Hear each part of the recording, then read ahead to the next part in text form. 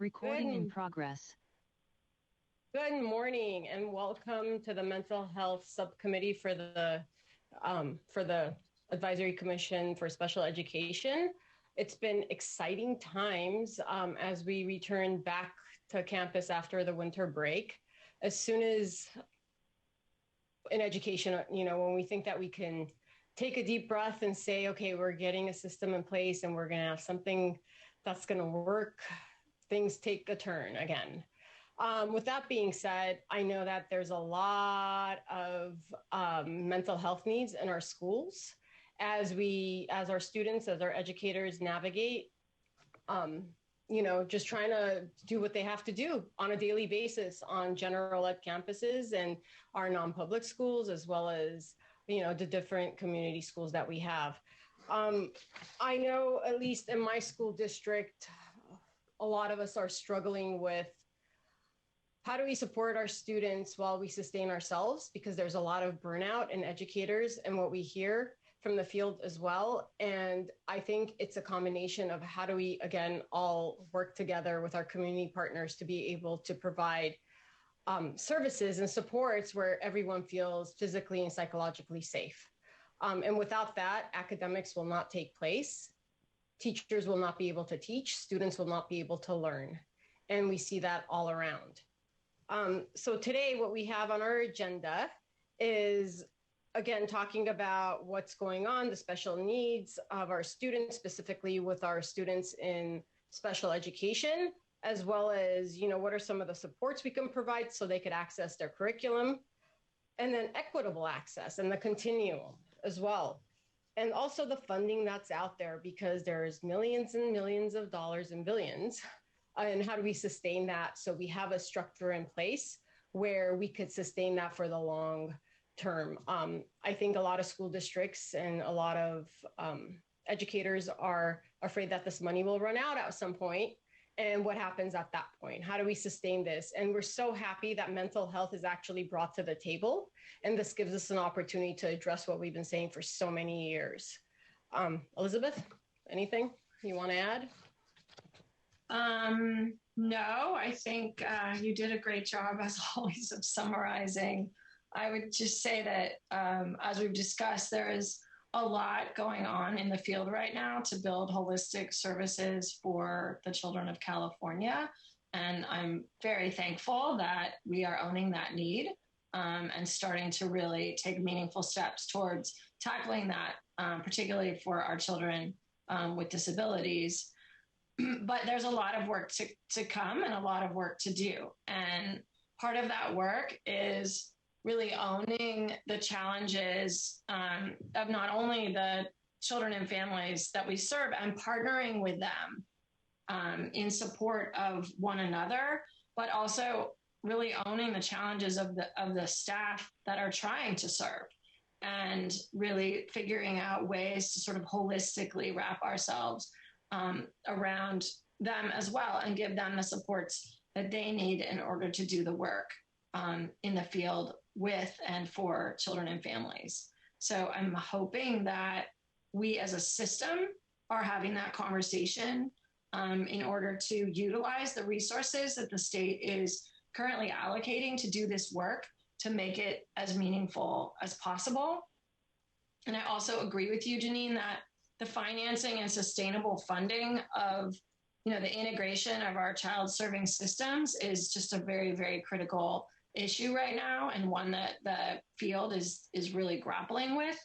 And I think we have to have some targeted bodies of work around what are the funding streams that, we currently hold to serve children and families, and how do we inform the field and provide support to the field on how to best braid and blend and maximize utilization of those funding streams.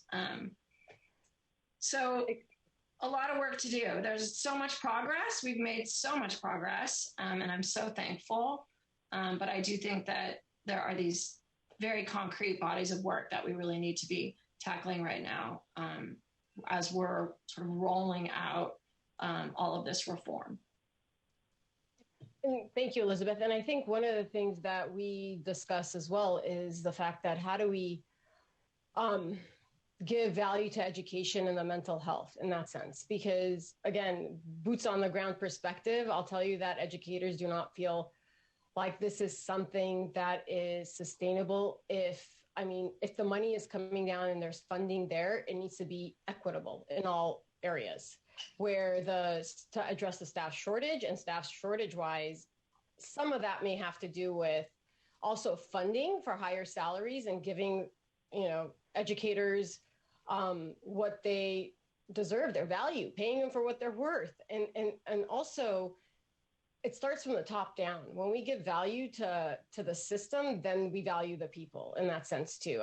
Just the way the perception is. So I think we need to think about that too. It's great to have systems in place, and it's great to have an infrastructure and try to build around it. But the value of giving it back to the educator so they do not leave the field. I could tell you within the last week, we've had, several educators leave the field because they're burned out, because they just feel like their toolbox is empty, and we don't see the money in the schools. Maybe it's there, but it's not being implemented where it's really necessary. We need to think about going from the bottom up instead of top down. And that's where it needs to go. The work is there. The educators are ready to do it. They just need the resources to do it. And I think the value and also respecting each other, where we work with our community partners, where we understand how that interplay comes, how we could all do what we need to do, from the school-based mental health professionals to partnering with our community base, instead of it being an adversarial situation where what we see again is because money's at the table. So what's happening is, who's going to do what? How do we fight for this? And again, who loses out is our students, and they just don't get the services, and the parents don't follow through on it. So there's a lot of that we've noticed. And then there's the shutdown that happens. So where do we go from here, right? Where's that continuum of service, the services that they need to be able to access? And I think it's just a domino effect at that point. I think piggyback on what you're saying, I agree with you. There's support coming out at the state level for uniting agencies and resources particularly with the community schools allocation and the Child and Youth Behavioral Health Initiative and expanded learning opportunity funding as well. But right now, I can sort of echo what you're seeing, which is sort of a lack of we don't on the ground. It's coming down to the ground, and the people on the ground, as you're describing, are not understanding where it's going and how best to utilize it to sort of unite resources. So we do see a lot of behavior with staff who are confused about that, and also, as you're describing, sort of vying for those resources without a conversation about how do we unite all of those resources together, and having that be our core, that sort of we help ourselves, we help each other if we can unite our resources. And that's a facilitated conversation. That is not necessarily behavior that's been incentivized in the field in the past. And so being able to facilitate that conversation, I think, is incredibly important. And I think resources need to go towards that as well. So that mindset of one system, we don't have, as we know, and everyone's talking about, we don't have enough staff to do the work, period. And across all of our agencies, everyone is discussing the staffing shortages and the challenges with not having enough staff. And so we really do need to unite staff together in a continuum. But that is very intentional work. And it's also very challenging work. And it isn't necessarily work that we have done in a targeted way in the system, and certainly not as holistically as I'm seeing now. So that needs to be facilitated, and that needs to be elevated. And I think that's a body of work that the state is probably working on as we're pushing out, the Community Schools Initiative and the Child and Youth Behavioral Health Initiative. But it isn't it has yet to hit the ground, as you're describing, for people like you who are working on the ground, which is what matters.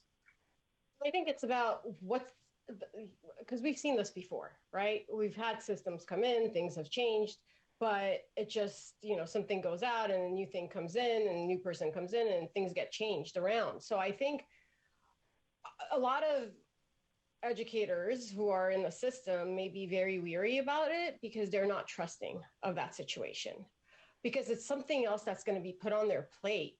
I think it's how it's going. They really need something that they need to apply right now, because the need is now. We don't have 3 years to wait for people to be trained. We don't have 3 years to do all these things, because these kids, our students need the assistance right now. Our educators need the tools to be able to do it.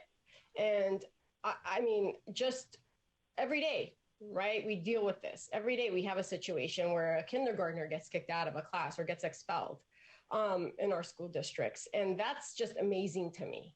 But also, I could see how that could be for an educator where they're already trying everything they can, but they don't have the resources. Where do they go from here? So academics yes, we should focus on academics, but without mental health, academics won't take place. A student is not going to learn. And I think just being able to provide time for that in planning or professional development is also key. And sustaining that professional development, because as we know, long-term COVID, there's effects of it. And what is that going to look like? We'll know in a few years. But having something that they can do and monitoring it and coming back and making people feel like they're heard and giving some real life solutions of what they can do today going into their classroom is key in that sense. So I know there's all these systems, and working together united would be the best. And we all mutually respect each other, where we see it as, again, playing together instead of working in silos, as you would say, Elizabeth. So, and how do we do that? I love the mutual respect language. I think that's right. Right. Mutual respect and mutual recognition that we are collectively the solution, right? And we're going to have to find our way to supporting one another and supporting the children and families that we're here to serve. With that, we've discussed before about, let's say, students' needs are higher and they can't be met on a general ed campus. And we think about how does, let's say, the non-public school and the residential treatment center come into play as well. That's the last resort when we talk about, when we think about students and placing them on the continuum of placements, it's least restrictive environment would be our key. But I could tell you many times that if a student really even seriously, we consider that 10 times before we even make a referral to non-public school or residential. But when we do, and students are not being accepted and students are being sent back to gen ed campuses and the schools don't have the resources, where do we go from there, right? What do we do? We rely on child welfare to help us out, but that doesn't go anywhere. And then we try to do Department of Rehab and we try to all work together. But this, again, the system is passing the buck, sort of say, right? Saying this is what you need to do because we can't do this, we can't do that. But it's happening out there. And who's losing out are students with special needs who really need the supports and services and are not being, they're not receiving it. So it's a big concern. It's a big concern. And I don't have a solution for that, but hoping that there would be, the funding would be addressing all this, and it would be timely, I think timely investments of what we could possibly do to help everyone. Because that child is getting more traumatized the more they stay, and the effects of it, the scarring, the trauma is going to take longer to be able to heal. And I think that comes back to what we've discussed before, like the healing process. And how do we do that, right? It's not only for students, but it's also for staff. And how do we work with them to start doing that work so they're available to be able to be open to do all this work? So did you want to say something about that, Elizabeth? Well, yes. I mean, the agency, sort of the interagency coordination and integration is critical. And part of, I think, the community schools vision is that that will facilitate uniting the system in care. But I think, to your point, we have to have targeted work regarding what did you say, the passing the buck that happens in the field, particularly for our most vulnerable students with needs, and the highest risk population in the mental health space are children who you and I know who are either being served by multiple agencies or education believes should be served by multiple agencies. And so, we shouldn't have on the ground interagency behaviors that pass the buck. We need to have a concrete conversation within the confines of the reform work that we're currently happening, that sort of behavior across agencies needs to be, addressed.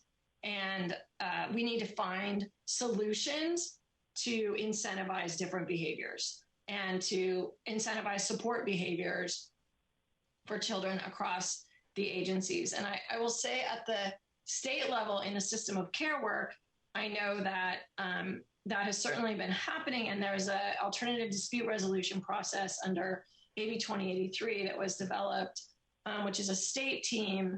And we can refer to them to get involved in cases where we believe that some interagency ADR is required in order to address the holistic needs of a child and family.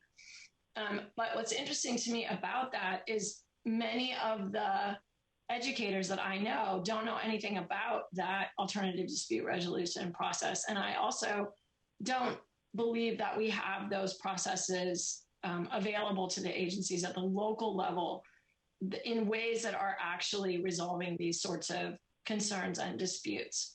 Oftentimes, as you just described, people go to meetings, they have a conversation about a child. The answer is, oh, we're not going to get involved. And then they don't. And that's sort of where it's left. And I think that within the confines of the work that the state is currently, pushing out and supporting and funding, that sort of systems reform work needs to be embedded therein. And we need to be talking about that, because really that shouldn't happen in the field. It does. And we see it. So, I mean, there's some positives. We made great progress, right? We've made, they may be baby steps, but at least we have some tools that some districts do know about the ADR and they utilize it. And then, I think that could be something that could be also, pushed through in that sense to try to work with school teams.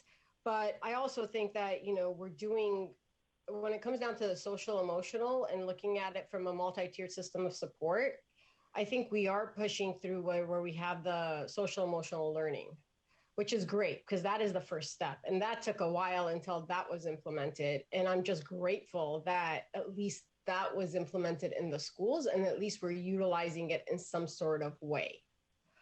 And be the way it is, or I'm still skeptical in the sense that how long this will go on. And we always come back again to sustainability and how this is going to be sustained and how we will move forward doing this with the work, with everything else going on in school districts and how we support our students. But our schools are doing their best with addressing students' social emotional needs. We're partnering with our community, agencies to try to at least get a memorandum, try to have them come on campus to try to, provide more supports. We are hiring interns and getting more interns into our school districts to support that work. And again, it has to be timely, but giving the value back to education and making it something that is sustainable because people are weary. But most importantly, servicing our students to be able to get them back into class and to be able to be educated. We know that there's a loss because of COVID, but our special needs kids even have more of a loss compared to the general education population And every behavior, of course, describes is a manifestation of something that a student is not being able to process and make sense of their world. And it comes back to also, I think, incorporating and something to be said about their training in universities and what, in the long run, what we need to focus on. I think it's all across education.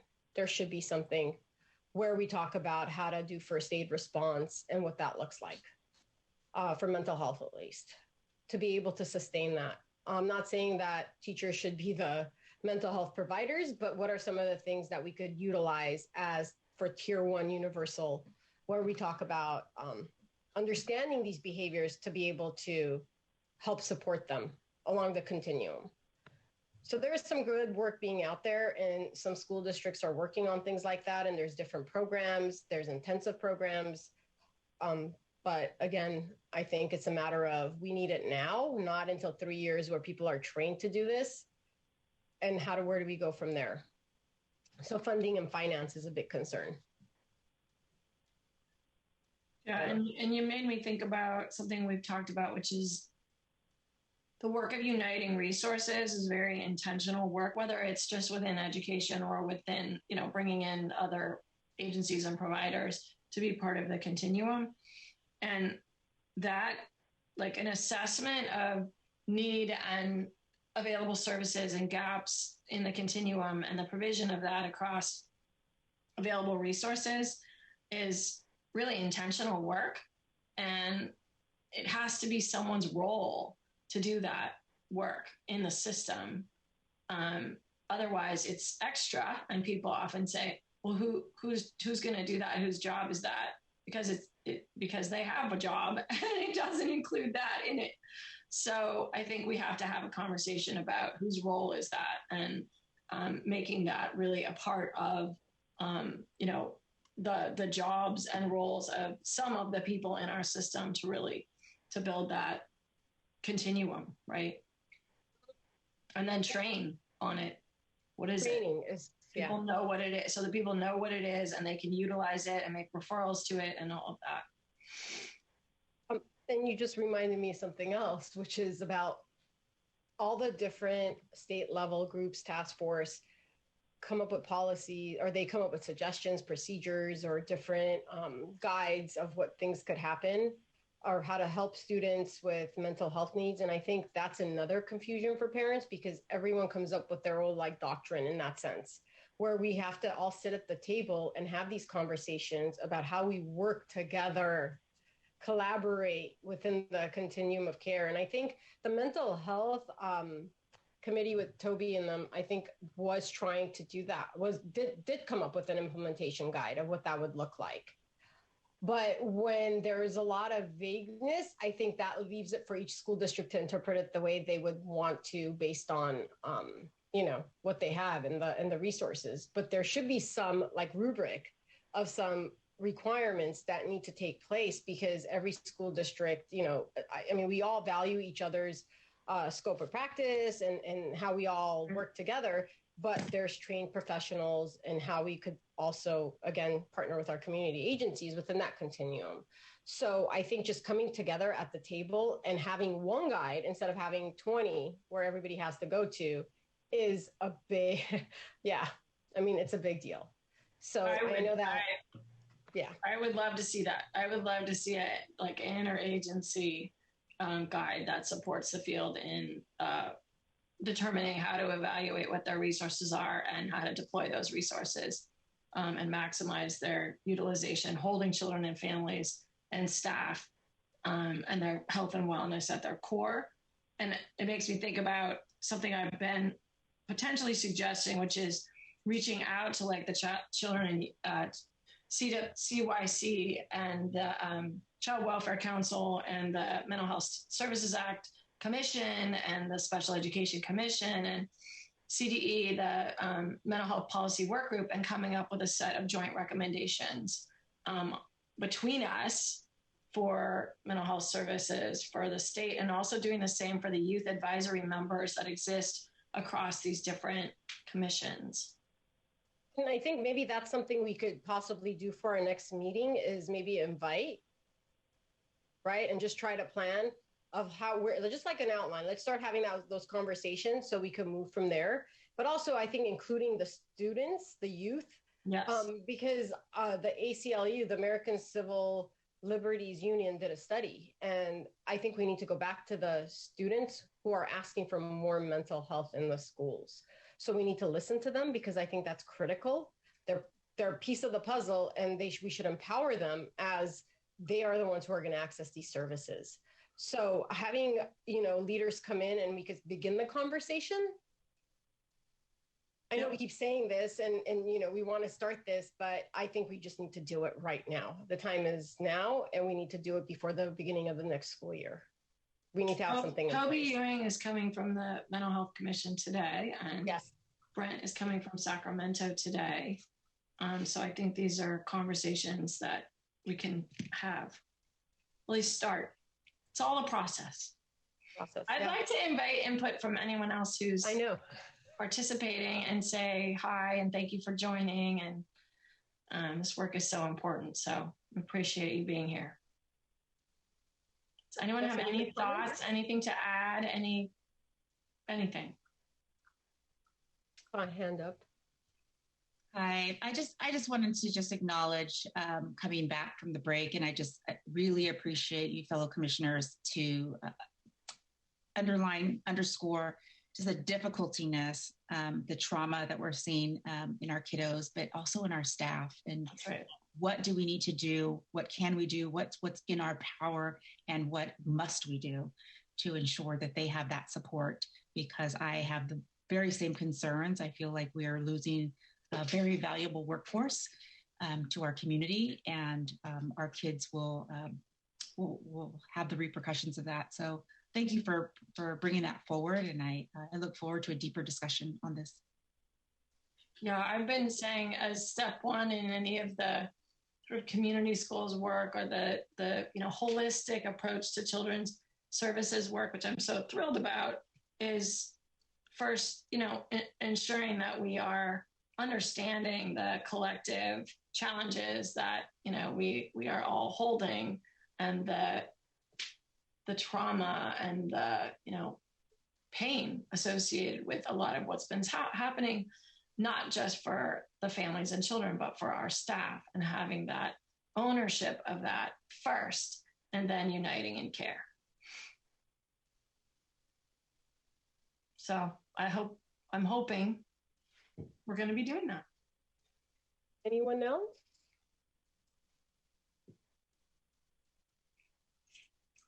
One thing I'll mention, and I'm not new to the commission, but relatively new, is I do believe that we have a youth seat, but I don't know if I've seen that seat. I don't know if I've seen that seat represented at our commission meetings, and I think we want to have a conversation about ensuring that. And then I also have thought that there might be a place for like a youth advisory for our commission.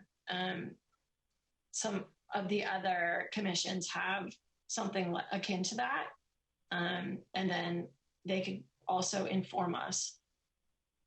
Or maybe it's connecting to some of the youth organizations, that exist in the field right now, and bringing them. I am connected to some of them as we speak. The Mental Health Commission's Youth Advisory, which we could ask Toby Ewing about today. But there are others in the state, and I actually know some of them are working to build a youth coalition. So it would be lovely to have them come and participate in giving us feedback. And you'll bring that up in our commission meeting, yes. General. And I believe we're out of time, but we want to thank you again for all being here. Again, it's always a pleasure, Elizabeth, doing this work with you, because there's so much that we can do. And hopefully, we move forward and we find solutions. That's the key. That's a key takeaway today, solutions. Not in theory, but having solutions that are implemented effectively, timely, So that's the main thing. So as we go across, as we move forward, we will support our students and their mental health needs and look for those solutions. I don't know if there's anything else you want to say. No. Thank you, everybody. Thank you. We'll see you soon. Bye. All right, good morning, everyone. I see that it's 9:30 and we're going to transition into our Operations and Planning Committee. I did see a hand up by Layla. I wanted to acknowledge her hand if she had a comment or not. Morning, Avanya and commissioners. I just wanted to share as a point of information to Elizabeth's last question, and I saw that she dropped off, that the commission does in fact have a seat for a youth commissioner that is provided for in the bylaws. Unfortunately, since we've transitioned to a remote environment under COVID, we've had trouble engaging our youth commissioner, but I know it's something that the chair and the CDE team are working to get back in motion. Thank you, Layla, for sharing.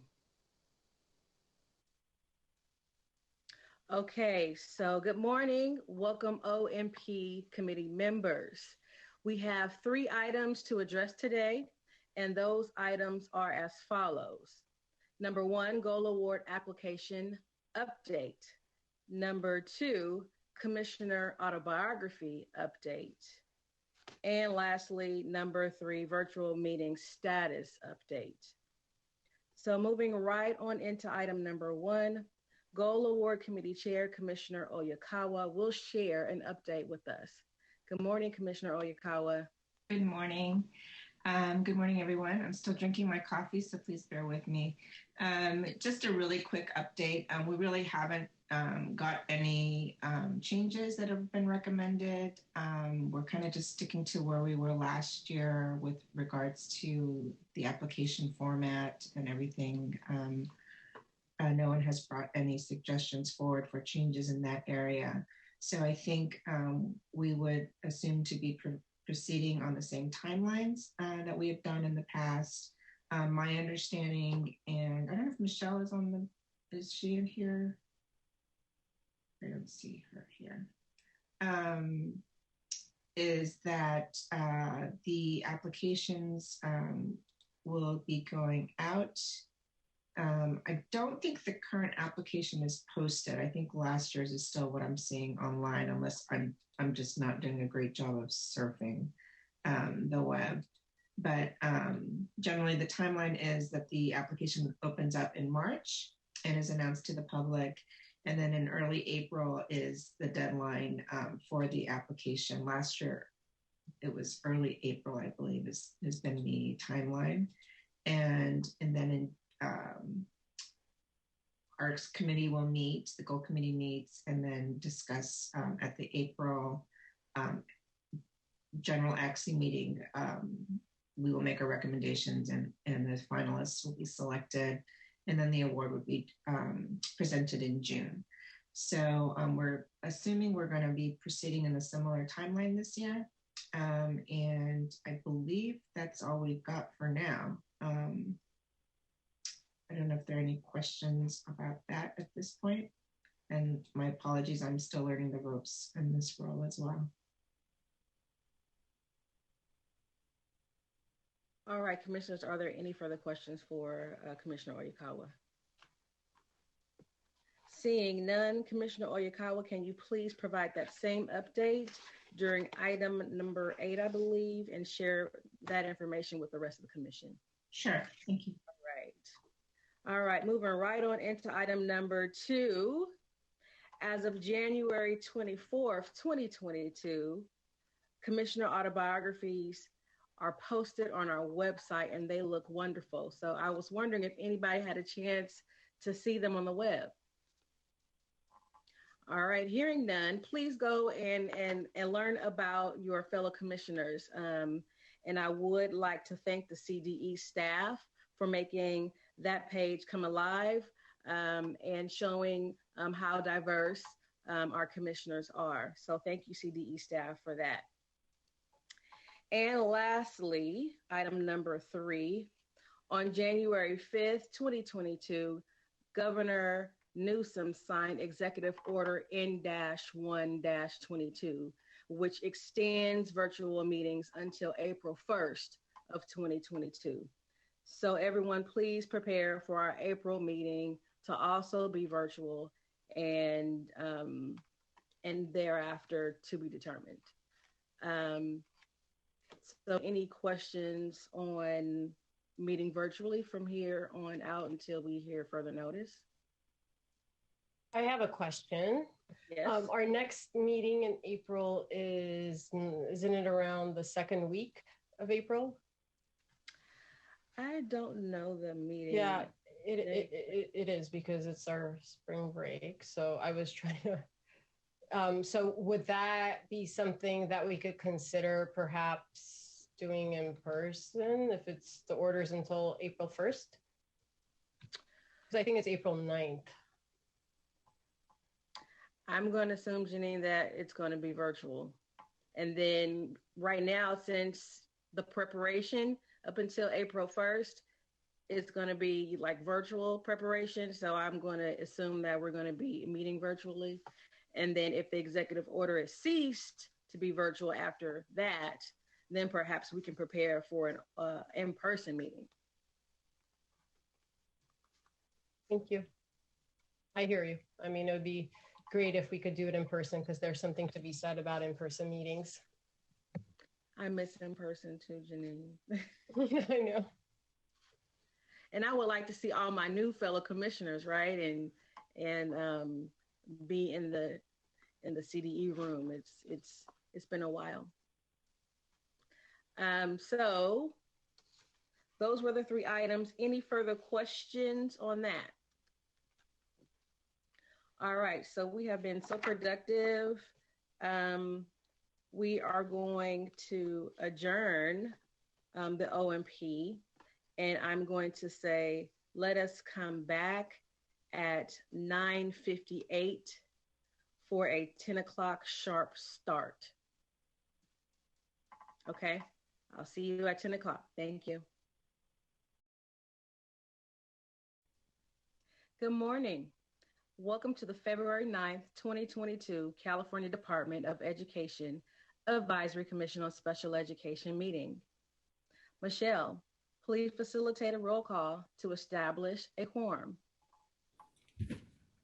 My pleasure, Chair Hayes-White. Good morning, Commissioners. As I call your name, please unmute yourself and verify your presence.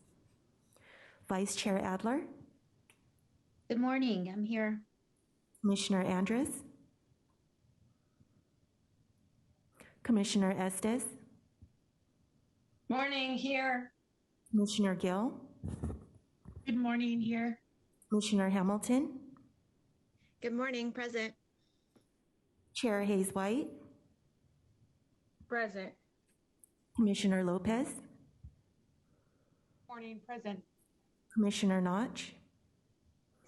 Good morning, present. Commissioner Oyakawa. Good morning, here. Commissioner Ruiz. Good morning, here.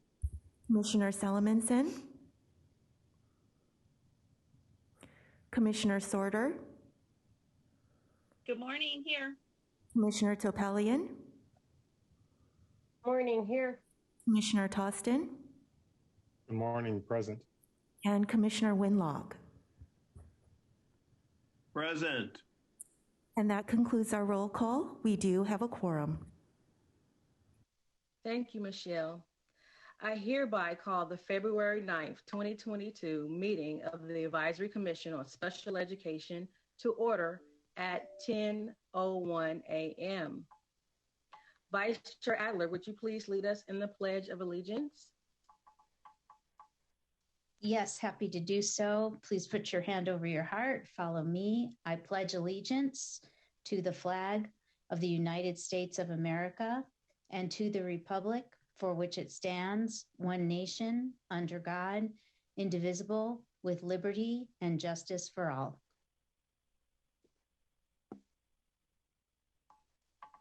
Thank you. And now for housekeeping and announcements. On March 12th, 2021, Governor Newsom issued Executive Order N-25-20 related to the COVID-19 pandemic. This executive order allows state bodies covered by the Bagley-Keene Open Meeting Act to hold public meetings covered by the act via web and or audio teleconferencing. Executive Order N-1-22 was signed by Governor Newsom on January 5th, 2022, which allows state bodies to continue meeting virtually until April 1st of 2022.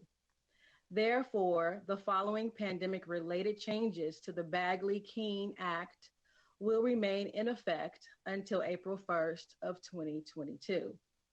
State bodies may continue to hold meetings via teleconferencing and allow members of the public to observe and address the meeting by telephone or on the internet. State bodies are not required to notice each teleconference location from which a member will be participating in a public meeting. Teleconference locations are not required to be accessible to the public. And now I open today's announcements with a heavy heart. It is with great sadness that I share with you the passing of our colleagues, Robin Zane and Matt Traverso. As such, I dedicate today's meeting in remembrance of their hard work and dedication to the field of special education. Robin Zane served as the Director of State Special Schools and Services Division. She was the first deaf educator to lead this division at the CDE. Robin served the field of special education for 45 years, advocating for equity, increased language acquisition, and access through American Sign Language and written language. Robin Zane will be greatly missed. Matt Traverso served as an education programs consultant at CDE, and Matt was my friend. Matt was a gentle giant who lit up the room with his kindness, sense of humor, and charisma. Matt was always eager to support the commission, especially new commissioners, with understanding the ebb and flow of a live public meeting. Matt Traverso will be greatly missed. The Zane family and the Traverso family have both suggested ways for people to honor Robin and Matt, and I am going to share this information with our CDE staff and have them email the links to commissioners today. Thank you so much. And now we move forward with our regular business. The State Board of Education has appointed a new addition to our commission. Welcome, Commissioner Barbara Sorter. Please introduce yourself. Tell us your background and your current role in the field of education. I turn the mic over to you, Commissioner Sorter. Good morning. First, let me say that I'm honored to be here, part of the Advisory Commission. I'm a special education administrator, career vocational with Riverside County Office of Education. I've been in the field of special education for over 25 years. I currently oversee the Transitional Partnership Program, Workability, Ticket to Work, and Orthopedic Impairment Services for Riverside County. Most of my work and my doctorate work was around transition and supporting students with disabilities in college. And I'm just so happy to be here. I'm part of the board of directors for our SELPA Community Advisory Committee, and I'm on the board for the California Council for Exceptional Children, really focusing on training our next generation of teachers and supporting special education families. So thank you. All right, thank you, Commissioner Sorter, for sharing that. And now for your oath, are you ready? I'm ready. All right, please raise your right hand and repeat after me. I state your name. I, Barbara Sorter. Do solemnly swear. Do solemnly swear. That I will support and defend. That I will support and defend. The Constitution of the United States. The Constitution of the United States. And the Constitution of the State of California.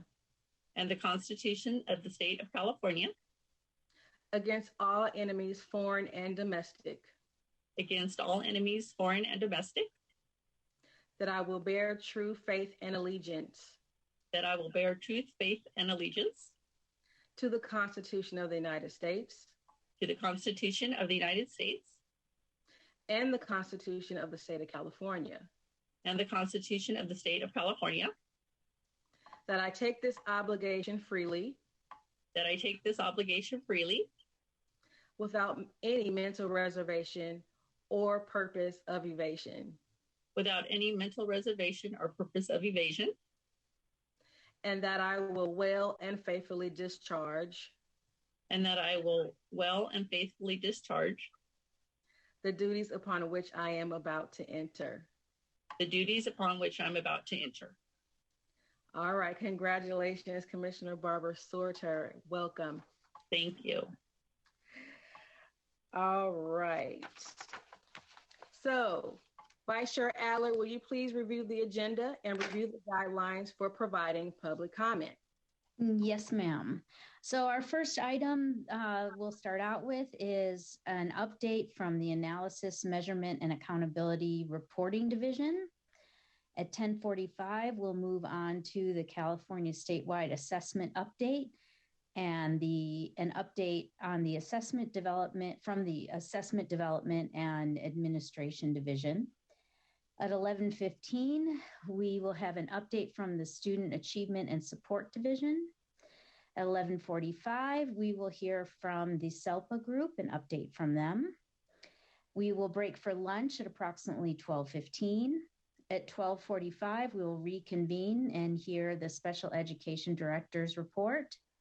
From 1 to 3, we will have an update on mental health and social emotional learning and what's happening across the state. We'll take a break at 3 o'clock. At 3:15, we'll reconvene for an update from the California Commission on Teacher Credentialing.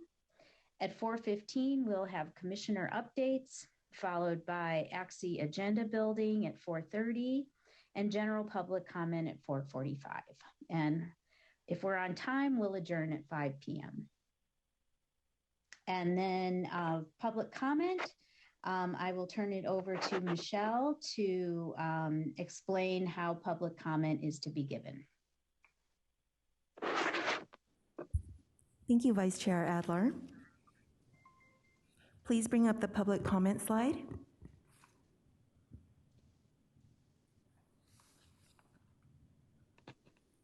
The public can make comments after each item when the chair calls for public comment by dialing into the number on the screen. I will read that number now.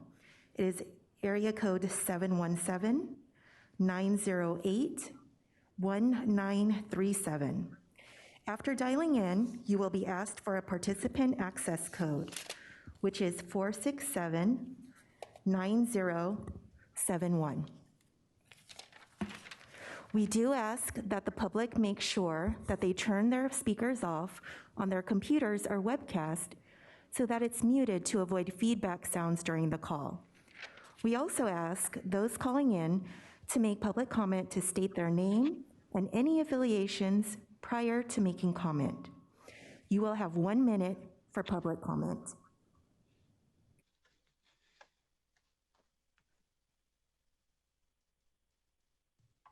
All right, thank you, Michelle. We are now moving into item number 1, Analysis, Measurement, and Accountability Reporting Update. We are going to hear an overview regarding the 2022 Accountability Work Plan and the continuing development for future California school dashboards, presented by Director Cindy Cazanes from the Analysis, Measurement, and Accountability Division. Director Cazanes, I turn over the mic to you. Thank you very much, Chair Hayes-Smith. Just wanted to make sure that you can see my presentation in the screen. I do believe I am up there. Excellent. Thank you for inviting me. It's been, I think, at least a year since I've last had the opportunity to speak with you all and get feedback from you on the work related to accountability. I also just wanted to express my condolences, Robin and both were friends of ours as well in the department. We got to see each of the members that passed, or the friends of the special education community on a regular basis, and it's a heavy heart today. So I really appreciate that you started with some acknowledgments there. Today, I'm going to review some things that we've been working on. There has been some changes around accountability and some more to come. And so just a lot of information to help perhaps set your meeting today.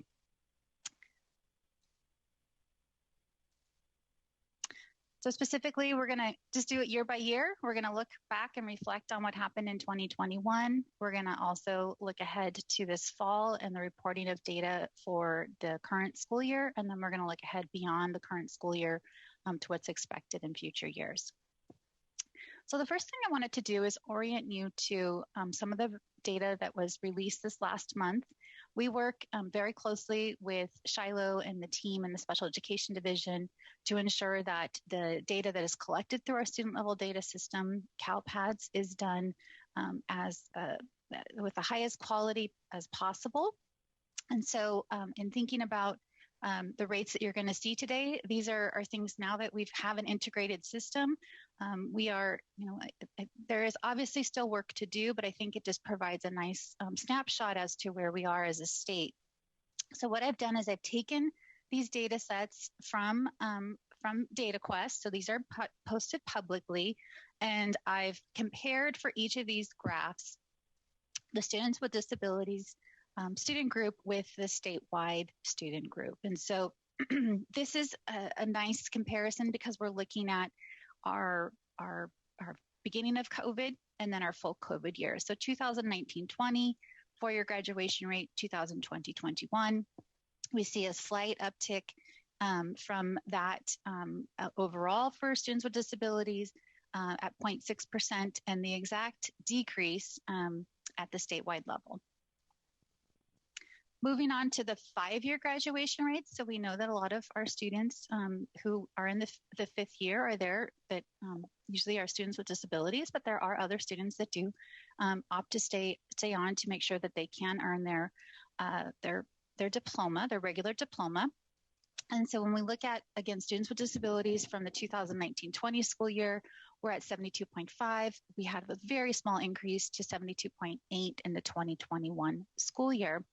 At the state level, it's the exact same increase, but the starting point was different. They started at 87%, and as a state, we ended up with an 87.3%. So after, again, students who stayed on for that fifth year, we were able to increase the entire graduation rate by that amount. When we look at suspension rates, again, this was practically the full COVID year. So we know that many schools did not return to in-person learning until April, some even May. So these numbers are not surprising, but I think it's a nice comparison just to look at, again, where students with disabilities started in 2019 compared to all students at 4.9%.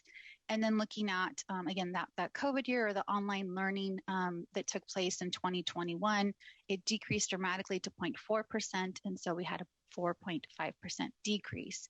So again, we anticipate this was a blip. We know that for our COVID years, we have now a baseline. That's how we're looking at this data set, as a baseline to move forward. We know these numbers will be very different for the year in which you're collecting data currently.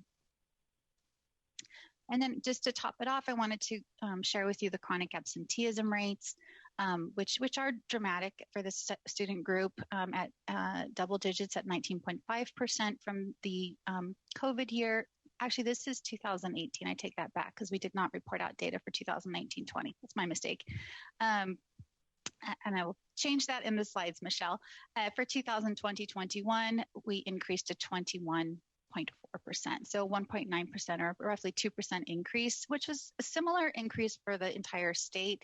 And just to go back, we did not report out on 2019-2020 data for chronic absenteeism because we found it to be not reliable or comparable with prior years because when students were sent home or we closed schools back in March of 2020, we essentially stopped reporting out on our absenteeism rates, at least in CalPADS on an even basis. Switching over to what we have been doing on the dashboard for the 2021 school year, and I think some interesting information that you'll find here. So again, the dashboard is the department's or the California's way of reporting out on accountability to meet the Every Student Succeeds Act requirements to have a report card. So we do, in light of the fact that we were not required to produce a full dashboard, we have provided some additional reports that are unique to accountability. Those being our College Career Measures report and our graduation rate additional report. So just to frame the conversation around college career indicator, of course, that applies to students who are in grades 9 through 12. We look to see, we have specific measures that you all as a group have provided us a lot of feedback on over the years about what is appropriate, especially for students with disabilities, students who are in high needs situations. We have been using this metric to put students in the categories of whether or not they're prepared or approaching prepared. We cannot do that this year because we do not have grade 11 assessment results from the 2019-2020 administration. So if we think back to the first COVID year, we shut down in March, and we were exempt from testing our students, and so we did not have an assessment cycle. Now, if we fast forward to this past year, 2021 spring, all students were expected to be tested. They may not have been tested using the statewide assessments, but they were expected to be tested. So we are reporting, in lieu of that assessment information, we are reporting out reports by measure, and I will go over which reports are available. And then our graduation rate additional report is our combined graduation rate. So we look at our dashboard alternative school status programs, which again is for a high-risk student population. We look at LEAs and then the combined rate among them. And we do tease out this 5-year graduation rate cohort in those schools that have this combined rate. So very briefly, this is the list of measures that are included on the additional reports for College Career Indicator, achievement on advanced placement, international baccalaureate exams as well, completion of career technical education pathways, completion of A through G requirements, whether or not a student earned the syllabi literacy, and the completion of college courses. We have a new measure that we've put in that is directly in response to what districts have to report out in their LCAP process, which is completion of A through G requirements and at least one CTE pathway. So what is an example of one of the metrics? I didn't pull all of them. You will be able to find them on our website, and I can provide that information if needed. I provide the combined grad rate. We looked at that information before, and so just to give you a starting point for the baseline of the students we're looking at today in the dashboard, of the 500,000 students that graduated last year. So that is our full student population. Of those, we have 66,000, roughly 66,000 that were considered students with disabilities, which is 13% of the population, the universe that we're looking at for this combined grad rate for accountability purposes. If we look at the completed at least one career technical education pathway, the cohort, that overall 500,000 cohort reduces down to about 81,000. So about 16% of the cohort. And of those 81,000, 7,000 were students with disabilities who completed this metric. And so you'll be able to see this for every single student group, for every single measure I listed. I just wanted to give you just a highlight as to the kind of data that's available out there, especially the data for our graduating population from 2021. Another metric is, of course, our A through G requirements. And looking at the cohort, it does increase the amount of students that completed that from the 500,000 down to about 218,000. And then we see our students with disabilities, the cohort's about 8,500 that were able to complete this metric. So again, it just provides more insight into the various tools that a district may have in a toolkit to look at what the student outcomes are, what students are taking advantage of certain opportunities at school sites. So I'm just going to switch over to our final set of reports. So again, you have the full complement of what we've been doing. So this final one is the School Accountability Report Card. And the School Accountability Report Card has been around since the 80s. So for those of you that have been in public education, probably since about 1988, this has been a component of accountability for, again, over 30 years, almost closer to 40 there. So when we look at what is included in the School Accountability Report Card, and the reason why I'll highlight it is because we will be putting out data very soon. We are a little delayed in this around teacher assignments. And so this is a requirement of the Accountability Report Card. And this is the first time the state has been able to match data with the Commission on Teacher Credentialing's new assignment system. And so this is going to be, I think, really helpful to the field as to provide insight based on the categories that are required under the Every Student Succeeds Act, as well as our state requirements for the School Accountability Report Card, some information about teachers, especially teachers in certain subject areas, and whether or not they're meeting the specific requirements under, definitions under those particular laws.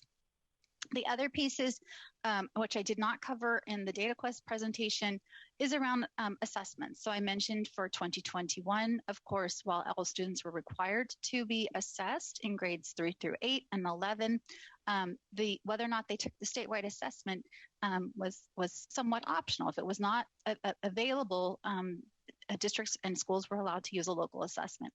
This is where you're going to find that information for a school. You will not find it at the state level because we don't have a mechanism to collect local assessment data. So if you're interested in knowing about student outcomes on the academic side in math and English language arts, you will find that through the School Accountability Report Card.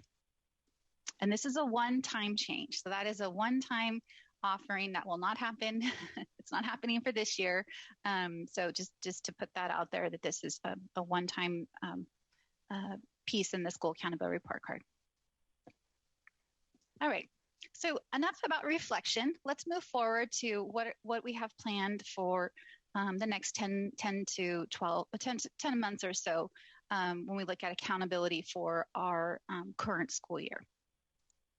So we have a need to report out. We need to put out a dashboard this year that actually has information on it related to the metrics that we've talked about: suspension rate, chronic absenteeism, English language proficiency, our academic indicators, as well as graduation information. We will be able to put out 1 year of data. We are expecting districts to submit what we call local indicator data, again, at the district level. We will be working this fall and this actually most of this year around new metrics for the College Career Indicator. I don't anticipate those coming online this year, but they are sort of multi-year examination. And then when we look at how we bring schools and districts into our system of support, so our eligibility determinations, we're going to start that up again. So we did have a bill, AB 130, which passed in 2021, which specifies that we need to use the 1 year of data, but for school districts, or rather LEAs, local educational agencies, they're in that level 3 identification potential. We will be looking at prior year data to see if they become eligible for level 3.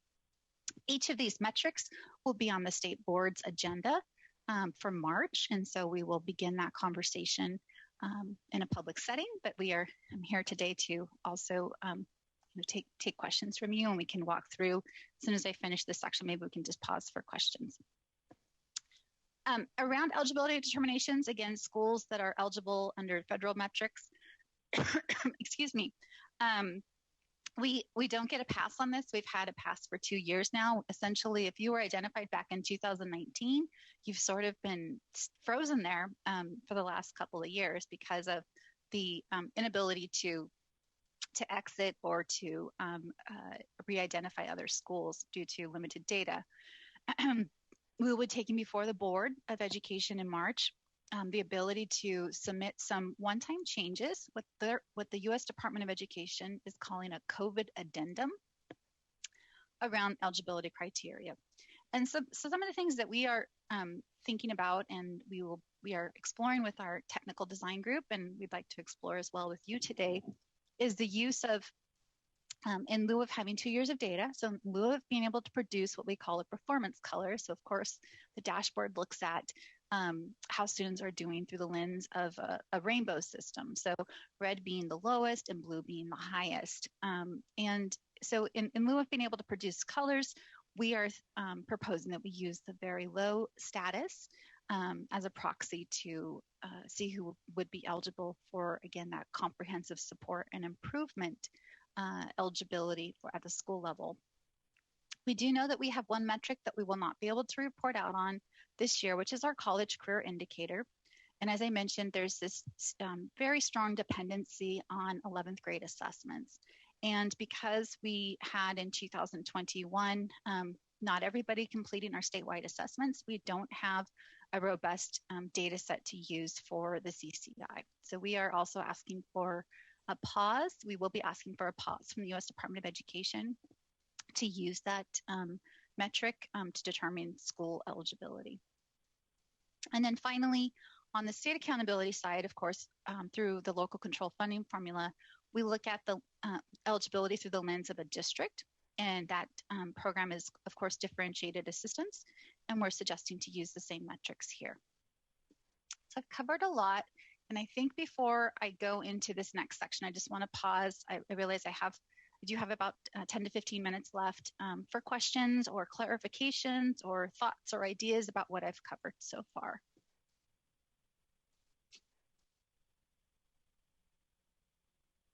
Commissioner Topalian? Thank you. Thank you for this information. It's really nice to know how it's being determined and what's going to be on the dashboard. I have a question more about the COVID addendum and what that looks like. I mean, we're talking about the special education eligibilities and how that's going to, what does that mean about the CSI the CSI eligibility criteria? Sure. So we have to look at every single student group with the same lens. We don't get to have different standards for different student groups. That's one of the tenets of the Every Student Succeeds Act. I think what it may mean is if we have our students with disabilities with, for example, higher chronic absenteeism rates or higher suspension rates, there would be more of a likelihood of a school being eligible for this program than during a normal year. We also know that, through our differentiated assistance eligibility, and I know Shiloh is very familiar with this, that our students with disabilities are absolutely overrepresented in that group. And so that is continues to be a consideration. We are going to be implementing for the first time, I should have put that in the slide deck, I apologize, the district of residence rule for all of our indicators. So if a student with disability at the county level, we will be sending that back to the district of residence to be included. And so, you may see some shifts on the differentiated assistance side, but on the school side, I'm not sure that you're gonna be able to see those shifts because we need to keep them, they need to stay at their school site for accountability purposes when we think about CSI. So I hope I answered your question. Yes. Thank you for clarifying. Of course. Thank you.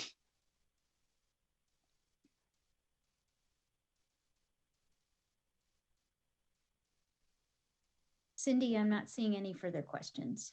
Thank you very much. I'm going to continue then with this next piece, which I think will probably generate some interest. So again, those of you who've been on the commission for a couple of years, even dating back to 2018, Jenny Singh and myself have brought the alternative school program, accountability program to you for consideration, for thoughts, for feedback. You have given us very good feedback over the years. We have made adjustments based on your feedback. So just for those that may be new to this, I want to make sure that everybody is on the same page. This program is authorized in state law that we are allowed to set up essentially a accountability system that is appropriate for our high-risk students. We call this by the acronym DAS, so that you'll hear me say that acronym through the presentation. We use the same metrics. So you still see a graduation rate, you still see an academic indicator. We simply have modified methods. And specifically, the measures that we've been developing or have developed over the last couple of years that the state board has approved are around the academic indicator and the graduation rate indicator. And just, just as a way of background, we have over 1,000 schools that meet the criteria, whether it's an ed code or they've applied to be in this program because they've demonstrated that at least 70% of their population serves high-risk students. And the categories for those high-risk students vary from our pregnancy and teen programs to just a variety of things. And those are all articulated on our website, on our DAS webpage. And is actually the eligibility criteria is one of the things that I think you all provided us some really helpful insight onto.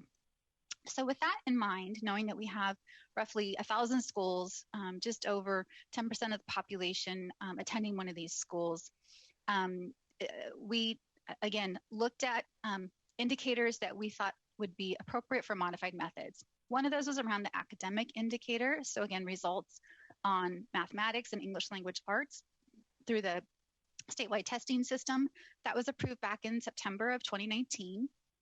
Essentially what was done was we made revisions to our low and very low status. So really at the bottom end of our spectrum, we did not make changes to our medium, high, or very high, and we did not make changes to the change cut scores. So just trying to sort of meet this population where they were so that we could show, that growth was relevant as opposed to never getting past this very high bar. The other metric that I've showed you data on is around this combined graduation rate for our DAS schools and such. And so when we look at how we look at a graduation rate for DAS schools, we don't look at the 4 years that took them to get there. We only look at their final year, their grade 12. And why this is important is because we think it's valuable that we include other metrics in there for DAS. We know, again, these are high-risk students. They may not receive a standard diploma. So in lieu of a standard diploma, can we count anything else? And you see the list on this chart of the other metrics we're able to include: the California High School Proficiency Exam, or the CHESP, the High School Equivalency Certificate, the GED, or the HiSET, the Adult Education Diploma, which of course is only available in DAS schools, whether or not they're an early graduate, if they received a certificate of completion, plus they had to be eligible for the California alternate assessment. So these are the things that come into this combined graduation rate, or the DAS rate for a DAS school.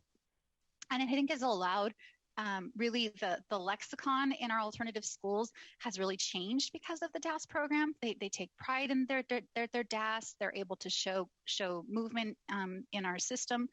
And so all that to say, the U.S. Department of Education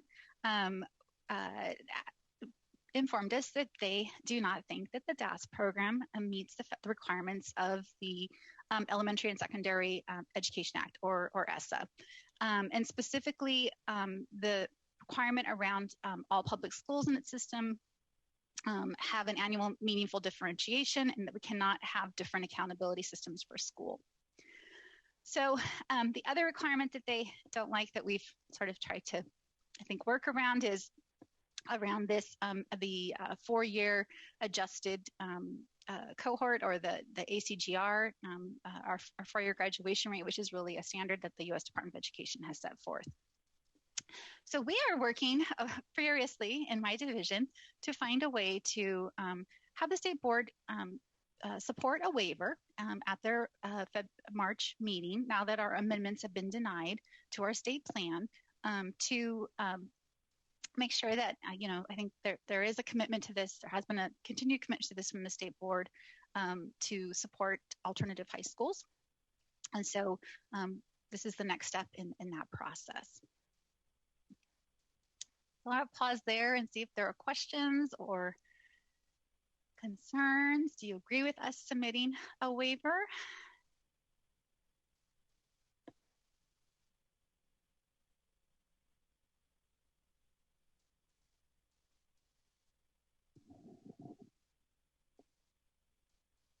Commissioner Oyakawa? Hi, thank you. I just have a quick question. Thank you for this information. I'm still wrapping my head around it. I see what you said about the Department of Education denying the request to use the modified methods. I wondered what other states are doing to be able to support similar, students in their schools, and how if everyone is working to get a waiver, or if there are other things that they are able to do, and how that's played out across the country. Thank you. Of course, thank you for the question. California is unique. We are the only state that we know of, and we actually have some good research on this from our colleagues at the Gardner Center at Stanford University, who have been working in this field for a number of years under the direction of Jorge Luis de Velasco. And so I would say that we are alone in this pursuit. Others have simply said that they'll follow what the U.S. Department of Education has said. One of the ongoing concerns about using, for example, the four-year adjusted cohort rate or the four-year ACGR is that we know that that means that our DAS schools will be overrepresented in the schools that are eligible for support in the CSI. So we just walked through what those requirements are going to be for this coming year. The U.S. Department of Education did provide us some feedback on some other things to look at, some metrics around whether or not a student was enrolled in a school for at least half a year. So we are looking into each one of the items that they suggested that may make this a little less harmful, is how I would say it, to the population. But we are unique in California. And we do have absolutely the largest number of students and number of schools beyond any other state. My understanding is some other similarities from systems are at the local level. So New York City has a robust system around alternative schools, but that's not done at the state level. Chair Hayes-White. Just a point of clarification. I was wondering if schools, special schools that have alternative diploma track for all of their students, do those type of schools fall in the DAS schools category? They should, absolutely. So I will try to look up the specific metric, and if I need to, I'll send it through Michelle to give you that specific information. But they definitely should be included as a DAS school. And again, most of the county-run schools are automatically in because of the education code specifications. The reason why I'm asking is because I would see the need for a waiver to be issued on their behalf, because those schools have all students who are on the diploma track. And I know that's not a large percentage, but there is a percentage out there that a waiver needs to be considered for.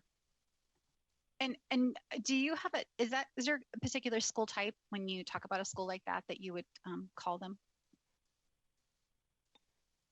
A special ed center. Okay, so we have county-run special education schools. And there's also, I don't want to name out the school district, but there's also district special education schools. Yes. And again, as we have,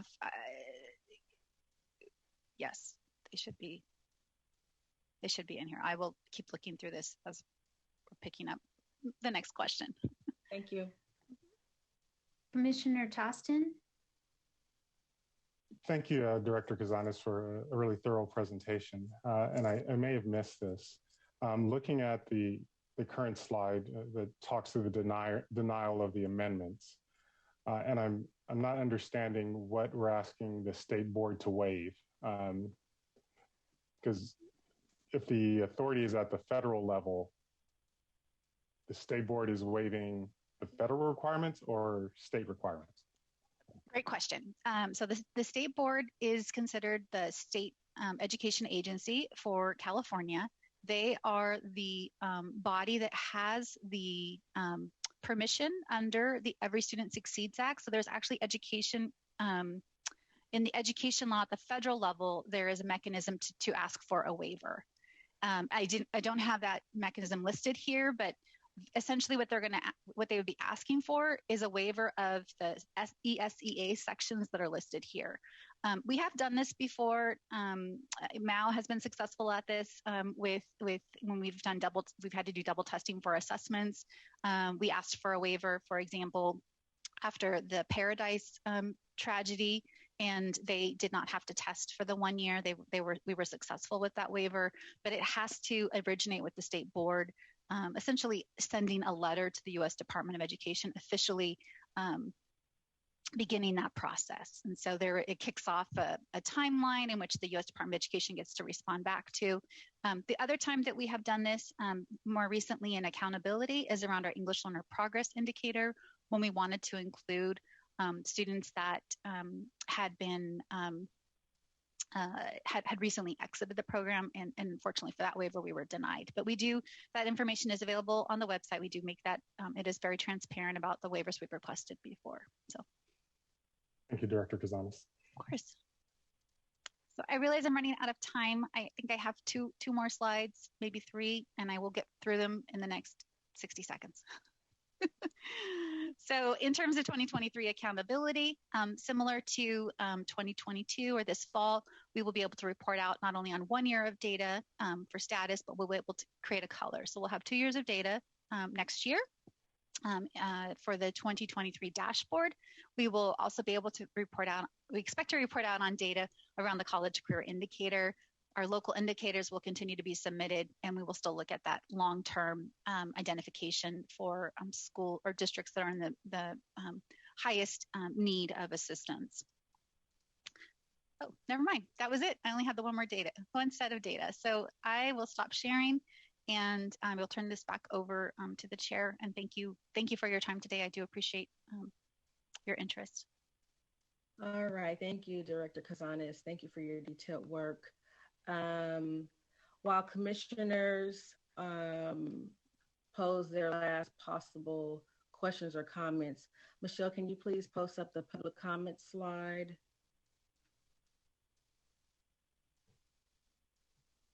Commissioner Oyakawa? Thank you. Just a quick follow-up. So if the CDE does not get the waiver that you're requesting, what happens next? I guess what happens next in both situations, approved or not? Of course, that is a good question as well. So if we do not see, if we are denied the waiver, we will need to report out on our DAS graduation rate. We will need to apply the regular, just 4-year graduation rate. So they have to receive a regular diploma. There is no other options there. And that information would be used to determine school, whether or not they're eligible for the CSI 5 list, so low performing or low graduation rate. On the state side, we have a little bit more flexibility, right? So it is an education code. We're allowed this system. The State Board of Education has said very, very clearly to us over the years that they feel that this is a very appropriate way of measuring performance. And so we are exploring ways in which we can continue to report out on this information. Whether it's next to the other rate, or we bury the federal requirements and we stick with the state requirements. There's a lot of things you can do in accountability, especially with the dashboard. And we want to make sure that the program and its intent stays true to that, and we continue to make sure that, for example, we do report out. We do have a filter on our data quest reports where you can look at just alternative schools by themselves. So we have incorporated it into really how we report out on data for the state of California. We think it's really important to show these group of students against each other, as opposed to comparing them to potentially traditional high schools, especially. So I think that you're going to see a hybrid approach if we are denied. And we're exploring all options. So that is work that we're doing right now. Thank you. I think I appreciate seeing the information pulled out. And so regardless of what happens, dealing with the federal requirements, that information I think is still very helpful. And like you said, I think seeing it specifically for schools, even breaking down the different,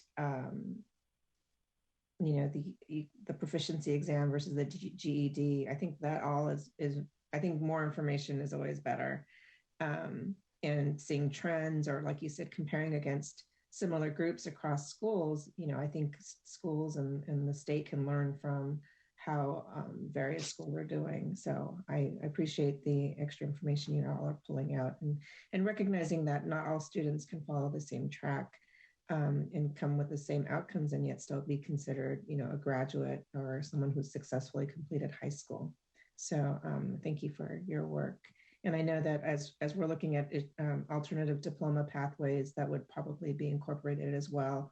And that, again, is more information and more opportunities for students to be successful, I think is always better. So thank you. Absolutely. And if the state were able to adopt an alternative track, that is actually something that the U.S. Department of Education would consider to be a legitimate diploma, for lack of a better term. But that is something I know we've worked on extensively back when Christian Wright was director, and it's something that it's obviously it takes a while to do. Thank you for your feedback.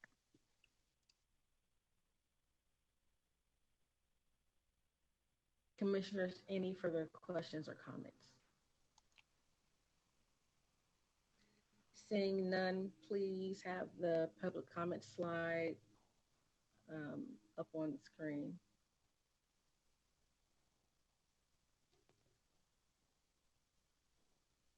Are there any public commenters in the queue? We have no callers. All right, thank you. Hearing none, we are now going to move forward. I just got a notice that I need to acknowledge the reappointment of Commissioner David Tostin. Commissioner Tostin, would you like to say a couple of words? And I'm going to give you an oath. Perfect. I'm very honored and humbled to be reappointed to the commission. And so thank you to the Senate office or the Senate Rules Committee for the reappointment. Appreciative to continue to contribute the work and be involved in the number of important conversations that we're having with all of you. I'm ready to take an oath. All right, please raise your right hand and repeat after me. I state your name. I, David Tostin. Do solemnly swear. Do solemnly swear. That I will support and defend. That I will support and defend. The Constitution of the United States. The Constitution of the United States. And the Constitution of the State of California. And the Constitution of the State of California. Against all enemies, foreign and domestic. Against all enemies, foreign and domestic. That I will bear true faith and allegiance. That I will bear true faith and allegiance. To the Constitution of the United States. To the Constitution of the United States. And the Constitution of the State of California. And the Constitution of the State of California. That I take this obligation freely. That I take this obligation freely. Without any mental reservation or purpose of evasion. Without any mental reservation or purpose of evasion. All right. And that I will well and faithfully discharge. And that I will well and faithfully discharge. The duties upon which I am about to enter. The duties upon which I am about to enter. All right. Congratulations, Commissioner David Tostin. Thank you very much, Chair Hayes-White. All right. Now we are going to move forward into item number 2, California Statewide Assessment Update. The Assessment, Development, and Administration Division will provide an update on statewide assessments, including the alternate English language proficiency operational field test, presented by Director Dr. Mao Vang. Welcome, Dr. Vang. Are you here? Yes, I am. Thank you, Chair Hayes-White, for the intro. I'm happy to be here. I do have some slides, so I will be sharing them.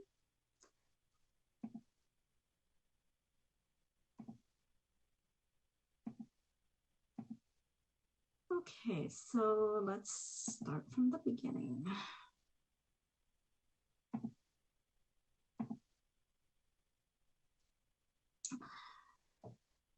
Again, thank you for inviting me to speak with you today.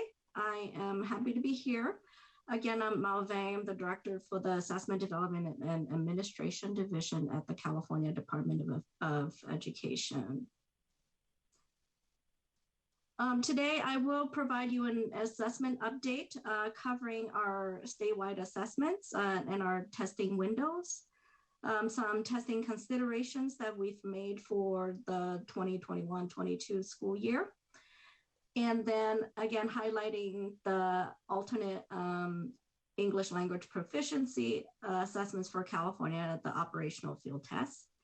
And I wanted to share the proposed amendments to our regulations for the California Assessment of Student Performance and Progress, or CASP, and the English Language Proficiency Assessments for California, or LPAC, a little bit later.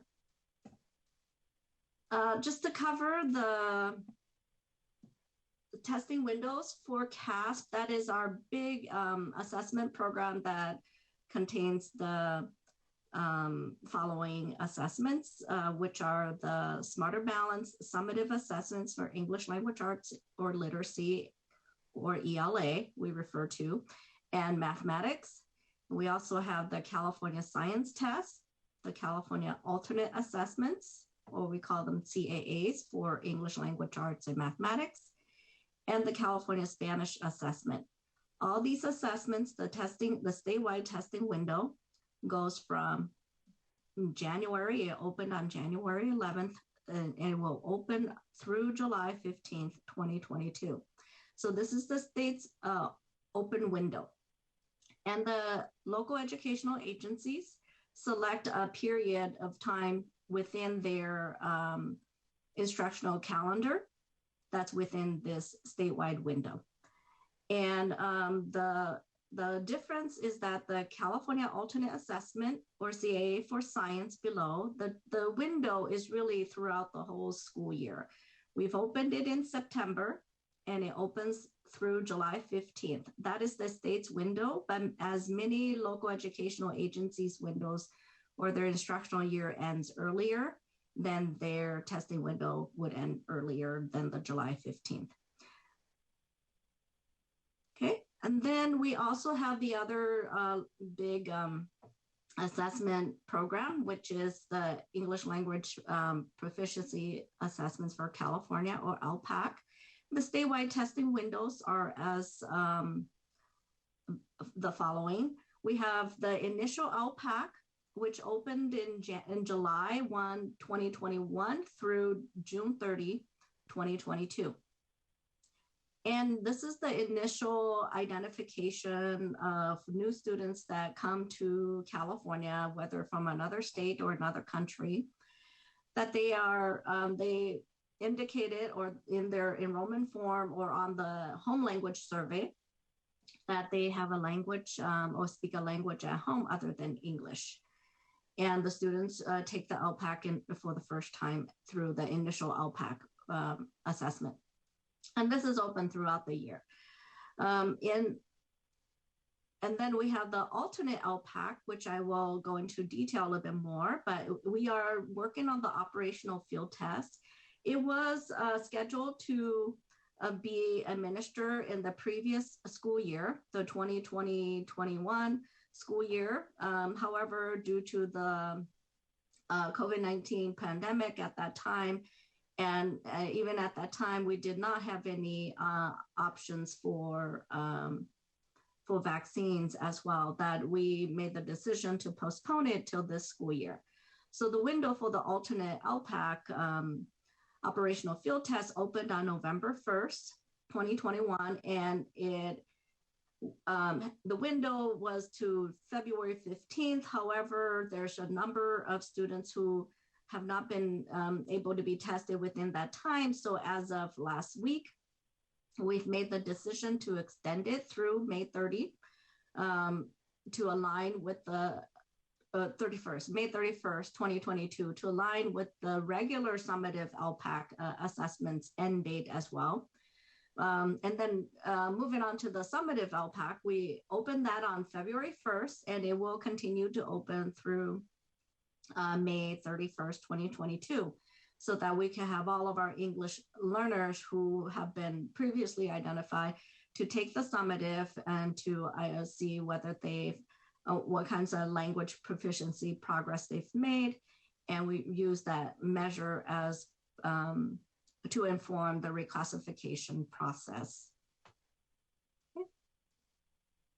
Okay, so I think it's sticky. Okay, so in terms of testing considerations for 2021, Cindy did mention that last year we've had to make a number of considerations and allow some flexibilities due to the impact of the COVID pandemic.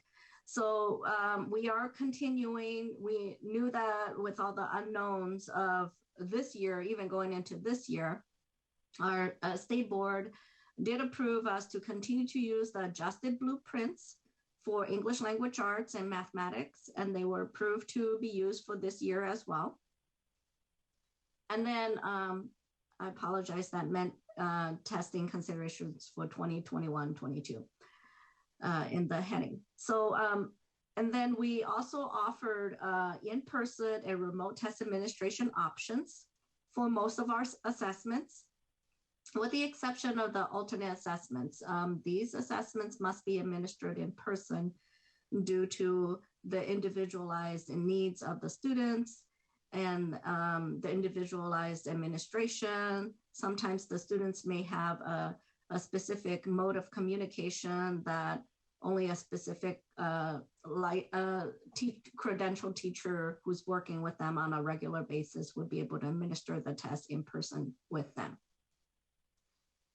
And then, of course, I'll touch a little bit more specifically, but we also made some considerations and brought forward some proposed CASP and LPAC regulations changes.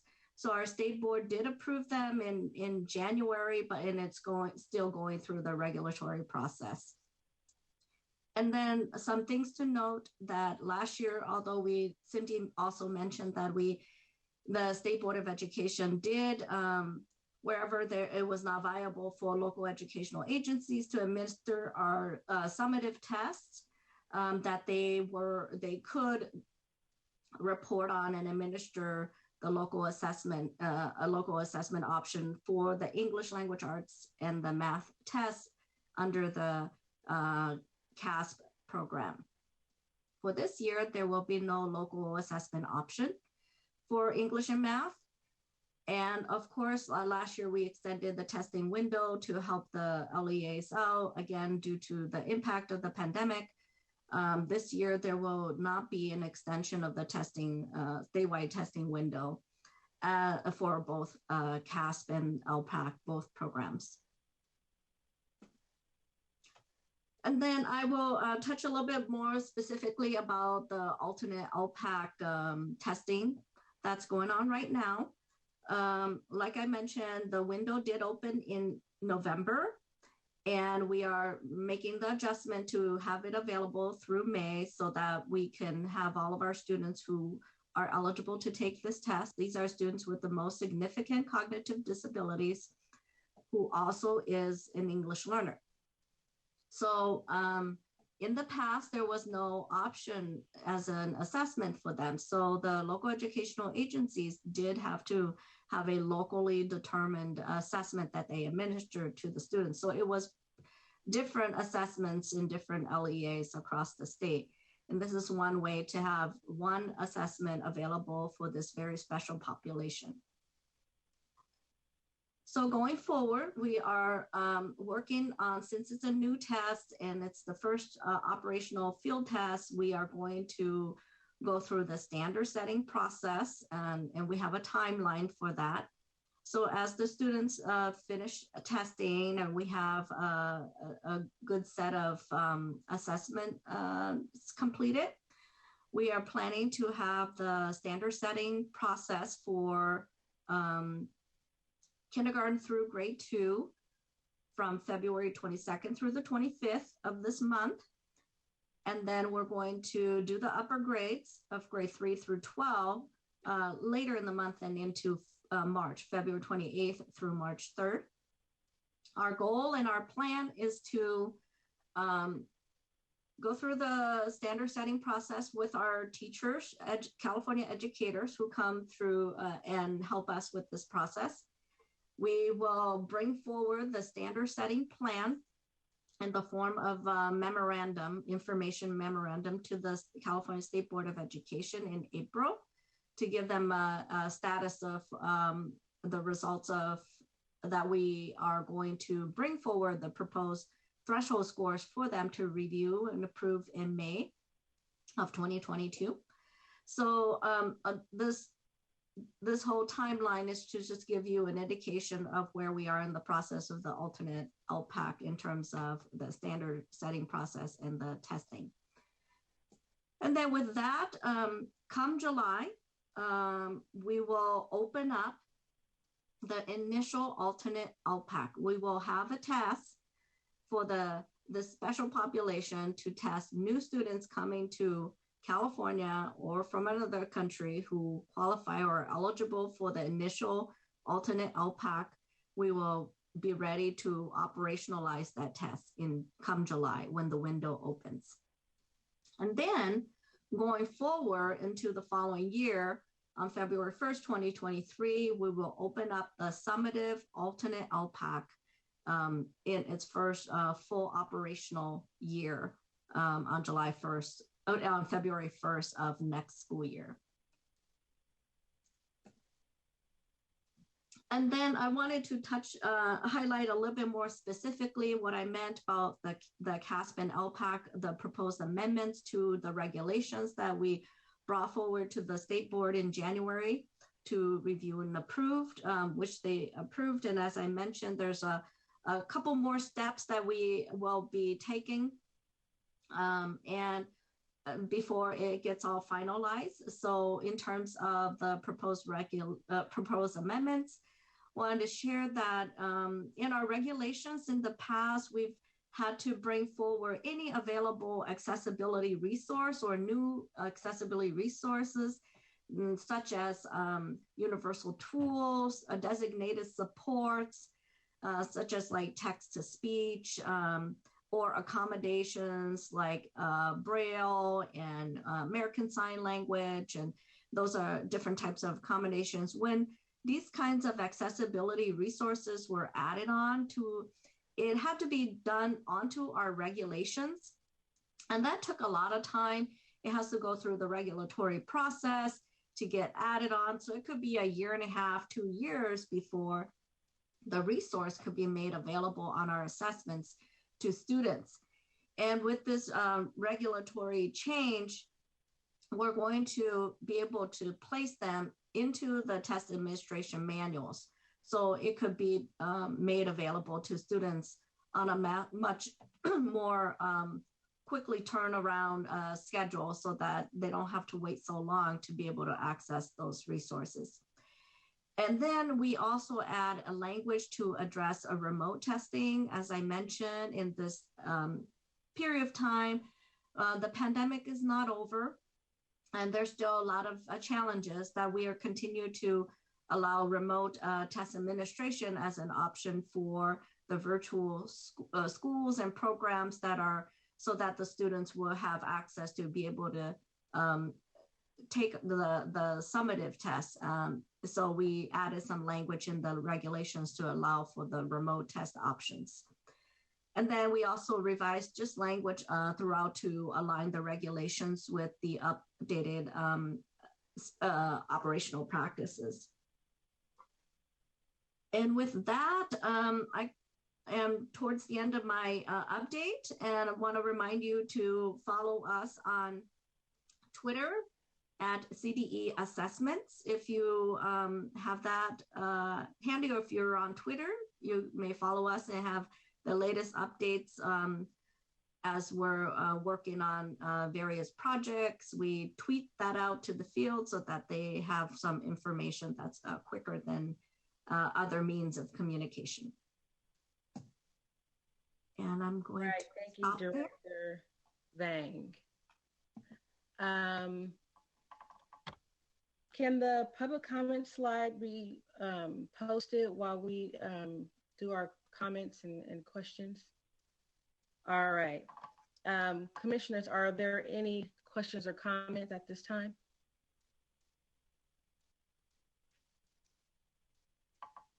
Commissioner Sorter.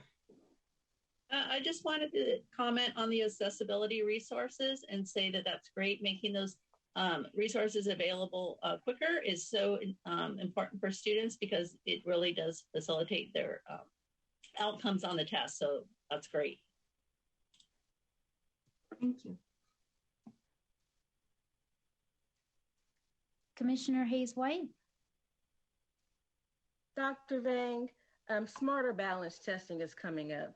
And I was wondering, what does remote testing for Smarter Balance look like? And who determines what that looks like? Is it the state, or is it the local education agencies who determines what remote testing looks like?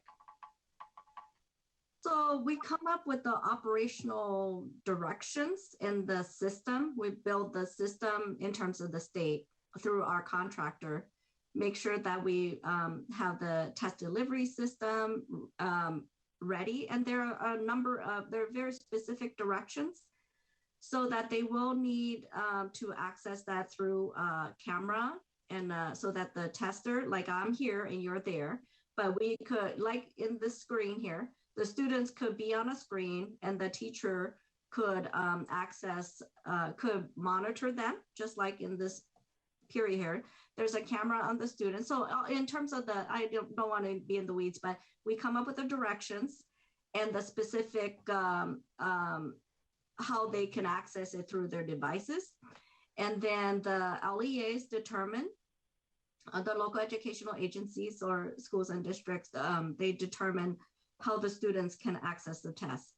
Our suggestion and recommendation, excuse me, is that if they are in their instructional program, if the students are accessing their instructional program in person, then they use the in-person process. And they do use a secure browser that locks down their computer so that all they can access is the test during that period of administration.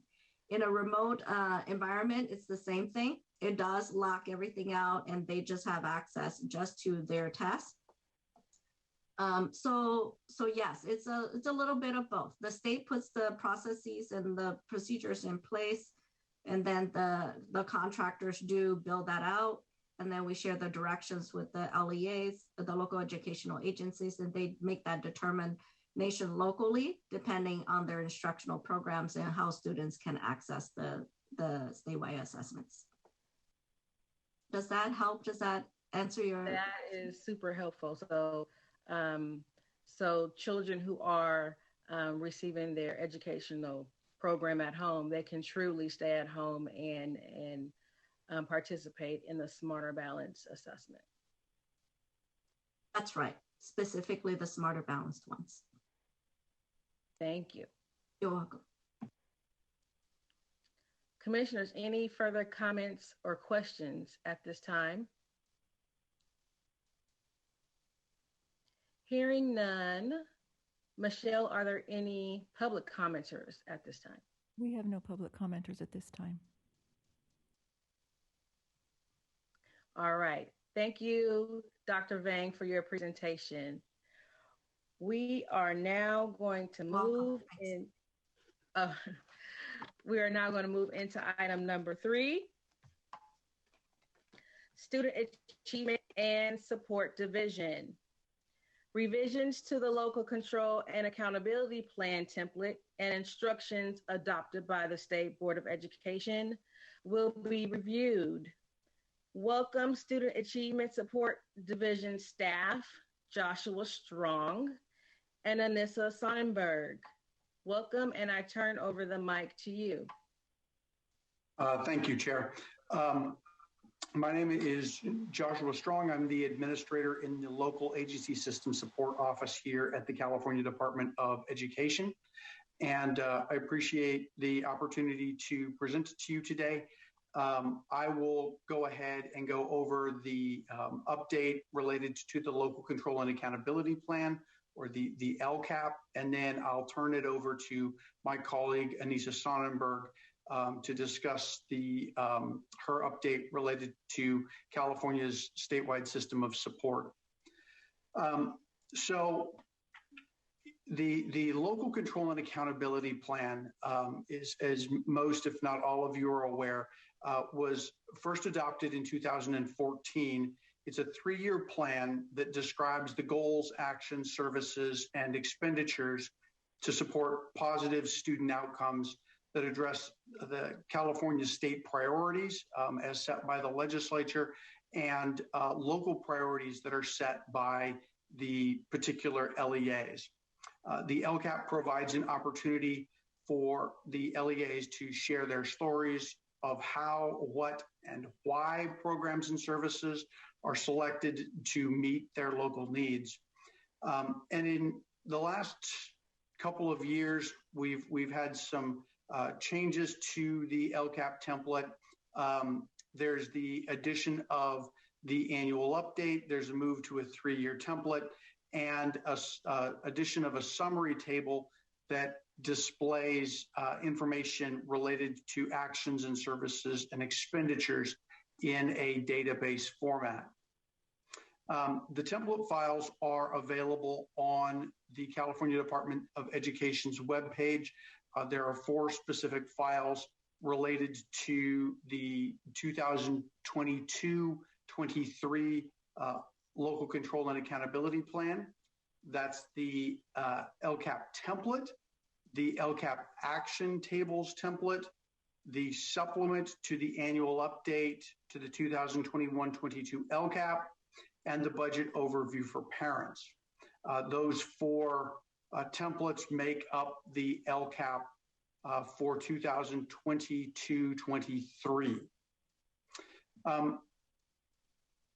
Senate Bill 98 in 2020 and Assembly Bill 130 in 2021 both made amendments to the California Education Code in sections 42238.07 and 52064 that required some specific revisions to be made to the LCAP template and instructions. In addition, Section 124 of Assembly Bill 130 required the State Board of Education to adopt a one-time supplement to the annual update to the 2021-22 LCAP, and that was required to be adopted on or before November 30th of 2021. So in total, there are 5 revisions to the LCAP template and instructions for the 2022-23 LCAP. The first is a requirement for specific goals in the LCAP. The second is a requirement to calculate carryover. The third is a requirement to use the concentration grant add-on for increased staffing. The fourth is a requirement to complete the one-time supplement to the annual update. And then the last one is a revision to replace the term stakeholder throughout the LCAP template and instructions. So we'll take a little bit of time, go through each one of these, and then there will be a chance for questions. So in terms of the requirements to include specific goals within the LCAP, there are 2 components related to this. The first component is that LEAs, there are certain LEAs that will be required beginning with the 2022-23 LCAP to include specific goals within their LCAP. These LEAs are identified based on performance on the California School Dashboard. And the CDE has prepared and posted files of those LEAs that will be required to include one or both of the required goals in their LCAP. So this requirement was put in place to ensure that LEAs are addressing the needs of consistently low performing student groups as reported in the California School Dashboard, and then also to ensure that a higher performing LEA is addressing specific needs of low performing schools within the LEA. And so there are two components to this. The first piece of criteria, or the criteria for the first of the required goals, is that an LEA that has been identified for technical assistance, otherwise referred to in the field as differentiated assistance, based on the performance of the same student group or groups for 3 or more consecutive years within the dashboard, must include a goal in its LCAP focused on improving the performance of that student group or groups. So specific to this committee and to your focus on students with disabilities, there are 14 at this point LEAs that will be in 2022-23 required to include a goal specifically for students with disabilities that they are and their performance, either as the only student group within the goal or as one of the student groups identified within the goal.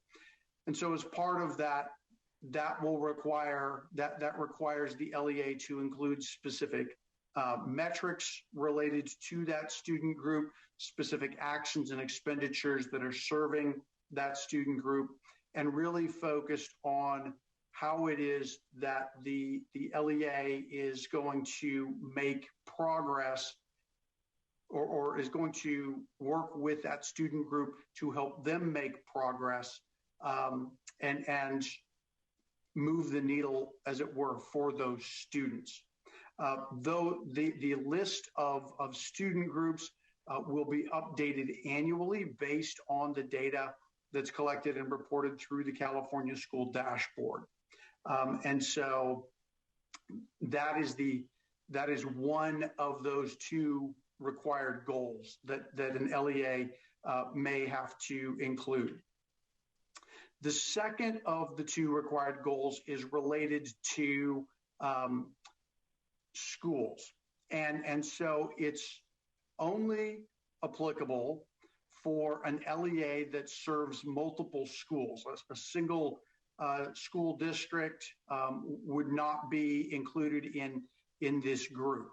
So for an LEA that has multiple schools, where the LEA has schools that for 2 consecutive years have received the 2 lowest performance levels within the dashboard, those of red and orange, on all but one of the state indicators that the school receives performance levels for on the dashboard, and the all student group performance is at least 1 level higher than that school's performance, the LEA is then required to include a specific goal about how it is going to address the needs and student performance at that school or schools. So you've really got an instance here where you have an LEA that may be performing overall fairly well. However, one or more of the schools within the LEA is not performing well based on the dashboard. And so in those instances, those LEAs will be required to include a specific goal related to how they're going to improve outcomes at that particular school.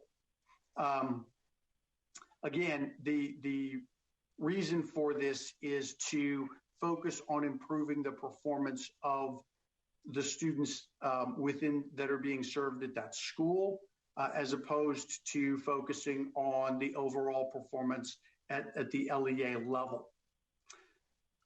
So those are the two specific requirements related to the required goals. That's further fleshed out within the LCAP instructions, the instructions for the LCAP template, and is the first of those changes.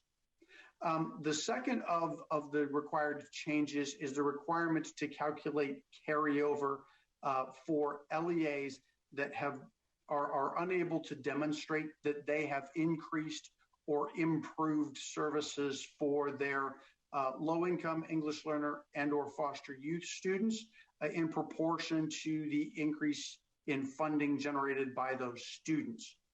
The reason that this requirement was included in statute is to ensure that LEAs are implementing and are meeting the requirement to increase or improve services for low-income English learner and foster youth students, as opposed to planning to meet that requirement without actually fulfilling the obligation that is part of that requirement. And to ensure that those students are receiving the additional services and the additional support that the funding is provided to ensure that reaches them. This requirement is applicable to all LEAs, county offices of education, school districts, and charter schools. So in terms of this requirement, LEAs are required to document the differences between the planned actions and services and the implemented actions and services. And so it will, beginning with the 2022-23 LCAP, this will be the first time where there will be a comparison between what was planned and what the LEA estimates has actually occurred. The shortfall or the difference between what was planned and what was implemented may potentially, depending on whether or not that difference is between the planned and what was implemented is a positive or a negative difference, that would require the LEA to carry over a proportional percentage of their LCFF funding into the future year to continue to serve students that are low-income English learner and foster youth students. And then this is captured within a couple of new tables within the LCAP template. For 21-22, the LCAP, within the LCAP template, these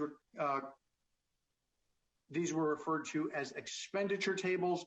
They're now listed as the action tables within the LCAP template and instructions. And it includes the various calculations and reporting of not only what was planned, but the estimated actual expenditures and the carryover calculation component. Those have all been added to the tables. In addition, there was also a requirement to include a percentage of qualitative improvement. And so there's also instructions within the LCAP template related to how that should be calculated and approached by LEAs.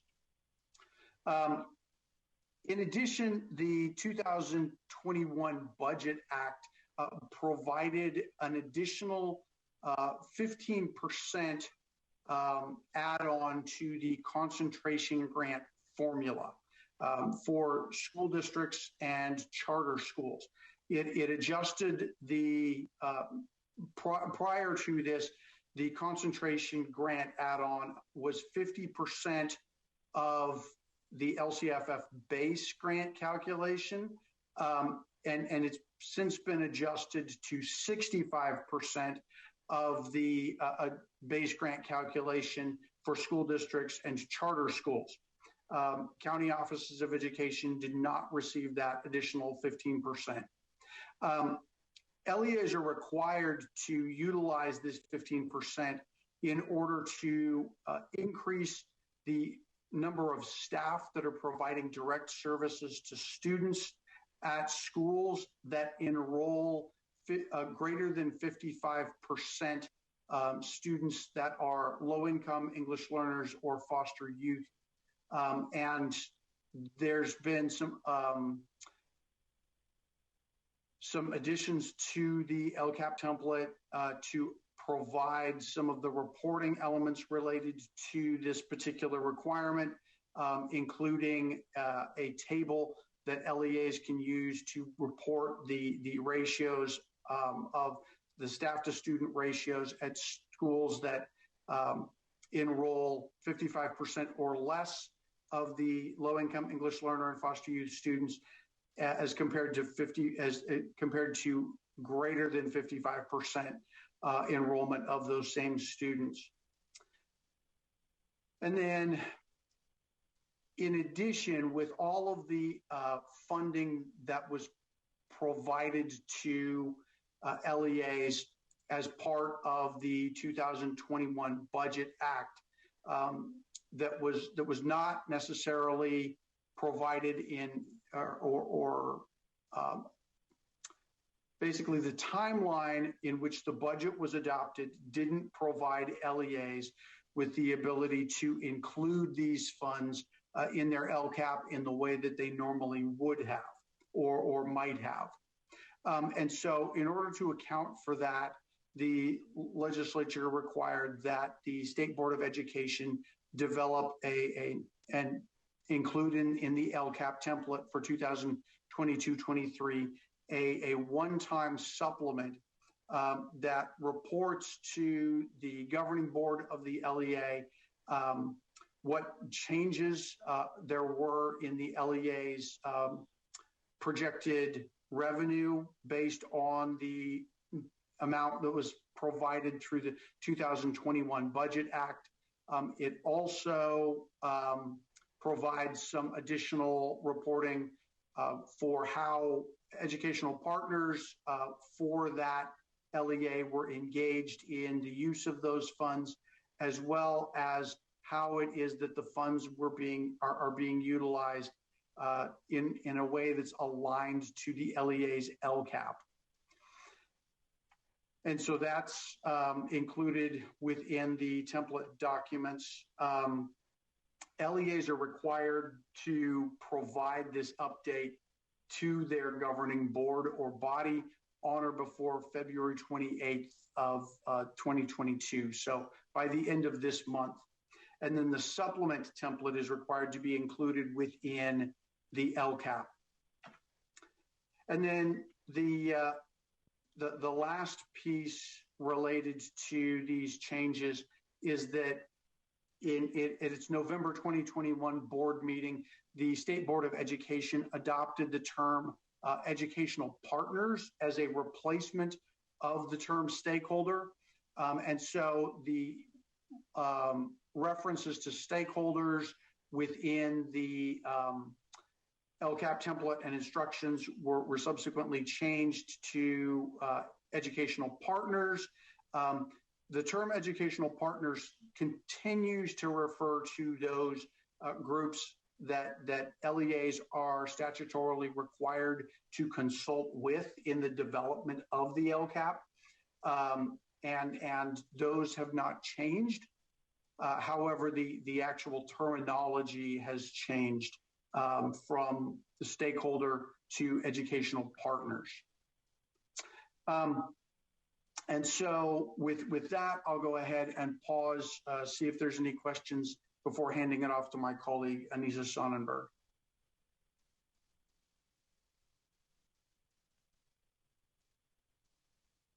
Commissioners, are there any questions or comments at this time for Joshua?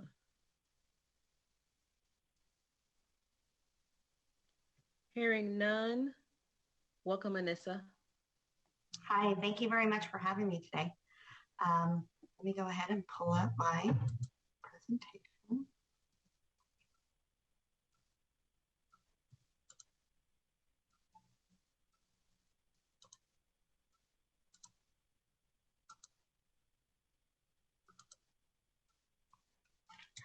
Does that look okay?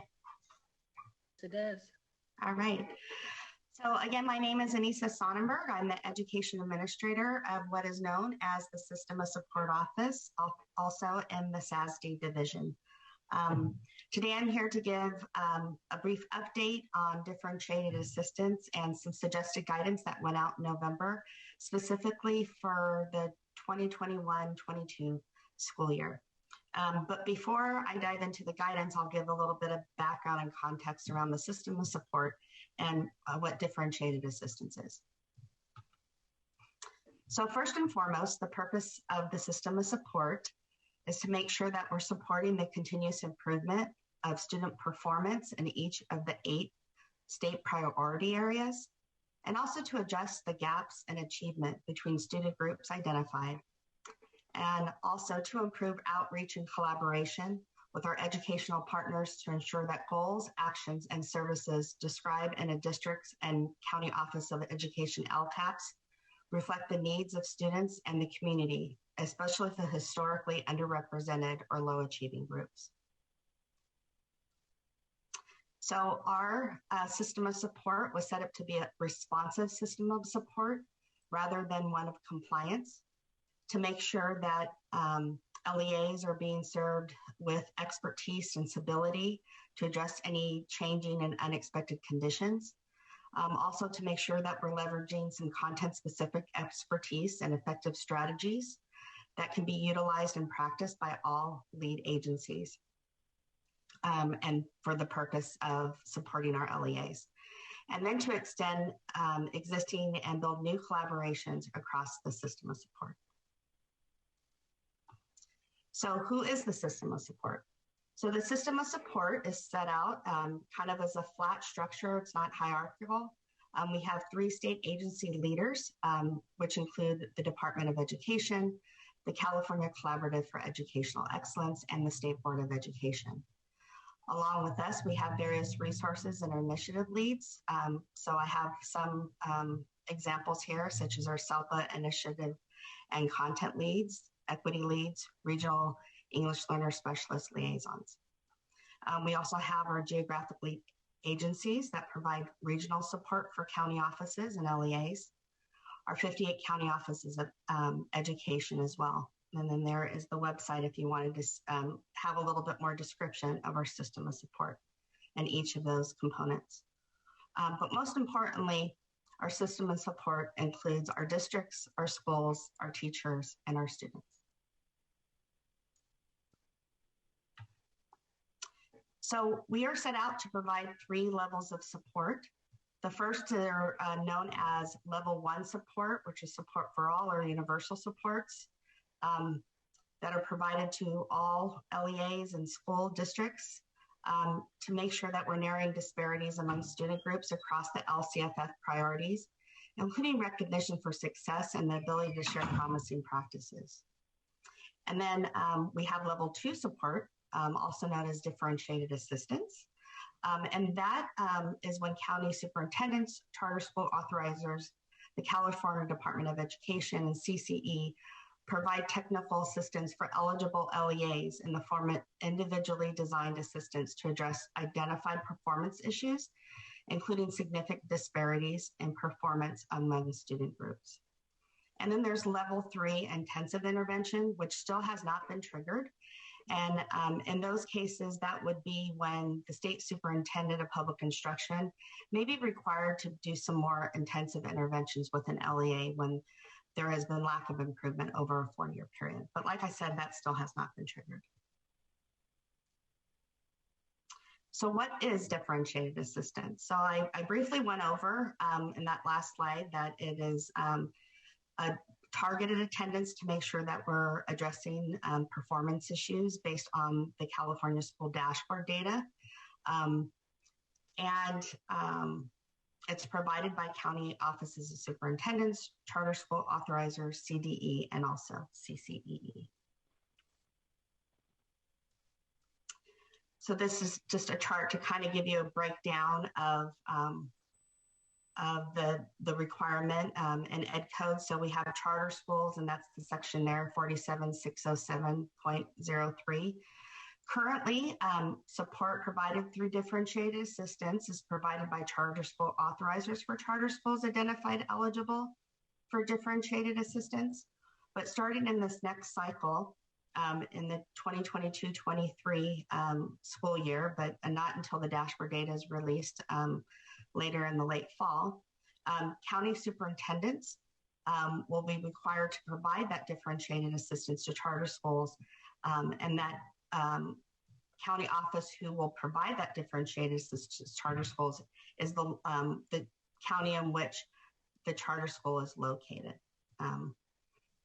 And then there also is allowable alternative for providers, which are listed there. School districts, COEs, perhaps another charter school, a geographic lead, or CCEE. Our school district is provided their differentiated assistance by county superintendents of schools.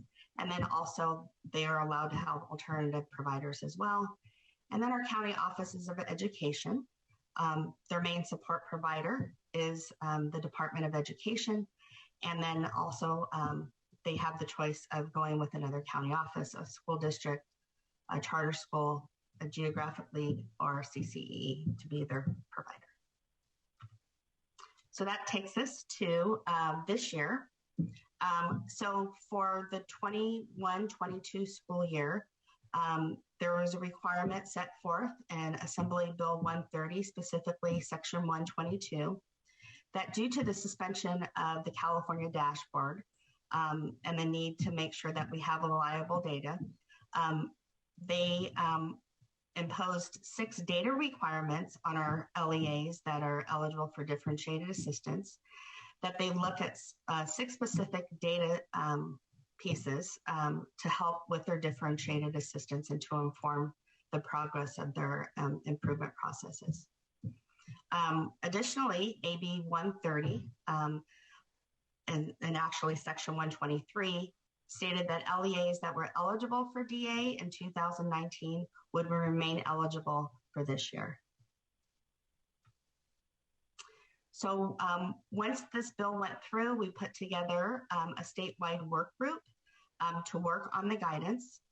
There were 46 individuals from various agencies and roles from across the state that represented county offices of education, the California Department of Education, CCEE, the State Board of Education, and the West Ed Region 15 Comprehensive Center.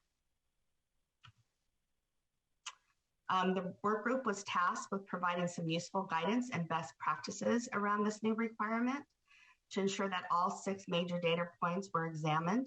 And these were the 6 areas: expanded learning opportunity grant plans, assessment data, local indicator data, pupil engagement, individualized education program or IEP meetings and assessments, and English language development. So I thought I would just point out specifically for the importance of this group, the data requirement that's related to students with disabilities. So this subsection in Section 122 states that data on annual individualized education program or IEP meetings and assessments for eligibility for special education services during the 2021 school year must be looked at as part of the DA process. So this is just a screenshot directly from the guidance to make it easy for everyone. So the focus again is that data from IEP meetings and assessments are looked at as part of the DA requirement. Our suggestion for basic level support in this area is to select at least one of the following data sources to investigate any improvements around students with disabilities. And that could be in the form of local IEP data or the data quality toolkit resource data. And then we provided some guiding questions that could be asked, such as what does your IEP data indicate? How many are overdue? And how many are there in total? And then, of course, there are some other data sources that can be looked at, such as CalPADS data, student information systems, and special education data system data. Perhaps some data that the improvement data center that the SELPA system improvement leads have, and any supporting inclusive practices. And then we also provide in some guiding questions there. And that is my presentation. I think one thing to note is that this guidance is not a requirement for LEAs to follow. It's just simply there to help guide their progress around their differentiated assistance and this requirement around the 6 data points. You can find more information about our system of support and differentiated assistance at our CDE System of Support webpage. Also, you can feel free to join our listservs, the LCFF listserv, the State and Federal Program Directors Meeting listserv, and then for any questions or any kind of thing dealing with the system of support or differentiated assistance, you can contact us there at that email. Any questions? Thank you, Anissa, for your presentation. Let me ask that Michelle please post a public comment slide before I pose the opportunity for commissioners. Commissioners, do you have any comments or questions for Anissa at this time?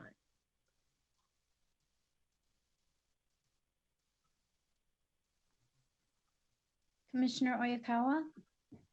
Thank you. Thank you for sharing this information. I guess I'm trying to understand, it looks like some really great resources that are being shared and used to support all the different LEAs.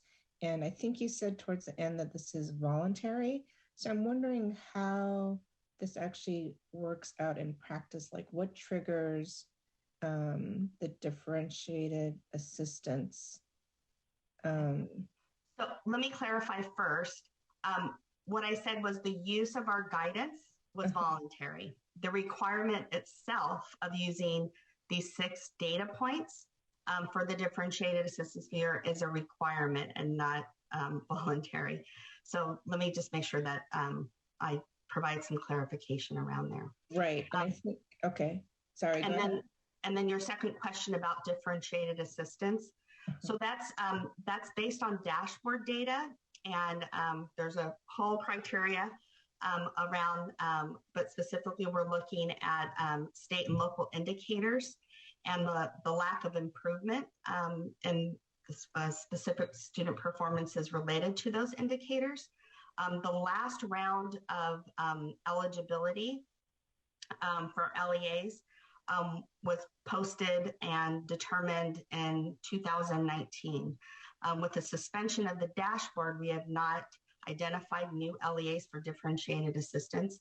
And each year, and then of course this year as well, those LEAs that were identified back in 2019 have remained identified.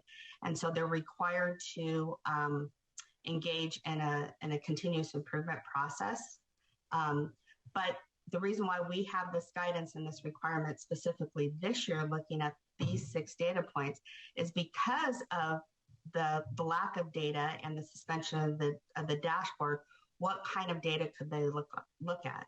And so these are 6 readily available local data that districts and LEAs should be able to have so that they can look at to see where they are currently. Okay, so then that means, so if I got it right, because during this period while the dashboard is suspended, these 6 indicators, this is the part that's voluntary at this point, that the LEAs are identifying themselves through the indicators? No, they were identified in 2019 and remain identified. Right, but anyone who wasn't identified in 2019, as we're going forward until that dashboard is resumed, is that what's voluntary at this point, and anyone can avail themselves if they yeah, I mean, if people want to engage in a continuous improvement process, I would encourage that. But as far as differentiated assistance, it's only required for those that were identified. Got it. Well, it looks like some really great resources. So thank you. Thank you very much. Thank you. Any further questions or comments for Anissa? Seeing none, Michelle, are there any public commenters at this time? We have no public commenters at this time. All right. Thank you, Joshua and Anissa, for presenting to us today. We really appreciate all your hard work. You're welcome. All right. Let us move right into item number 4. Special Education Local Plan Area Update. SELPA Administrators of California will present recommendations to improve outcomes for students with disabilities in the areas of equity, inclusive practices, transparency, alignment, and system improvement. Welcome SELPA Chair Benet Loftus, SELPA Chair-elect Patty Metheny, and SELPA Director Aaron Benton. I now turn over the mic to you. Thank you. Hello, Commissioners. The SELPA Administrators of California would like to thank you for this opportunity to present to you today. My name is Benet Loftus, and I'm the Chair of the Association and the Administrator for the Antelope Valley SELPA in Northern Los Angeles County. Patty, Aaron, can you introduce yourselves? Yes, thank you, Benet. And thank you, Commissioners. We're very happy to be here today with you. I am Patty Metheny. I am the Chair-elect of the SELPA Administrators of California and the Chief Administrative Officer for the East Valley SELPA, which is in San Bernardino County in Southern California. And I'm Aaron Benton, the SELPA Director for Butte County SELPA, and thank you so much for having us today. All right. I'm going to give you a little overview of what we're going to talk about today, just our agenda. Our plan for today is to go over who we are, some facts and figures, current context, how we got here, some activities and developments, and how to get there, where we'd like to go. All right, who are we? The SELPA Administrators of California, it's an association of professional educators. We're organized to present, review, and evaluate major special education issues for the benefit of students, families, districts, charter schools, and educators that we proudly serve. Our mission is to champion for educational access and opportunities for students with disabilities.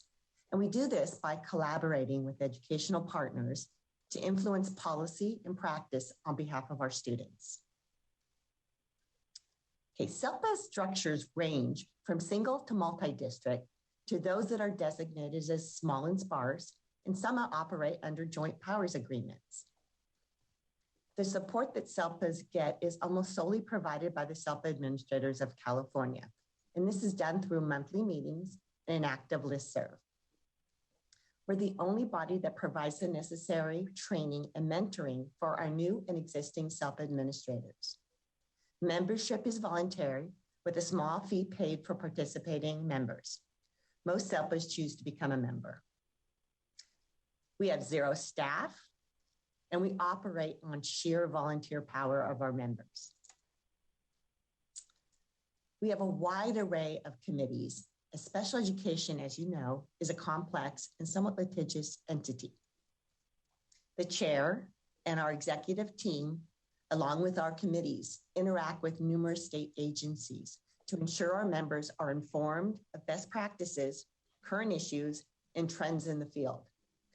We maintain compliance, we ensure that they have maintained compliance with special education law and fiscal requirements. And we also make sure we're included in conversations that will have an impact with our students. Okay, some facts and figures. SELPAs were established in 1978. We have more than 760,000 students across the state. We serve over 1,000 school districts, and we have, with school districts plus our charters, we have approximately a little over 1,900 schools and charter schools. There's 136 SELPAs. We have 44 single district SELPAs serving 44 districts, and 92 multi-district SELPAs serving 971 districts. Okay, we are the original form of local control. We've been writing the local plan since we came into existence. We have a governing board made up of our superintendents and sometimes board members that have the authority to determine how to best allocate limited special education funding in an equitable manner so that we meet the needs of our students in our region. Our local plans are detailed descriptions of our governance, services, and budget allocations. And each of our LEA boards of education approve these plans, which also include 29 local and federal assurances. The local plan is a 3-year plan with 2 sections that are updated annually. Okay, I'll take over from here, Benet. Thanks. Right. As Benet said, our association spends quite a bit of time and effort responding to current issues and trends. And so I think it would be beneficial now to review some of the things we've been responding to and adjusting to, if you will, over the last couple of years. And so beginning back in 2019 and then again in 2020, under SB 75 and SB 74, various work has happened in the area of special education as commissioned by the California Legislature. And that work has evolved around special education governance and accountability, what we do in respect to how students move from infant services Part C to Part B when they come to us at the age of 3 and stay with us until they're about 22. What we do is we integrate Medi-Cal services for students, the IEP template, which could change the way we work, right? And then alternative pathways for students with special education needs. Also, I think it's important to point out that there was a privately funded study recently that looked at the fiscal component of providing education, special education in California. And one of their recommendations was to allow school districts, LEAs, to opt out of being part of SELPAs and to directly fund LEAs. And this, of course, could result in quite a threat to our regional structures and to the equitable delivery of services to our students. So we are operating within this current context, which is often and quickly changing. Another thing that we have to do very quickly is respond to trailer language. Trailer bill language results, as you know, when we put our finances together in the state of California and we respond to them. It's often done very quickly, and we have very little time to deliberate on the aspects of the language that comes out. So there's not the same opportunity that we get when things are put before the legislature. And so this past summer, AB 130 clarified that we need to look at the roles of LEAs and SELPAs in the delivery of special education services. Need to take a look at improving the alignment between special and general education, and focus on how that aligns with the statewide system of support. Also, statutory changes to the existing funding allocations. What may that look like, and how will that impact our work? And then the expansion of early intervention and inclusive practices to ensure that every individual with exceptional needs has access to learn in the least restrictive environment. And finally, just recently, we're now reacting to the current issues within the January 22 budget proposal, which includes $500 million in added funding paired with the following policy changes: to amend the special education funding formula to calculate special education funding at the LEA level rather than the SELPA level, to consolidate 2 extraordinary cost pools into a single cost pool, to allocate ERMS or mental health funding directly to LEAs rather than SELPAs. And of course, when this happens in a budget proposal, we don't have the opportunity necessarily to talk about all the ramifications of that, because we serve thousands and thousands of students through SELPAs and providing them with mental health services. Develop a special education addendum to the LCAP, which you learned about before our presentation. Develop resource leads on IEP best practices and develop an IEP template. And that's continuing some of that work you heard about from the last couple of years. And then establish an alternate diploma and work group on alternative coursework options for students with disabilities. So you can see that we've had a whirlwind of current context issues to respond to, and yet we're still operating under a model that was established in the late 1970s And Aaron's going to take us through some of those details. Thank you, Patty. So it's within this context that Patty's been describing that we find ourselves this year with, like she said, a series of reports that are studying how SELPAs are performing and how our LEAs are performing for students with disabilities, recommending changes. And so it's been a period of challenge for us and also of reflection. And we've done a whole lot of reflection as special education leaders. And we're grateful for all of it. And we want you to know that we are, at a point now where we're ready to kind of weigh in on what we're seeing and what we think we should do about it in order to move forward and do right by students with disabilities.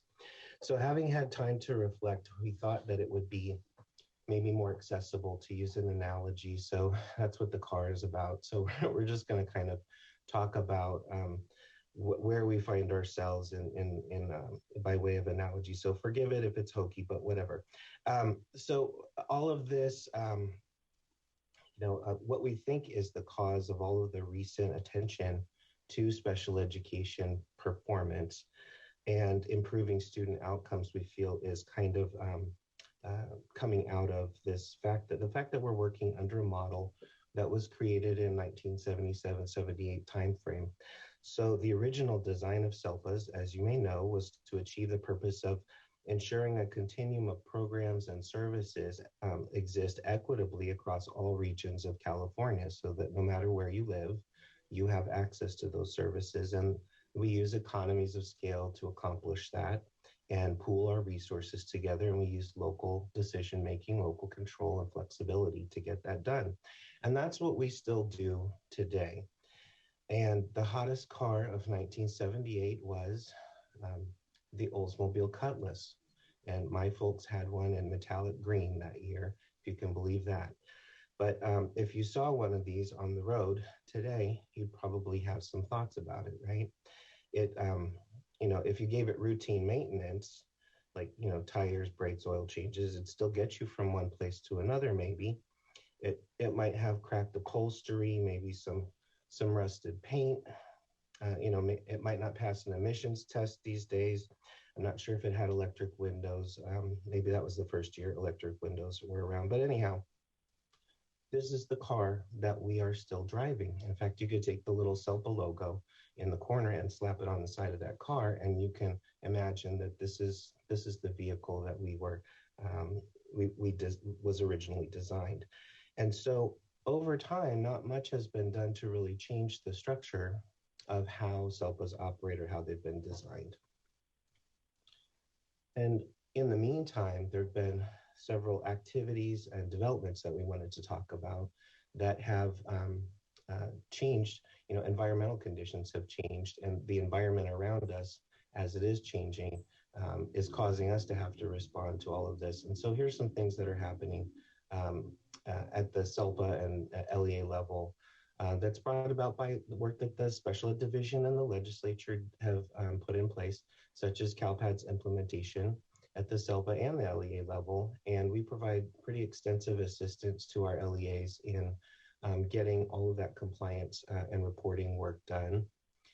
Meaningful consultation is now a requirement that superintendents in every LEA consult with their SELPA on their LCAP to ensure that students with disabilities are provided for meaningfully within their LCAP. Differentiated assistance collaboration, you just heard about that, and support to districts.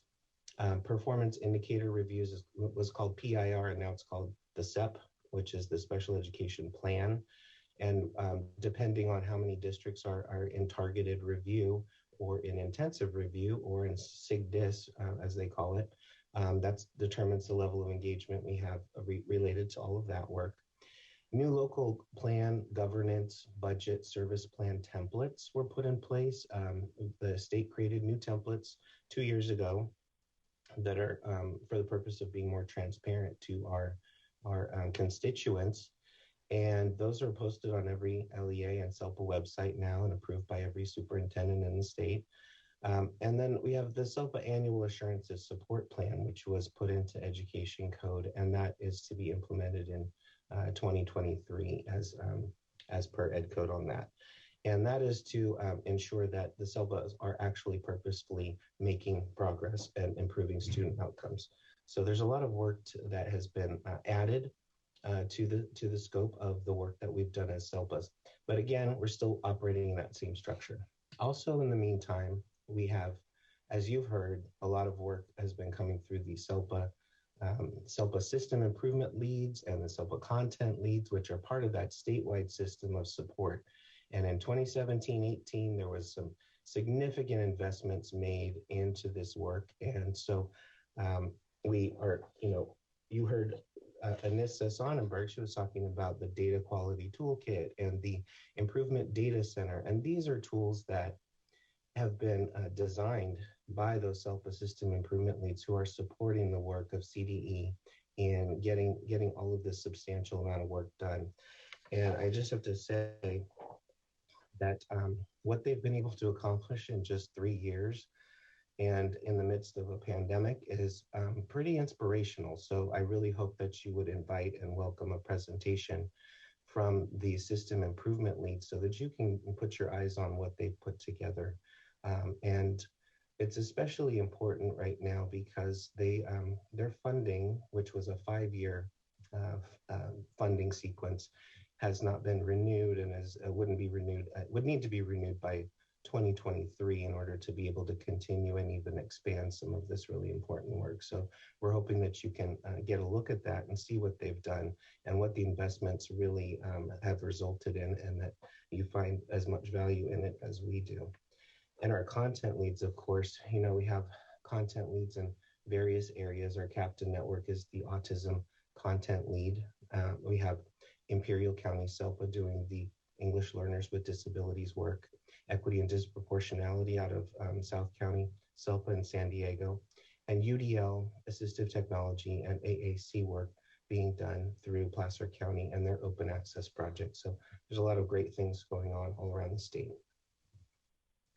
And developments within the association itself. So we've done a lot of work recently, and some of that is for ourselves, and some of it is for others. But we've improved our website, so we hope you take a visit to our website sometime soon. It's linked there, so you can click on it later, and it's got all kinds of detailed information about SELPAs. And we've continued to advocate for adequacy of funding and improving the base rate. We advocated specifically last year for $550 million in dispute prevention resolution and learning recovery dollars, which are now in LEAs and SELPAs to help them working through the pandemic and disputes and learning recovery. We've released a podcast series, and we have 5 episodes. If you care to take a listen, they're on our website, and some of them are fantastic. Well, they're all fantastic, but anyhow, we also have some videos that are going to be in a cascading release starting next week, so we'll let you know when that comes out. And we plan and facilitate and host, well, Patty does the bulk of the work, Patty Matheny there, but we have an ADR conference, a statewide conference every March in Riverside.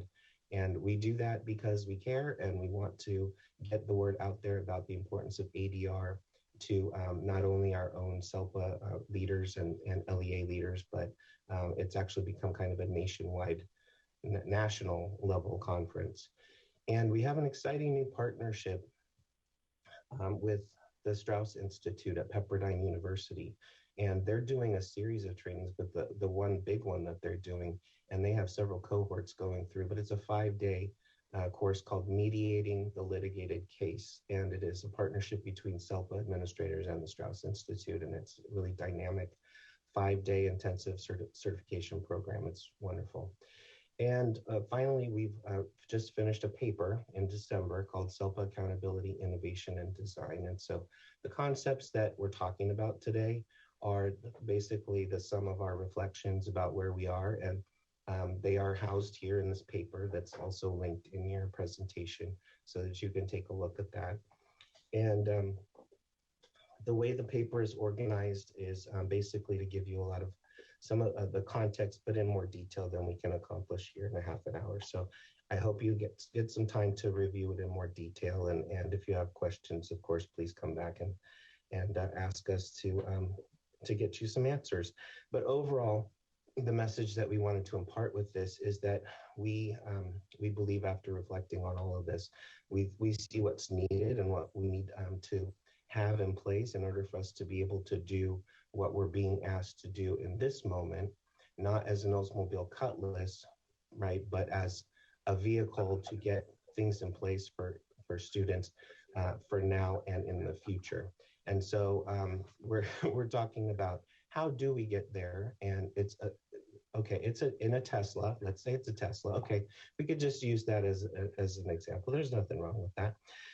But it could just as easily be any other kind of car, no judgment. But anyhow, going back to the cutlass, the analogy kind of sort of fits, right? So after the cutlass was built, people started demanding that cars become safer, right? And that they have airbags and that they have technology and they have to be fuel efficient and they have to cut smog and save the planet, right? And we want to save the planet too. As SELPA leaders, we want to be able to accomplish equity, inclusive practices in the least restrictive environment. That's exactly what we believe in as well. But like the cutlass, what we're trying to accomplish through this paper and our recommendations is we're here to tell you that we can't do that without some significant changes. And we need modifications to our original engine, right? The cutlass can't save the planet with the engine that it has. So we have to make some changes to that, and that's kind of where we are today. So our recommendations that we're going to talk about are along those lines about what we think we might need in order to do those things that the state is interested in. The state has commissioned reports and studies and has put into trailer bill language exactly what it is concerned about. And we have a plan to address all of those things in these recommendations and meet the state where it is concerned and turn all of this around and continue to not only do the things that we've been doing with the cutlass that we have, but really get to that beyond 2022. So our first recommendation is, might be familiar to you if you've read some of the reports that have come out, but we also agree we need to clarify the role of SELPA in education code. We need to say officially in writing that not only are SELPAs responsible for ensuring equitable access to programs and services across geographical areas. That's very important, that we provide economies of scale and that every kid has a program no matter where they live. All of that's important. But we're also now responsible, SELPAs also are now accountable for improving student outcomes and for addressing equity and inclusive practices in the least restrictive environment and helping us get there. And so recommendation number one is basically make it official. Let's put it in writing. And we give some ideas how to do this. And part of that includes building a system of SELPA accountability, which we started to do with the annual assurances support plan. But how we exactly get there and what it exactly includes and should look like, we have some ideas in our paper and here in our recommendations about what those conversations should look like. And also, we talk about a concept called the System Improvement Network, which is just a name that we gave to define a combination of the system improvement leads, the content leads, maybe even some of those grant-funded activities that are all aligned with improving outcomes for students with disabilities as well as all students. And toward that system improvement network that we talked about and getting that work done and expanding that work, the purpose of that would be to remove the silos that exist between general ed and special ed and to accelerate the delivery of direct technical assistance to improve outcomes for students with disabilities. And that should be a focus of our work, and it should be stated that that is a focus of our work. And so with that, I'll turn it back over to my colleagues.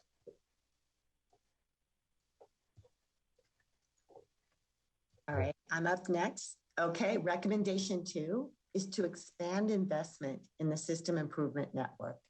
This would be done by continuing to legislatively commit funds for the structural, fiscal, and human resources necessary to speed and strengthen implementation of statewide priorities within LEAs and SELPAs across California. This would be done in collaboration with CDE and partner agencies within the statewide system of support and beyond via the System Improvement Network. We could do this by providing long-term funding to sustain, not only to sustain, but also to scale up support for the system improvement leads and content leads in collaboration with CDE and CCEE. And this would align with the One System state priority for improving outcomes for students with disability and related to compliance monitoring. We could also provide support to CDE in identifying and monitoring SELPAs in need of technical assistance and support that would be provided through the System Improvement Network. This could prevent the need for more intensive monitoring and ensure students with disabilities are provided for within each LCAP. We could also identify and work to eliminate best practices and fiscal structures that are current barriers to equitable access and inclusive practices. We could operate statewide alternative dispute resolution activities, including professional development and low or no cost mediation services that are facilitated by SELPA leaders. And then other possibilities is create other necessary consultative units to address such things as allocation issues, self-administrative coaching and professional development, charter schools and SELPAs, small and sparse issues, do research on special education studies, provide professional development also to SELPA structure. All right, I'll pass it on to my colleague. Okay, I'll take it from here, Benet. And so to drive this Tesla and to do this work, it's really important that there is additional specific SELPA funding. What happens now in respect to SELPA funding is there's a small amount that is line budgeted for us. But to be really frank, many of our SELPAs have just a few number of people on staff to do all of this work. And so in order to accomplish the work and to work within our local governance structure, where for the most of us, most of our money goes directly to our districts and our students, we feel it's very appropriate that a new and distinct allocation, in addition to what we currently receive in the regional services and statewide regional services and program services dollars, be called the regionalized services and statewide priorities. And with that money, we would, as SELPAs, be directed to work on aligning SELPA structures within the System Improvement Network so that outcomes for our students with disabilities are improved. And we have some specific asks within that. This distinct allocation would be used in a similar manner as it is currently calculated for regionalized services and program specialists, and it would be restricted to activities that support the annual insurance plan work and the Systems Improvement Network work. This requirement would ensure that each SELPA provides requisite core SELPA staffing to meet monitoring plan requirements and CDE mandates and expectations, so that we can engage more fully within the System Improvement Network and in other activities that align with the vision of the 2015 One System Task Force. So in order to drive a Tesla, we need this additional funding. We would want to prioritize development and implementation of an effective SELPA annual assurance plan that is in alignment with Education Code 56122C, and with increased SELPA support to our LEAs in creating local control accountability plans, or LCAPs, that are meaningfully addressing the needs of our students with disabilities. Also, this money would allow for flexibility for SELPAs to utilize the funds to support not only the annual assurance support plans, but also additional program specialist specific work, such as technical assistance, compliance, professional development and coaching, as well as the essential data quality and compliance monitoring and fiscal activities provided by other certificated or classified staff. Finally, our last recommendation relates to inclusive practices. We are recommending that the barriers to inclusion are removed and that we build inclusive, supportive practices across our state. So there's language right now within Ed Code that actually contributes to the segregation of students. And so we are asking specifically a number of things related to that. First, mandate training for all teacher preparation faculty in inclusive practices and tie their work to model inclusion sites that are funded by CDE to provide technical assistance to those interested LEAs. Mandate all administrative services credential candidates receive 15 hours of training in inclusive practices. I would say at least 15 hours. We're one of the few states that doesn't have a special education administrative credential. Mandate all credential renewal candidates demonstrate that they have had 15 hours of training over the past 5 years or previous 5 years of their credential period. Require that CDE develops a comprehensive guidebook in inclusive education. CDE has been developing some exemplary guidebooks in dyslexia and supporting English language learners. Inclusive practices should be another one. Appoint a person, one person with expertise in universal design for learning, UDL, on the Instructional Quality Committee, which approves textbooks. This is a critical piece. Provide that all bills mandating educational policy and practice include relevant elements supportive of evidence-based inclusive practices. Policy drives behavior changes. Require that CDE and CTC be mandated to review classroom staffing requirements to support evidence-based inclusive practices, such as co-teaching and learning centers. Without the adequate staffing, it's difficult to achieve inclusive settings.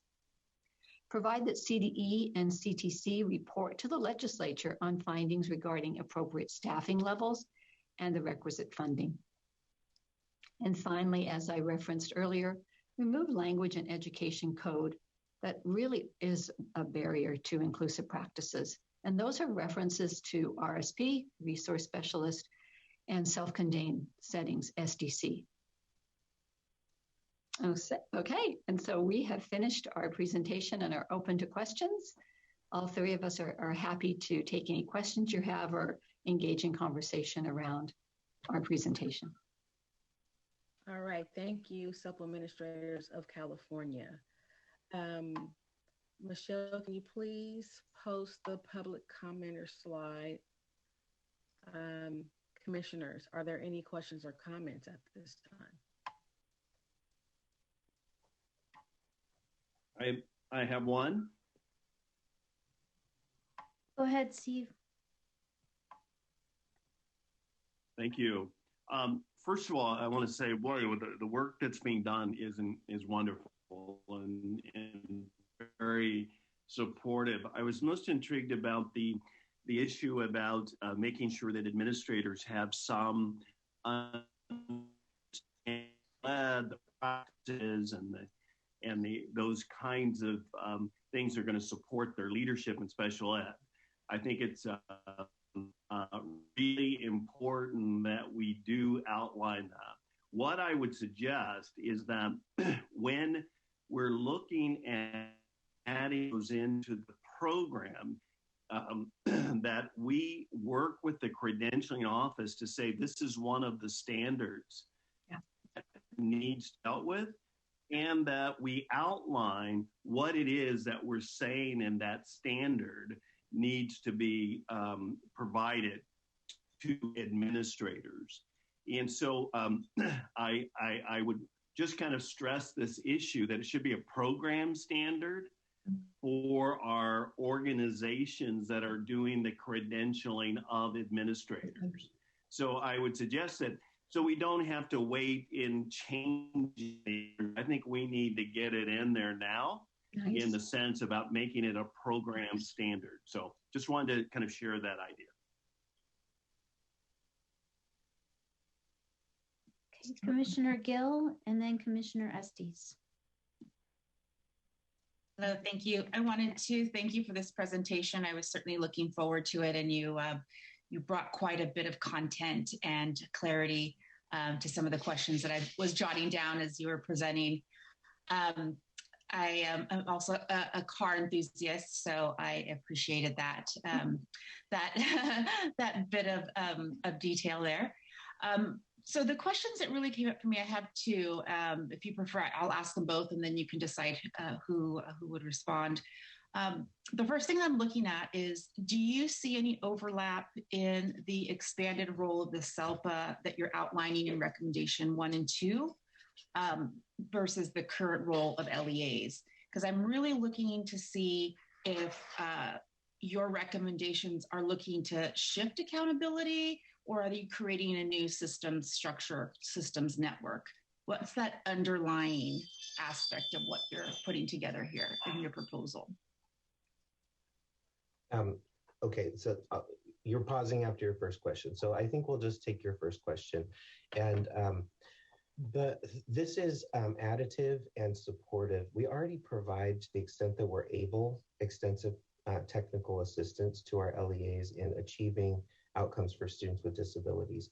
We are seen as leaders and expert practitioners, and people call us ahead of other agencies for support in how to go about this work. I would say that some of our difficulty lies in the fact that, like Patty was explaining, some of our SELPAs have very lean staffing and not as many program specialists who can go out and do that coaching and that support to get it done. And so that's where we want to get to. You know, if we want UDL, let's say, in every classroom, in every gen ed classroom in the entire state of California, that's not something you can just do a training on a webinar and expect that that's just going to happen. It takes support, it takes bodies, and it takes people who are expert practitioners who are trained, who can go out and do that work. So it's really layering on to the system improvement. Well, we're calling it the system improvement network, but really additive, but giving that special ed expertise, that practitioner lens to this work to help our LEAs understand how to best go about the work. And coupled with what Mr. Winlock was just saying, administrators who are leading their sites need to be able to support that work in the right way as well, and they need to know who to call. And so that it's not, I don't think it's duplicative. In fact, we're trying to reduce the duplication. And if you read our paper, we have an entire section about alignment. And there's an actual section where we very much agree. We are overdoing it. We have, you can be out of compliance in one indicator area for suspensions and be required to do 3 separate plans that have 3 separate timelines and 3 separate sets of requirements that have to be done according to that. And that is just a little excessive. So we have called for, in not only this paper, but a previous white paper, for that alignment to happen so that we are doing, we're not making our administrators spend a whole lot of time doing plans to just for the sake of writing plans, but we're actually doing meaningful work and doing fewer high leverage practices at our school sites that are really like inclusive practices, for example. That's one of those high leverage areas where if you're working on that, you're hitting a lot of different indicators at the same time. So getting smarter about the work, reducing the duplication, and we think that we are additive to that process, and that's where we were coming from with it. Thank you for that. And my second question just kind of builds off of the first one. And in your recommendation number 1, I completely agree around clarity of roles and understanding the responsibilities and who do we go to for accountability. I think that is an aspect that, if indeed that is not clear, really brought my attention forward. I'm curious, though, in what aspects of the current SELPA design are creating the significant barrier for your organization to achieve its mission?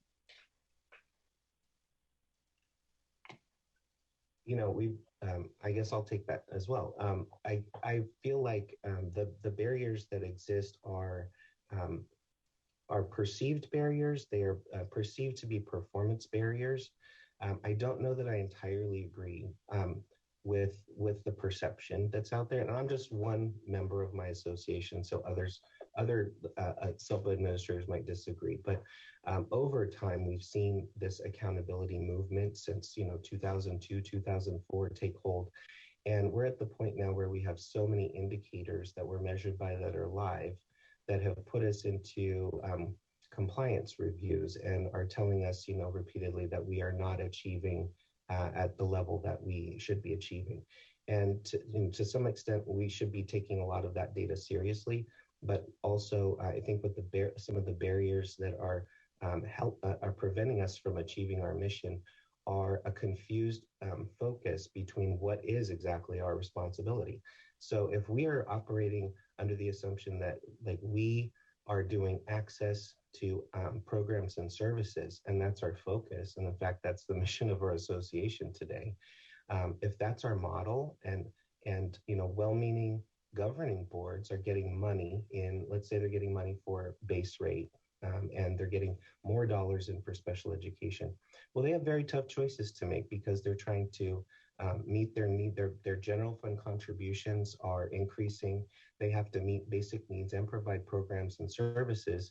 And so they have difficult decisions to make at the local level that are preventing them from committing resources, necessary resources from that base rate funding to things like system improvement work. So if, and it's nobody's fault that that's happening. It's a judgment that they're making. They're saying, you know what, we really need to provide this DHH program, or we need to provide this VI program, or this early learning program, and we need to get that done. And we can't necessarily spend dollars toward UDL training or inclusive practices this year. We're going to have to put that on hold because we need to meet our basic obligations to provide those programs and services, because that is what SELPAs were designed to do. But if, like Patty was describing, if there were dollars that were targeted and it just said, these are system improvement dollars, and you can only use these dollars for system improvement, and we're going to hold you accountable because we're now giving you money for that, that would really go a long way to help us meet our expectations. And we would be able to say, you know what, yeah, we are accountable. Because right now, if we get money, it doesn't logically follow that money is necessarily going to be spent on the things that the state thinks we should spend it on. Does that make sense? So thank you for the questions. Commissioner Estes, you had a hand up? Hi, yes. This conversation, my questions have already been asked and answered. So I basically just wanted to say thank you for your presentation and recommendations, and all of your time and all of the work that you do in the field. It's greatly appreciated. Thank you. Thank you. Chair Hayes-White, there are no further questions from the panel. All right, thank you. SELPA administrators, I do have a question. Does the SELPA have a listserv so the public can be updated on your ongoing work? We've been working on a listserv. We started a listserv, and we're going to be putting one on our website so that we can get that done. But we're not quite there yet. But yes, that's a goal. Like Bené mentioned, we're just a bunch of volunteers. We're doing extra work in addition. We're working on it. Exactly. Yeah, we are. All right. Well, when you do, please share that listserv with us. Absolutely. All right. Michelle, are there any public commenters at this time? We have no public comments. All right. Thank you, SELPA administrators of California, for your work. We really appreciate you coming out and presenting to us today. Thank you. All right. Hearing no further comments, we are now scheduled for our lunch break. Michelle, can you please tell us what time you want us back?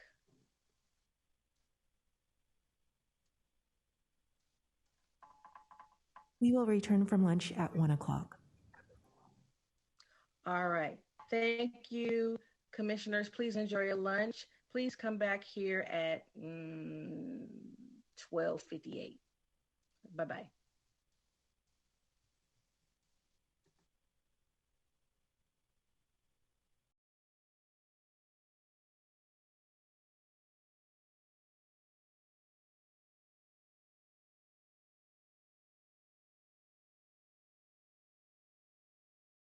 Associate Director Shiloh Burserl will share an update regarding the latest activities within the Special Education Division. Associate Director, I turn over the mic to you. Thank you, Chair.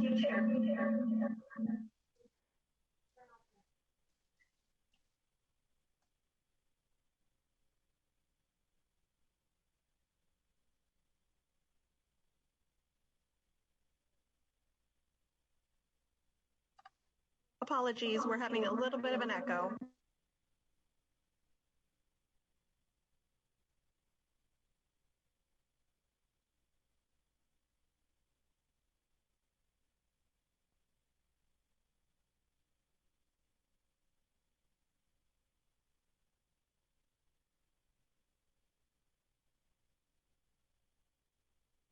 Let's try to use the mic. Let's try to use that mic instead. Let's go ahead and turn on. Okay, Commissioners, how's this? Much better, I hope. Good afternoon. My name is Shiloh Duncan Burserl, and I am the Associate Director of Special Education, speaking on behalf of Director Calamise. We are pleased to inform you that the CDE submitted the State Performance Plan Annual Performance Report to the U.S. Department of Education on February 1st, 2022. This was a collaborative effort with our educational partners to set targets on 17 federal indicators. We appreciate the engagement of many educational partners to provide input and feedback into the development of ambitious and rigorous targets. This provides the foundation of our monitoring work with LEAs in connection with the dashboard and with the engagement of the state system of support. We appreciated the attention and patience of the State Board of Education over 3 board meetings to unanimously approve the State Performance Plan targets and the subsequent annual performance report. If individuals are interested in learning more about the State Performance Plan and the Annual Performance Report, we encourage them to review the September 2020, November 2021, and the January 2022 board meetings, as well as the October 2021 ACSE meeting. The next federal requirement due to the U.S. Department of Education is the state application, which will come before the ACSE at the April 2022 meeting. We are also pleased to announce that the Office of Special Education Programs at the U.S. Department of Education has named Ms. Valerie Williams as the new director. Sworn as director on December 13th, 2021, Ms. Williams served previously as the NASD, the National Association of State Directors of Special Education, Senior Director of Government Relations and External Affairs. We are excited to continue to collaborate with Director Williams as she advances President Biden's education agenda. We know that her experience working with state directors gives her a unique perspective to support states. We will continue to engage with OSEP so that the needs of California's students with disabilities are considered as federal initiatives are implemented. On January 10, 2022, Governor Newsom published his proposed budget for the 22-23 fiscal year. We appreciate the administration's commitment of additional funds and resources to students with disabilities. The proposal represents a continuation of a discussion that the administration began in 2019 to take a comprehensive look at how the entire pre-K through 12th grade education system is serving students with disabilities. Students with disabilities have historically experienced achievement gaps in comparison to their general education peers. CDE is committed to partnering with the administration and the legislature to examine these complex issues and leave no stone unturned addressing those gaps for our students with disabilities. The proposal includes a proposed additional $500 million ongoing Prop 98 special education funding formula, an amendment to the special education funding formula to calculate special education base funding allocations at the LEA level rather than the special education local plan area, consolidation of 2 special education extraordinary cost pools into a single cost pool to simplify current funding formula, allocation of educationally related mental health services funding directly to local education agencies rather than to SELPA, the development of a special education addendum to the local control accountability plan that will support inclusive planning and cohesion by linking special education and general education planning and defines a role for special education parents in the LCAP process. The establishment of an expert panel to continue the work of creating a model individualized education program template. To support the efforts to develop this comprehensive template by focusing a resource lead on the IEP best practices. The establishment of an alternative diploma and a work group to explore alternative coursework options for students with disabilities to demonstrate completion of the state graduation requirements, and the expansion of the California State Preschool Program to prioritize 10% of California State preschool programs to serve children with disabilities. This year's proposal allows for increased collaboration and transparency at all levels of our system, especially between CDE, SELPAs, and LEAs. The proposed funding provides a framework, ensuring the needs of our students are at the center of our work.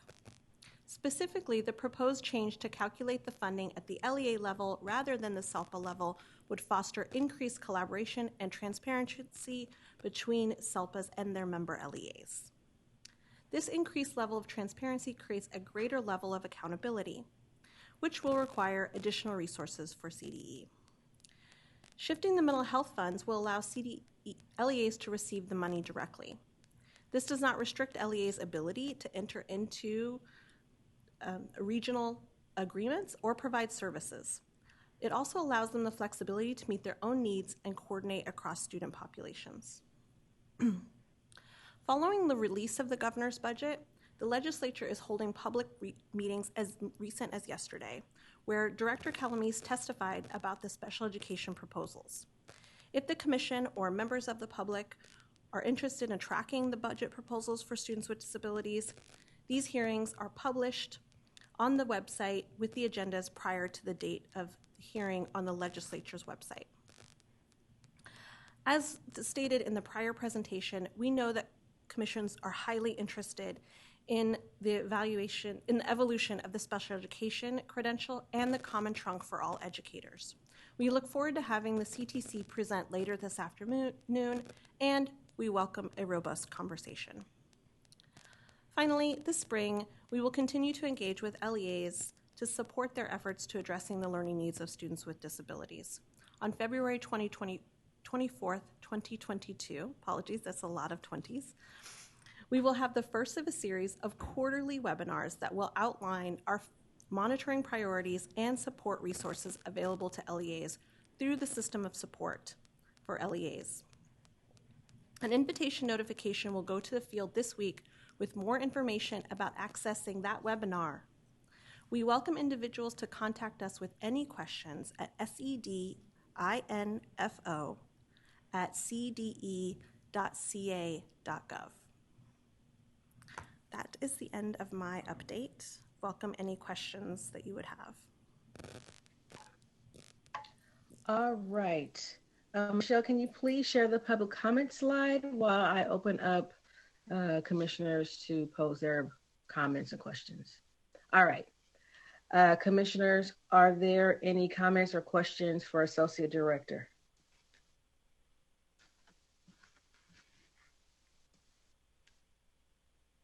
All right, commissioners, I don't see anything. Oh, okay. Of course. Sorry. Is that okay? Yep, go ahead, Janine. Thank you. Thank you again for providing us the report. I have a question regarding the preschool. I think first let me say that it's great to have the universal preschool overall, just because we see that overall that makes a big difference. However, when we're talking about funding for that, is there something in there about also hiring related service providers? Because the more students are in school, the more perhaps we will be able to work with the students and things may come about. So I'm wondering if there is allocations or funding that's going to also be, provided not only for the teachers of, the students, but also related service providers. It's an ongoing conversation that they're having at the legislative level. I know that there will soon be a hearing on the preschool proposals, and so we encourage you all to look at that. There's also potential trailer bill language that might address the needs of staffing with the expansion of the California State Preschool Program. We're working closely with the Early Education Division as they sort of begin to implement both universal pre-K and the expansion of the California State Preschool Program proposal. Thank you.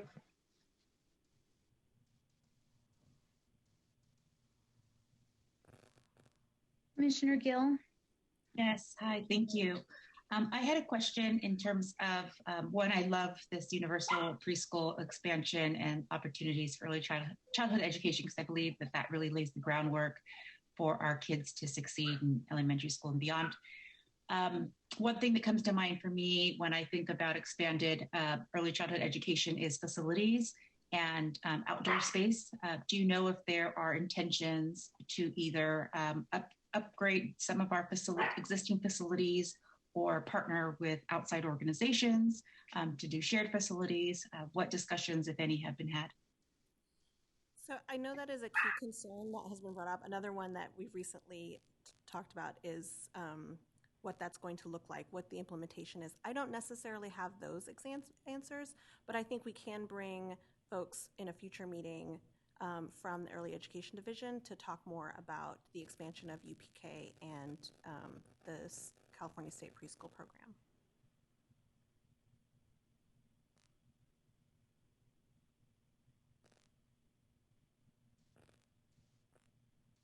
Commissioners, any further questions or comments for Associate Director?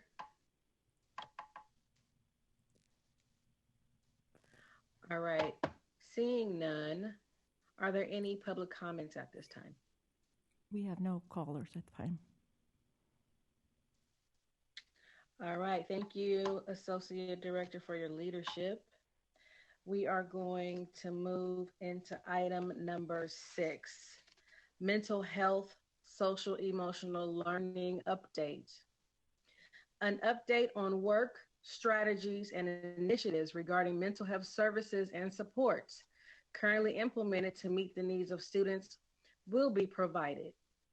Welcome Assistant Superintendent Brent Malacote of Education Services, Sacramento County Office of Education, and Toby Ewing, Executive Director of the Mental Health Services Commission, Dr. Jim Cooler, Department of Healthcare Services, and Professor Valerie Shapiro from the University of California, Berkeley. I now turn over the mic to you.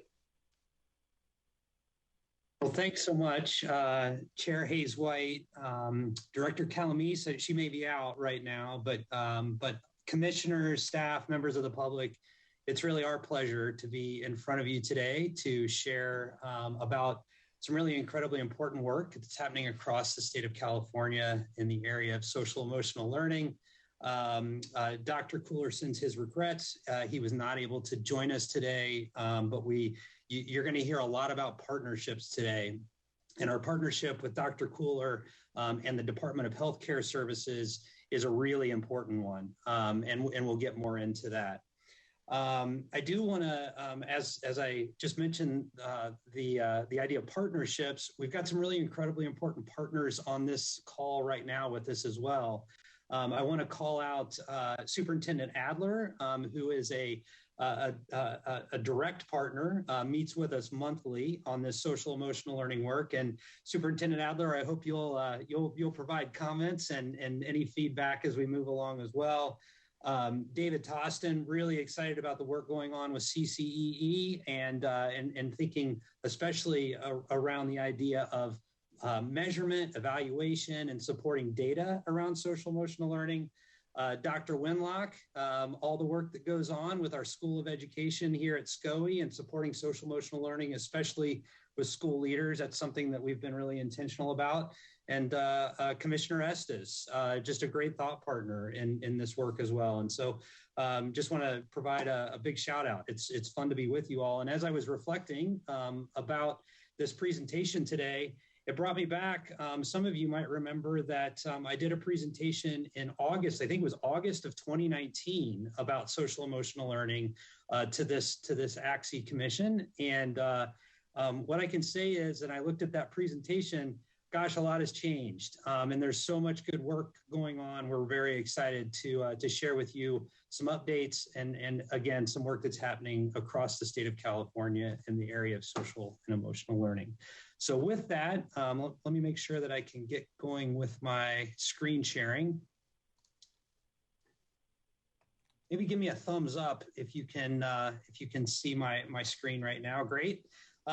Do want to call out, we have Professor Valerie Shapiro from the UC Berkeley School of Social Welfare. I'm really excited to be partnering with UC Berkeley, and you'll have the opportunity to hear from Valerie here in just in a little bit with a few of the slides.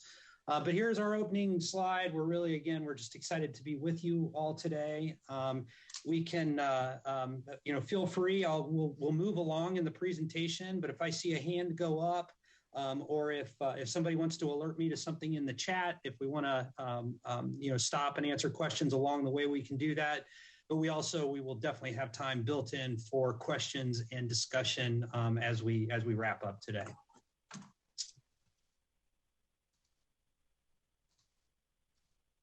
All right, here we go. Again, want to go back to this idea of partnerships. The work that we're going to be sharing about today is being led by the Sacramento County Office of Education, but we have really important partners with the Orange County Department of Education. You'll see that logo, GGSC.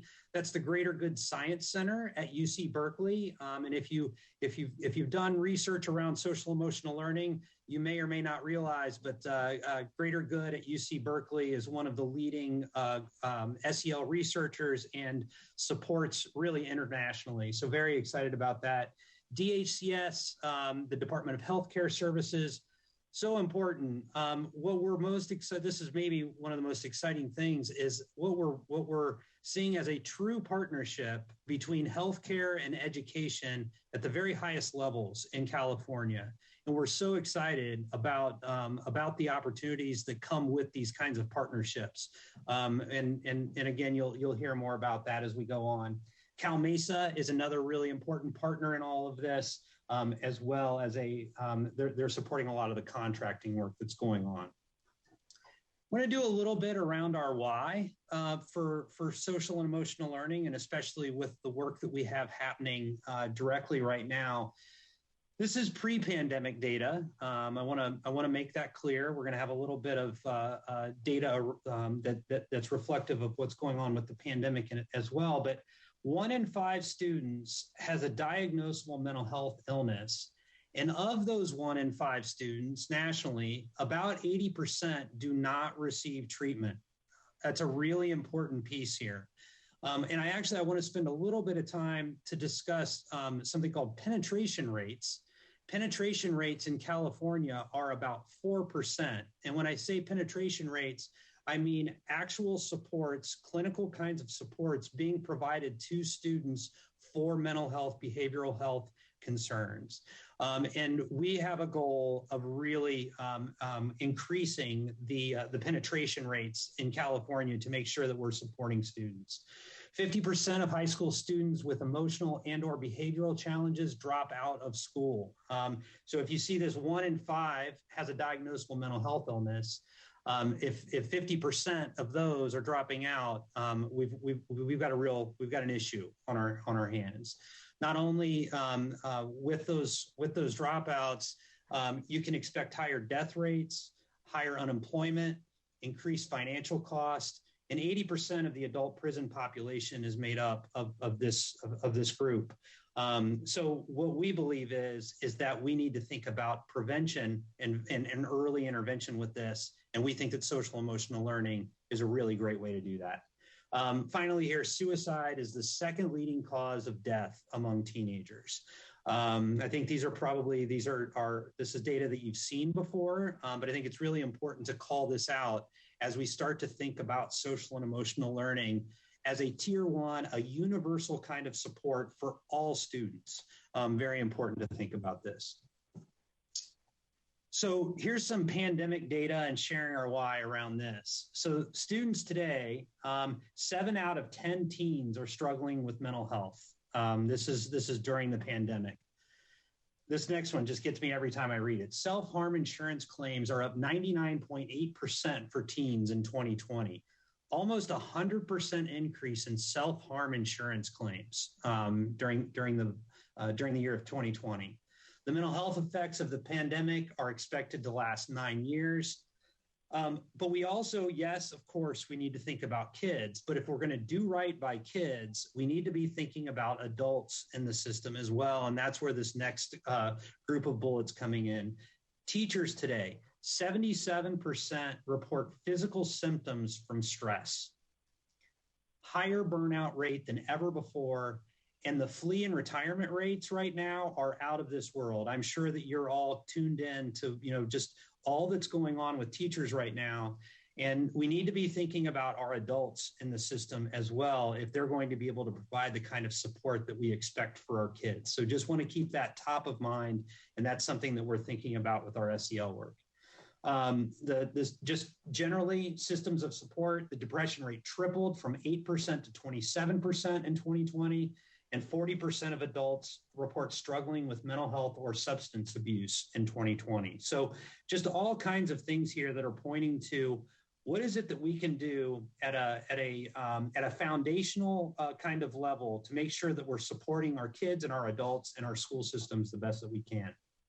I'm going to continue our why because we believe that schools should really be viewed as a partner in supporting mental health, wellness, and social and emotional learning. This is not something that should just be handled at the doctor's office or in a clinic.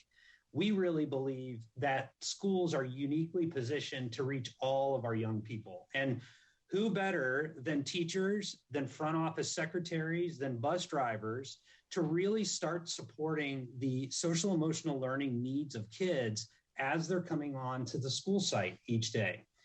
You'll see here in the middle this idea of the power in protective adult relationships. And there's research from Jack Shonkoff from Harvard who talks about the importance of each child having a protective adult that they can really, that can support them, that they can identify with, that they can trust. And oh, by the way, this doesn't have to be a parent. This can be a teacher. A protective adult relationship is not defined as a parent. It is defined as an adult. And we have all of these professionals that work in education. We want to help support them be that protective adult for the kids, for the students that they serve. So I'm going to go ahead and move on. We like to frame this as we think that schools can be centers of wellness. And you've all heard of wellness centers on school sites. This is a little bit different. We're not talking about a room that's dedicated for mental health at a school. We're talking about how do we set up an entire school community to become a center of wellness for the communities, for the families, for the kids that they serve, so that when you step out of that car, if you're being dropped off or you walk off of the bus each day, and even really starting on the bus, how is it that we're framing our school systems to be a center of wellness for the kids and the families that they serve? We are so fortunate and we're so thankful that the California Department of Healthcare Services is contracting with SCOE to the tune of $12 million that we received from FEMA for direct support for COVID response. And then the work that we did with that $12 million really got a lot of traction. And I think people realized that the work was really starting to take root. And another $45 million was allocated as part of the governor's budget last year. And we're just starting to begin that work. And we're going to spend a lot of time talking about the work that is resulting from these funds as we use a community of practice model across California to really think about spread, scale, foundation, and overall support. So that's the bulk of our presentation today, is we want to share what we're up to. We think that we've got a lot of great stuff going on. I want to say right now, this is a lot of money, right? I mean, if you would have told me 3 years ago that this kind of money would be out there for social and emotional learning, I probably would have said, there's no way. I don't think I would have believed it. But here we are. And I'm proud to say that we are committed to over 80% of these funds going right back out to counties and to LEAs to support social and emotional learning work that's happening on school campuses. So I want to make that point right now that more than 80% of this funding is going right back out. And our job is to provide the supports and the guidance and the facilitation to make sure that schools and counties are supported in ways that will help them do the best they can with this funding. So we'll talk more about that.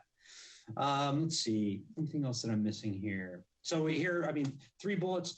We want to position education agencies as trusted centers of wellness. We want to build capacity of county offices of education.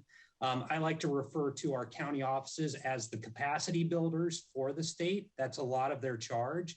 And so a big part of our work is building the capacity of our capacity builders. So often county offices have a hard time. They're often out in schools and they're always providing that direct support to schools and to districts. And there's often not time for them to be able to slow down and build their own capacity about something. And so that's a big part of our charge, is to build the capacity of our capacity builders. We want to provide educators with concrete strategies to work with students and each other while experiencing this ongoing crisis. So communities of practice, this is a really important frame for us. Here's a definition of a community of practice. There are others, but communities of practice are groups of people who share a concern or a passion for something they do and learn and how to do it better as they interact regularly. So that's us. We recognize that when you're talking about a state the size of California with, 6.2 million students, that if you're thinking about getting to scale with something, you've got to interact as a learning community, as a community of practice. And that's really the way that we've committed to the uptake of this work. We think that the power of learning together, networking together, sharing together, and sharing these experiences together is the best way to provide scale across the state. So here's our goals for the community of practice. We want to build a shared understanding and foundation for county offices. Again, really important. We want to build a statewide network and infrastructure that allows our county offices to share best practices and build collective capacity. We want to create, we want to vet, and we want to share high quality resources and tools. We want to model structures and activities that county offices of education can turnkey for their county SEL communities of practice. And let me pause here for a minute. Let me give you a little bit of what this looks like in real time and how this is rolling out. So each month for the past year, we actually started in January of 2021. We've held monthly communities of practice meetings for the county offices of education. And let me just say that all 58 county offices of education are attending these meetings. And this is not something that's required. This is something that each of the 58 counties have raised their hand and said, we think this is important and we want to be with this team. We want to be with this group in the work that's going on here. So I just want to be really clear, and I've got a slide about this in just a second. But monthly community of practice meetings for our county offices of education. And during the first phase, the county offices were then in turn charged with rolling out a community of practice meeting monthly for the schools and districts that they serve. And so our statewide community of practice designed for the county leads was really a set of turnkey activities and supports that the counties could in turn take all of those and say, here's a set of resources. Here's a community of practice structure for our own county where we can start to build our own capacity. And we found that there was a lot of uptake on this. And we also found that there was a lot of framing, foundation building. We started to speak the same language around social emotional learning, which is something that wasn't happening before. And so we're very excited about how all of the county offices are so committed to this. I mean, we have typically over 100 participants each month representing the 58 county offices of education that are coming together. And again, for the first year, rolling out their own communities of practice on a monthly basis. We're going to be moving into phase 2, and I'll share about that in just a minute. And then we want to showcase successful SEL efforts in counties, districts, and schools. And that's been a big part of our community of practice meetings, is we always have a spotlight about a school, about a district, about a county that's doing really impressive work, and they've got the data to back up that things are working around social emotional learning, so that we can all learn from the collective. So our approach, we say that we've got a statewide scaled up approach. All 58, I'll say this again, are engaging in this effort. Each of the county offices attends monthly statewide SEL community of practice meetings to build capacity in a common language, with this idea of schools being, and really just education agencies in general, as being centers of wellness. And I just explained a lot of that. I love this slide, even though I'm not expecting you to read each of these bullets, but I just love that all 58 counties are represented on this slide. We think this is really very, very important when we're thinking about scale. And here we have all 58 that are joining us on a very regular basis to improve their own capacity as they think about social emotional learning for the schools and the districts that they're supporting.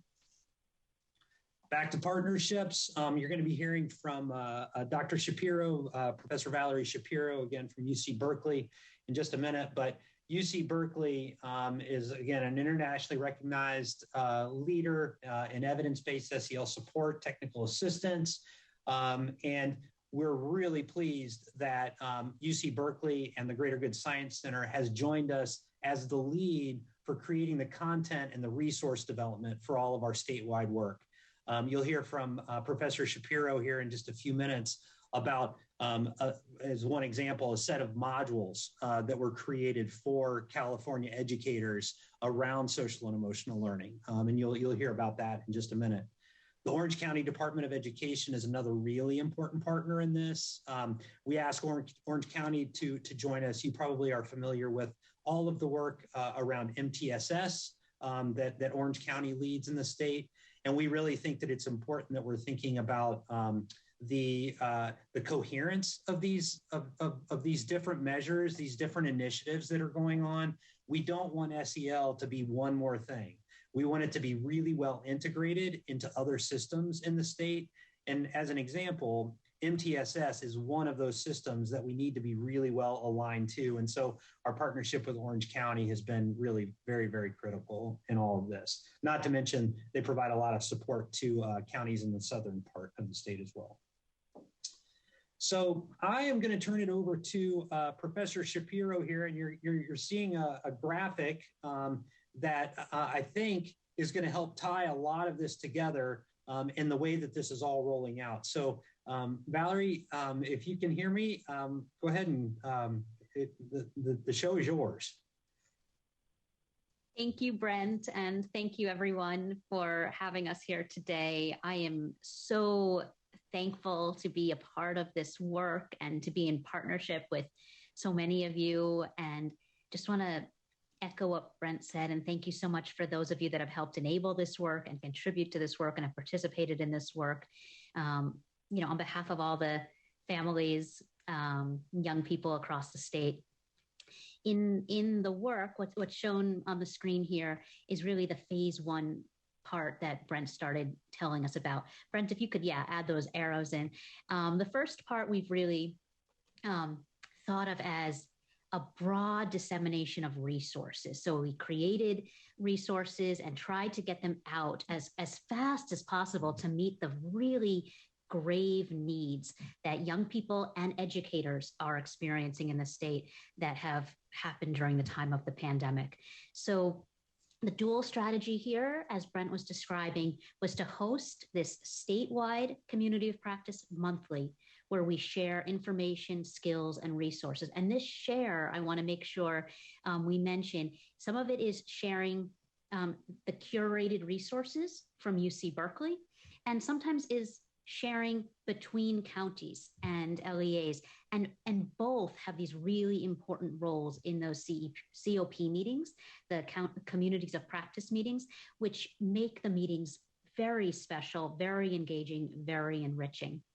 And then our other focus, as Brent said, was having these parallel communities of practice in every single county that was helping to share the information learned from the state and put it in a local context and help to facilitate not just its spread, but its application in these different contexts. We know we live in a very diverse state, and it's important that these resources and information gets contextualized as we try to put it into use.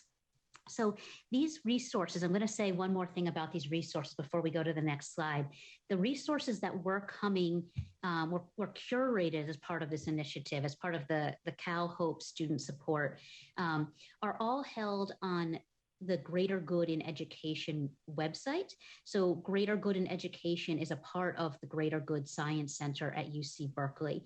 For anyone that wants to check out Greater Good in Education, the URL is GGIE for Greater Good in Education .berkeley.edu. And the resources there are not behind a firewall. They're there for everybody. And you can just browse and see the kind of practices that are there intended to be put right into practice. But specifically, if you'd like to see the modules that were created for this initiative that speak directly to the needs of people in California during this critical period, you need to log in. So you just create a quick user profile. And by nature of you being a resident of California, you have access to all of these modules. So that could include educators, parents, young people themselves, whoever would benefit from this information. So I want to make sure you know that that's available to you. Also on that website, again, ggie.berkeley.edu, you'll find that you could register for courses. And if you are a California resident, the SEL Basics course, the Social Emotional Learning Basics course, is also available for free to you. If you need any help with that, just use the contact information on that website, and we can provide you technical support to get access to the resources we're talking about. So that being said, Brent, if you could advance the slide. Here are the modules that we went through in phase one. You can see that we started in February, really talking about adult self-care, thinking that in order to do this work, we needed to start with the adults and make sure that they were ready to heal from their own traumas of the pandemic, cope with their own ongoing stress, and then think about how to model resilience and support resilience in others. By March, we were talking about a culture of belonging.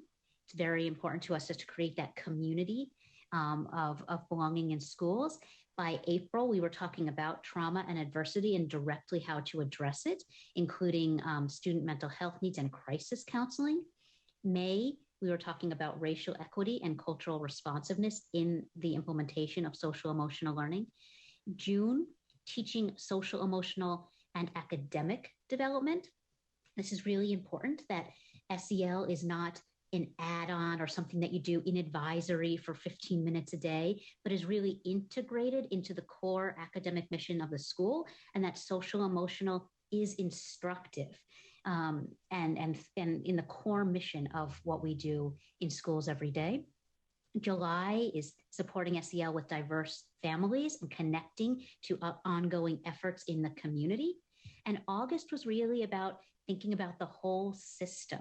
When we think about how to integrate with MTSS, when we think about how to integrate with our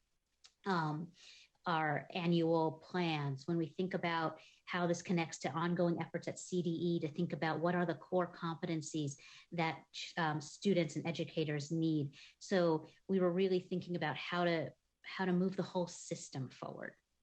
Okay, next slide.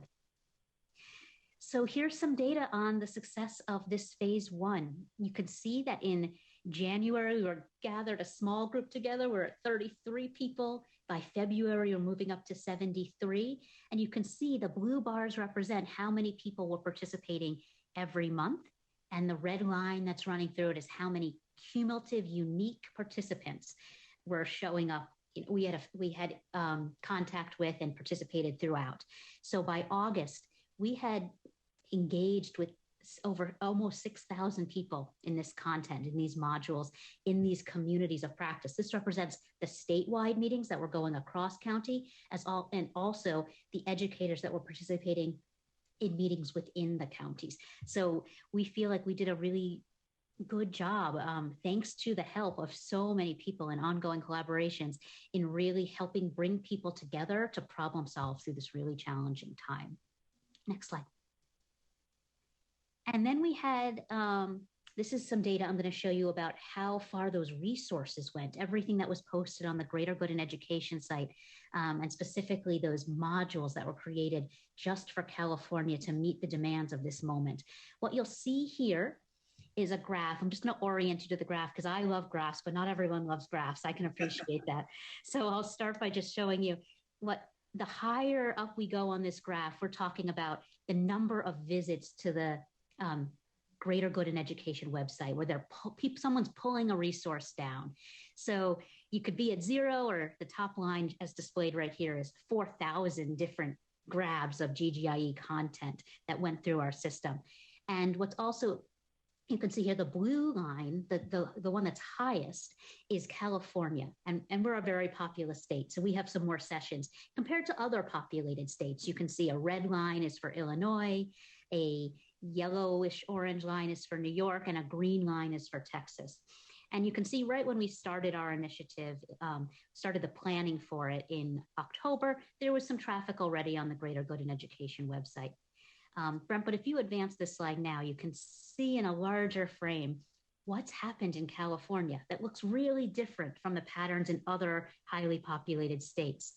You could see winter break, everyone took a big deep breath last year to try to make it through in the winter of 2020. And then we started these community of practice meetings.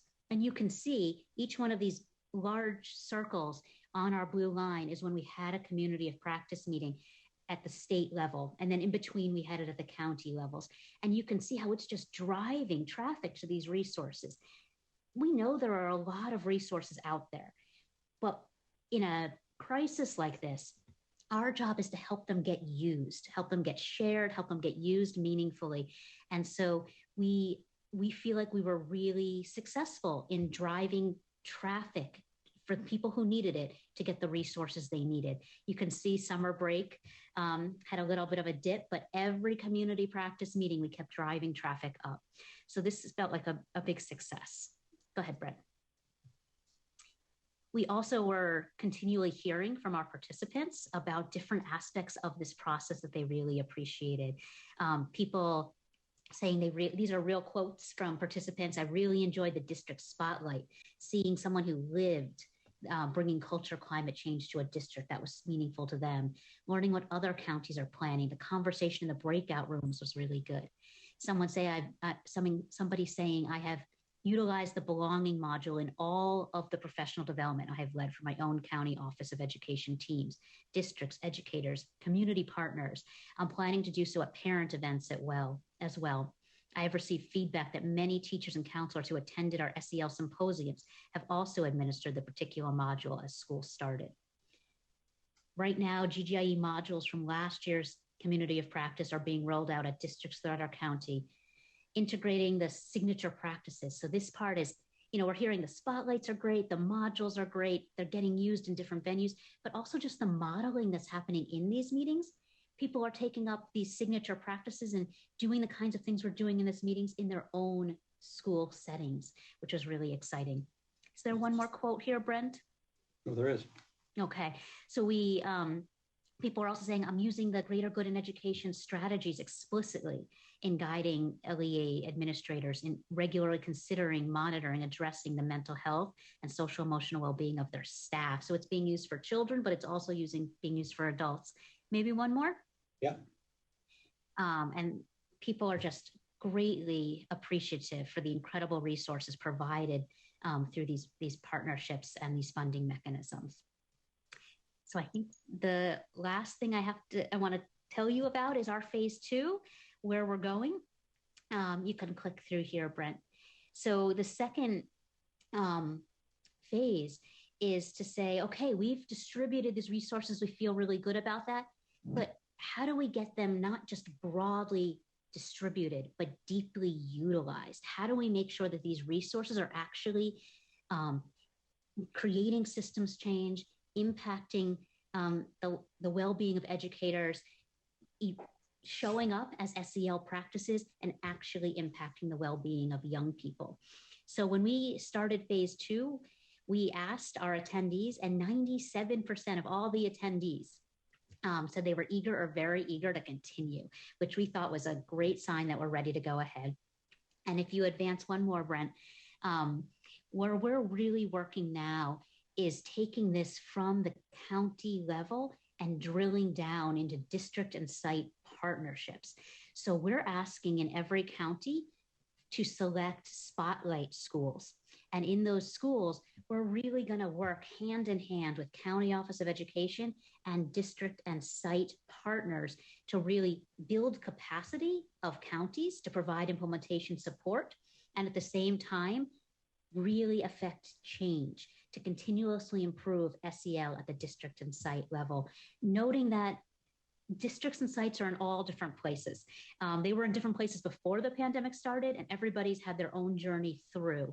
So we really just want to meet districts and site where they're at, meet those needs, and help counties have the capacity to really contribute to solutions. So that's in taking the district and building district and site capacity to implement SEL practices and contribute to well-being.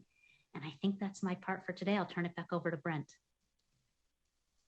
Thank you, Valerie. Always appreciate hearing you go through those slides. Yeah, and so just building on what Valerie said, and hang in there with us. We've just got a couple more slides, and then we'll get into some conversation. We'll answer any questions or try to answer questions you have and get into some discussion. But as Valerie shared, we are moving into phase 2 of this work. And I want to point out again that when the funding came in from FEMA, we thought that this was going to be kind of a 9-month sprint, right? That we were going to have this opportunity to bring the county offices together to really do some level setting and some capacity building. And when this additional funding came out, we said, okay, well, what do we do next? And as Valerie shared from the slide before, we want to go deeper. We want to continue what we were doing before. We're not going to drop the idea of building the capacity of our capacity builders. That will continue. Monthly meetings will continue. But those monthly meetings will start to shift in us as a community of practice supporting each other in supporting the schools and districts in our county to really take on this work of social emotional learning and to really be kind of deep thought partners with each other on this. And so on this slide, you'll see that idea of moving from the idea of a sprint where we had 9 months, where we can really start to stretch our legs and think about this as a marathon where we can go deep. And we've got 3 years to do that. We're very excited about that.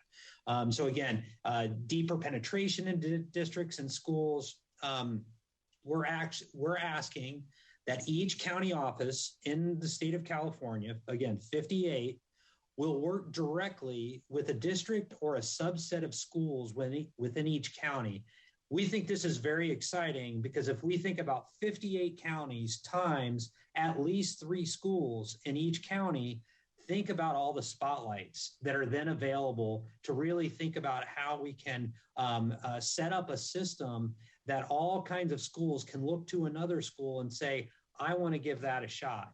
And so we've really got this idea of spotlight schools going on.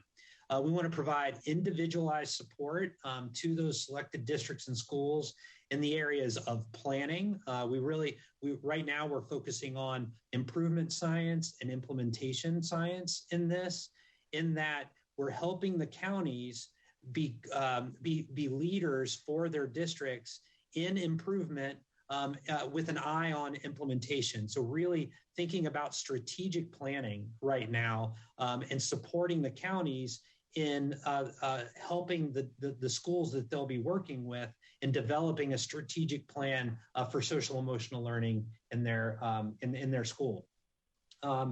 And then we'll move to implementation. Once those strategic plans are developed, the counties will be thought partners. They'll stand shoulder to shoulder with those schools and districts to be a lead facilitator and a supporter in the implementation of those SEL plans.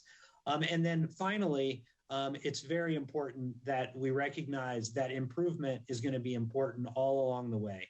We need to think about a cycle of continuous improvement in this. We know that not everybody is going to get this. Well, actually, probably nobody is going to get this exactly right the first time. How do we support that idea of continuous improvement and making that really a part of the work?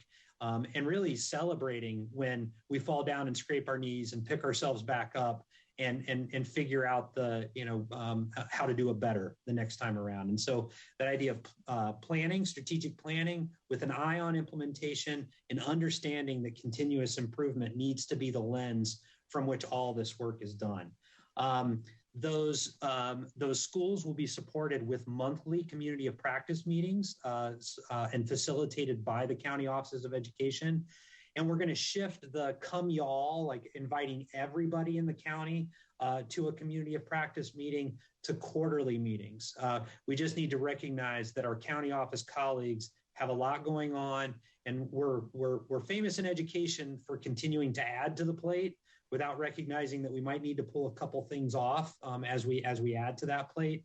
And that's what we're recognizing here is that if we're going to do this really deep support in a few schools in each county, we need to back off on those monthly community of practice meetings. But we think that quarterly meetings will still meet a lot of needs across the state for this.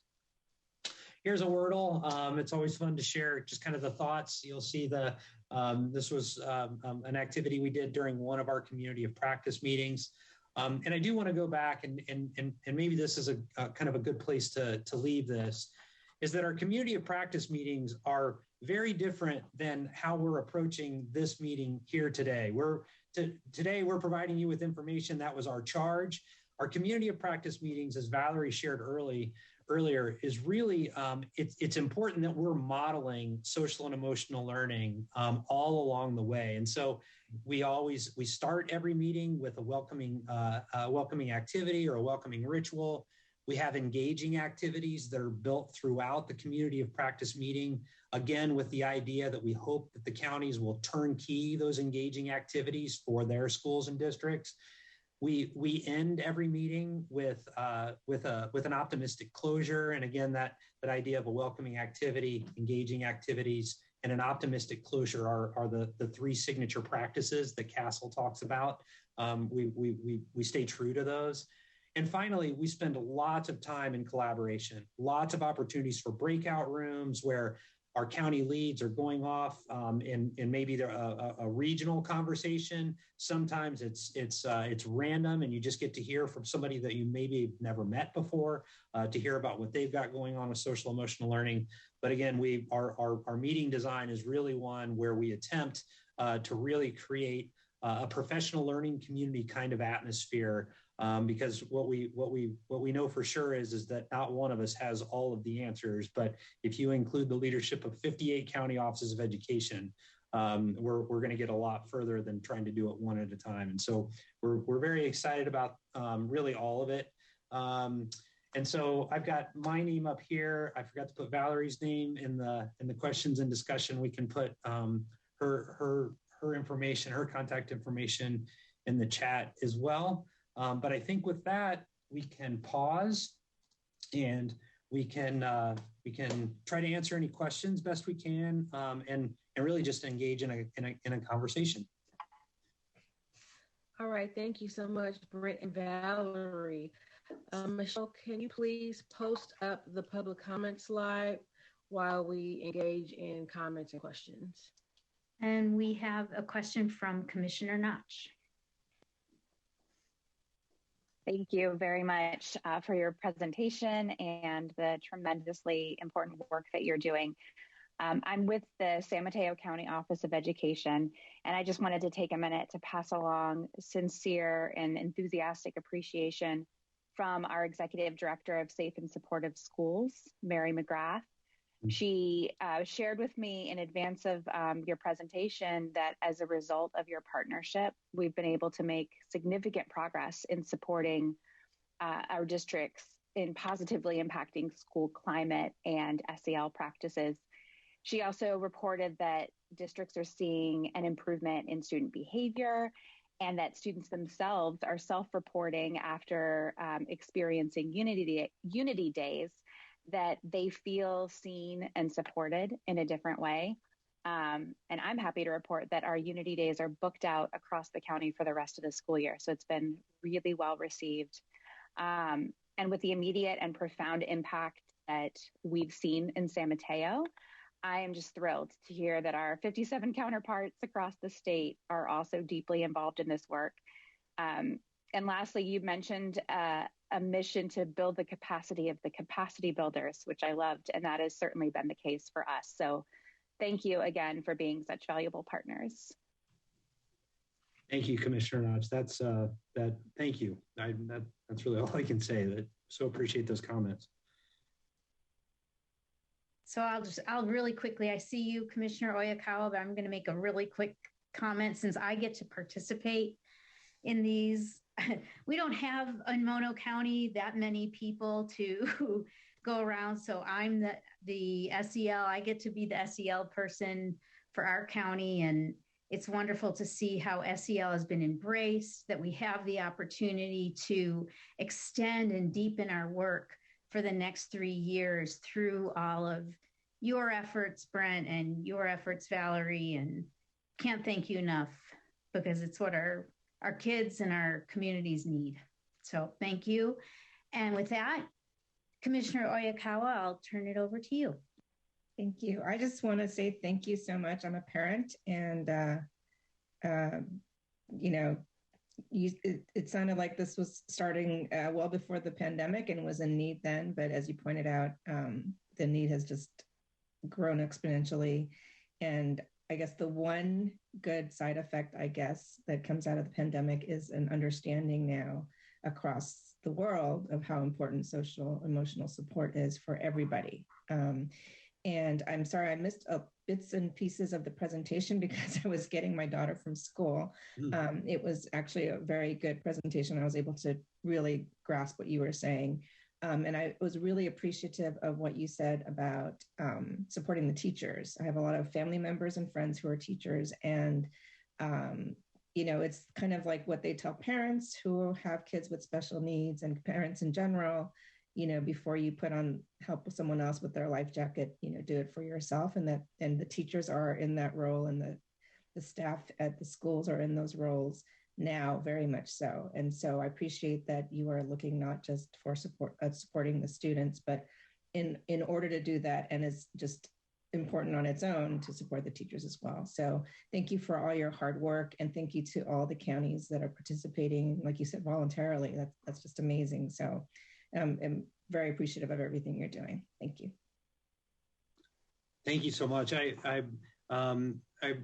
The 6,000 educators that Valerie shared in one of those graphics, and while we're not there yet in being able to dig down to the student level and impact, but I like to do a little back of the envelope map on that. But if you take 6,000 educators in California, and I would expect that those 6,000 educators, each one of them would represent at least 30 kids, right? Like, I think that would be kind of the floor that you're talking about. If you take 6,000 educators times 30 kids, that's 180,000 kids. Now, that's well short of the 6.2 million, and our goals are much loftier than 180,000 kids, but we think we've got a good start. And so when you're talking about picking your kiddo up at school, we hope that every parent in California, and again, the equity piece is really important in all of this as well, that every parent will be able to see a difference. We'll be able to not only see a difference in their kids, but the way that the school operates, how teachers are supporting each other, supporting the kids, how principals are standing out on the curb each morning and welcoming in families and having their own approach to a welcoming activity to start each school day. So thank you for bringing it back to the kids, because it's just so critical in all of this, and that's what it's all about. Okay. Commissioner Winlock, please. Thank you. Brett and team, I just want to really acknowledge the work that has been done, the collaboration that was needed to put together to kind of deal with the situation. I haven't seen this kind of collaboration and work and leadership well, I won't say in years, but I'll just say that for right now, what you have all done in organizing how you are going to make sure that we're going to address an issue that we're going through the collaboration, the partners, the involvement to that is brilliant. And I just want to acknowledge that. And it is very, very, and on top of it, we just heard that it's impactful into actually dealing with the situation. So I just wanted to make sure that's known. And really, I really want to acknowledge the work around this. It's just incredible. Thank you, Dr. Winlock. Commissioner Topalian. Thank you. Thank you again. As everyone else said, I think this is really important. You guys have put a lot of time and energy in just aligning, right? We've heard that before today, just aligning and collaborating, making sure that everybody works together as a system rather than in silos. This is what we've been trying to do with our mental health committee as well, trying to focus on how do we all work together so we can service our students who are that's the reason we're here, to service them. And I think it's great that you see the schools as wellness centers and how we could all partner together to be able to advocate for them and for their needs in such a timely, situation. But I think it's great. So thank you. I can't say anything except thank you. Appreciate it. Commissioner Topalian. And one thing that I think it probably came through in some ways in the presentation, but with 58 counties in California, there are 58 very unique contexts. And it's important when you think about going from maybe San Diego up to Del Norte County in the north part of the state, everybody has a very different starting line when it comes to social and emotional learning and really everything. I mean, Superintendent Adler, you were talking about your experience in Mono County. Of course, that's going to be very different than Sacramento County or in Los Angeles County. And we think that that's a really important part of this, is that each county has a very different starting line. Some are in similar places, but I think if there are 58 counties, there are 58 very unique starting lines here. And we need to recognize that. And we think that the community of practice model helps everybody learn from each other in a way that they can embrace that start line wherever they are and learn from each other. So anyway, Commissioner Topalian, just appreciate your comments there, and really just wanted to point out again the diversity of the state and the unique context as you move across the 58 counties. Commissioner Sorter, did you have a comment or a question? Yeah, I just wanted to quickly comment on the website and the modules and workshops. I like that you had an audit-free option for educators, right? So if for some reason their district or they couldn't get it, they could go for free and build their own capital. So that was awesome. And I didn't know where you were. And again, I just quickly looked at the website. If you had parent training modules started or available, and if those would be free, and also if those would be in another language being offered, maybe that's just down the road. I'll turn that one over to Valerie. Yeah, I can speak to that. Greater Good in Education thus far, through separate initiatives, does have parenting resources, but they go through sort of intermediary units, social service organizations, nonprofits, folks who usually do parent training and parent support. They have not at this point created anything that's direct to parents, and that we've kind of conceptualized that the county offices and districts, as they get these resources, can use them with parents, much in the way that other intermediaries are using them with parents. But we haven't really thought about, aside from general resources, having parent-specific resources. We have some kind of really great work in the modules about how to work with parents and to think about their roles in schools, all the way from like parent involvement to like family driven, and how can we really affirm the role of families in school. So we've thought a lot about families, but in all these sorts of different ways and pieces that I think we could be more intentional about giving direct resources. I am a parent too, and we need a lot right now, just like teachers need a lot right now. So I think we can take your note and see if we can do more with that going forward. I also wanted to add to what Brent was saying about how all the different counties have different starting lines, and just also acknowledge that all the different counties will have different finish lines. And by finished, I don't mean that the work is done, but it's been really amazing to work hand in hand with the different counties and see what their goals are for social emotional learning and how that looks different. Some focusing on adult SEL more than school climate, and some more on school climate than child well-being, and some more at tier 1 and some more at tier 3. And then it's all the more rich hearing from all the different counties, but appreciating that there is not going to be a one size fits all, and that some regions really will think about, we call this different things too, character ed and social emotional learning, and that's all okay as long as kids well-being is at the center. We've really tried to support people on their own journeys. And just piggybacking on what Valerie was saying, Commissioner Swarter, going back to those the modules that you were referencing and the support for families and communities, and that I'm looking back. Let's see, July was when we really focused in on that module called Supporting SEL with Diverse Families and Communities.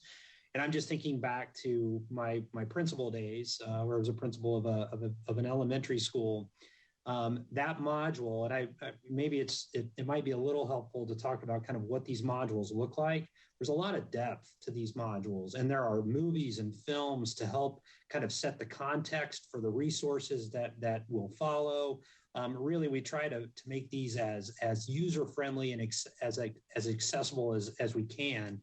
And if I were a principal in an elementary school right now, I might take that Supporting SEL with Diverse Families and Communities and have that be a part of my staff meeting once a month or something, where we would have a leadership team at the school that could really kind of dive in on this. And those are the sorts of things that we're hearing about that's happening around the state.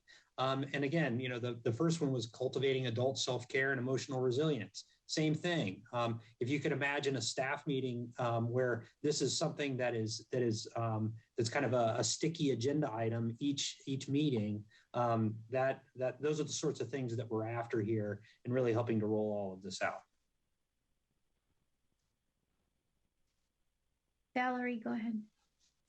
I was just wondering if it would be helpful for me to share my screen and show you where those modules are, if we have time and if that's of interest. I didn't want to leave anyone hanging if they couldn't find the very things that kind of are at the center of this.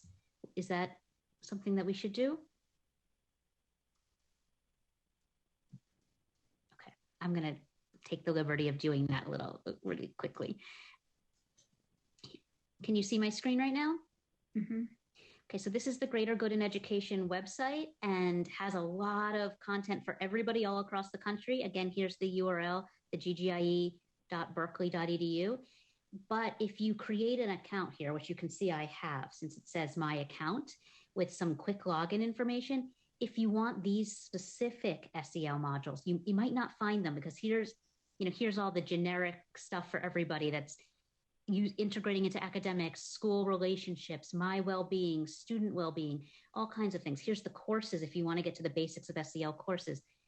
But it's up here, this California Social Emotional Learning, where we have these 6 topics. So if you want to go into this, I'm sorry, I'm having trouble pulling it down, but the family engagement piece, you click there, and here you can see what it is, why it's important, how to do it, and all the rich exercises that we were talking about. So I just wanted to make sure that folks had some navigation support if they wanted to check this out further. Thank you. Commissioner Estes? Yes, I just wanted to say thank you for all your work. This is very, very, very hard work. So I so appreciate it, and it's absolutely so necessary. One of the questions I have is you were sort of talking about, every county is at a different place. They will end up at a different place, and they're prioritizing maybe different goals in their work at this time. And I'm just wondering, are you capturing that, and is that incorporated into your website somewhere? Those sort of goals that they're working towards in each county. So I'll take a first stab at that, and then I'll pass it off to Valerie. And again, UC Berkeley has really, in terms of the data collection and really the collecting information through surveys and different things, UC Berkeley has just been an incredible partner in all of this. So the answer to that is yes, we are collecting these things. It happens in a multitude of ways. We have ongoing reporting that happens where the counties are reporting on their goals, how things are going, and that's coming in through kind of a standard quarterly reporting kind of structure that you might think of with any other grant. But there's so many other pieces that are happening. We just sent out, as an example, a survey specific about readiness that we'll be engaging with our community of practice during our February 15th meeting, where we're trying to get a better understanding of the readiness of the county offices of education to start with, but then having an eye on helping the county offices of education turnkey that survey, that resource that we're providing to them to get information about where they are in their journey, to also take that and push it into the schools that they'll be working with to understand where they are in terms of readiness. And so when we talk about the starting lines, that was one of the things that we were talking about earlier. To understand the starting line, you got to know where people are in their readiness. And so all of that is being collected. And I think we're up to maybe 60 or 70% of the counties have reported on where they are. And these are really very reflective questions where we're asking not just one person to engage with this survey, but that you pull a team together from your county office of education and engage in the questions together, where you provide one response, but there's a team that's providing that response in terms of their readiness. We're trying to do all of this in teams as much as we can. So that's an example. And then all of those survey results, that comes back to us, which helps inform the community of practice as it's ongoing.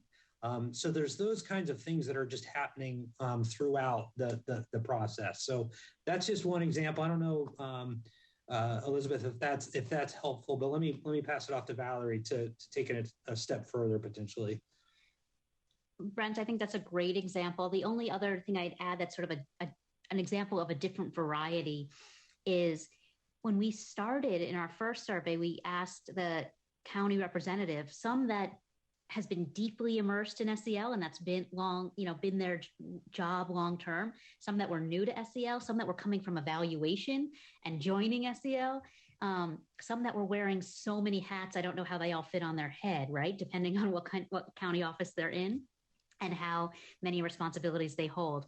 But we asked them, also, what's happening already in your county for SEL? Because I think it's so important to acknowledge that the starting line for this project, it's not building on a blank slate. Asking them, who are your local experts and resources? Who does this really well in your county? And some people didn't have an answer to that question, and some had a really long list. And so part of it was just mapping the landscape and the resources in different counties, not only to reflect on how much you know and how much you don't know, to think about where you could get that source of information, but also to build on on strengths, what's already there, and to be a sort of a way of thinking about progress, in that continuous improvement doesn't mean that all these needs are going to go away. As Brent said, it's going to take at least 9 years to even just reset from the pandemic. But just recognizing that there's a lot of improvement already happening just by knowing who you can call in your community to spotlight and to be a model or to be a demonstration classroom and to spread their success broadly within your community.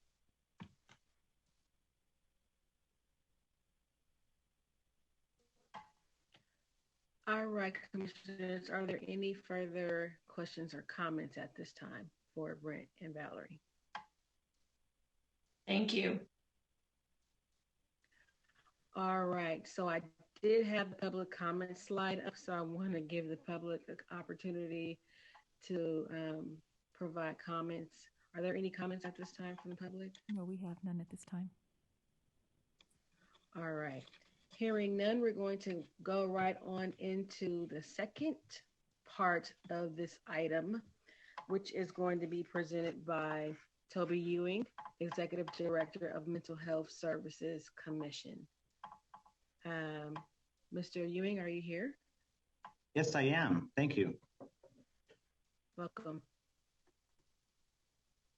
I just want to say it's been wonderful to hear the presentation from Brent and the team at UC Berkeley. The commission has been involved with helping to promote that strategy, and it's all of the comments that many of you shared. It's, you know, we too feel like that's just a tremendous example of the kinds of strategies that we can pursue if we can get folks to work in alignment and respond quickly, as has happened under the Cal Hope banner and some of the social emotional learning work that's happening through that project. But with that, thank you very much for the chance to spend some time with you today to talk about the work of the Mental Health Services Oversight and Accountability Commission. I'm the director of the commission. My name's Toby Ewing. I've been here about 7 years.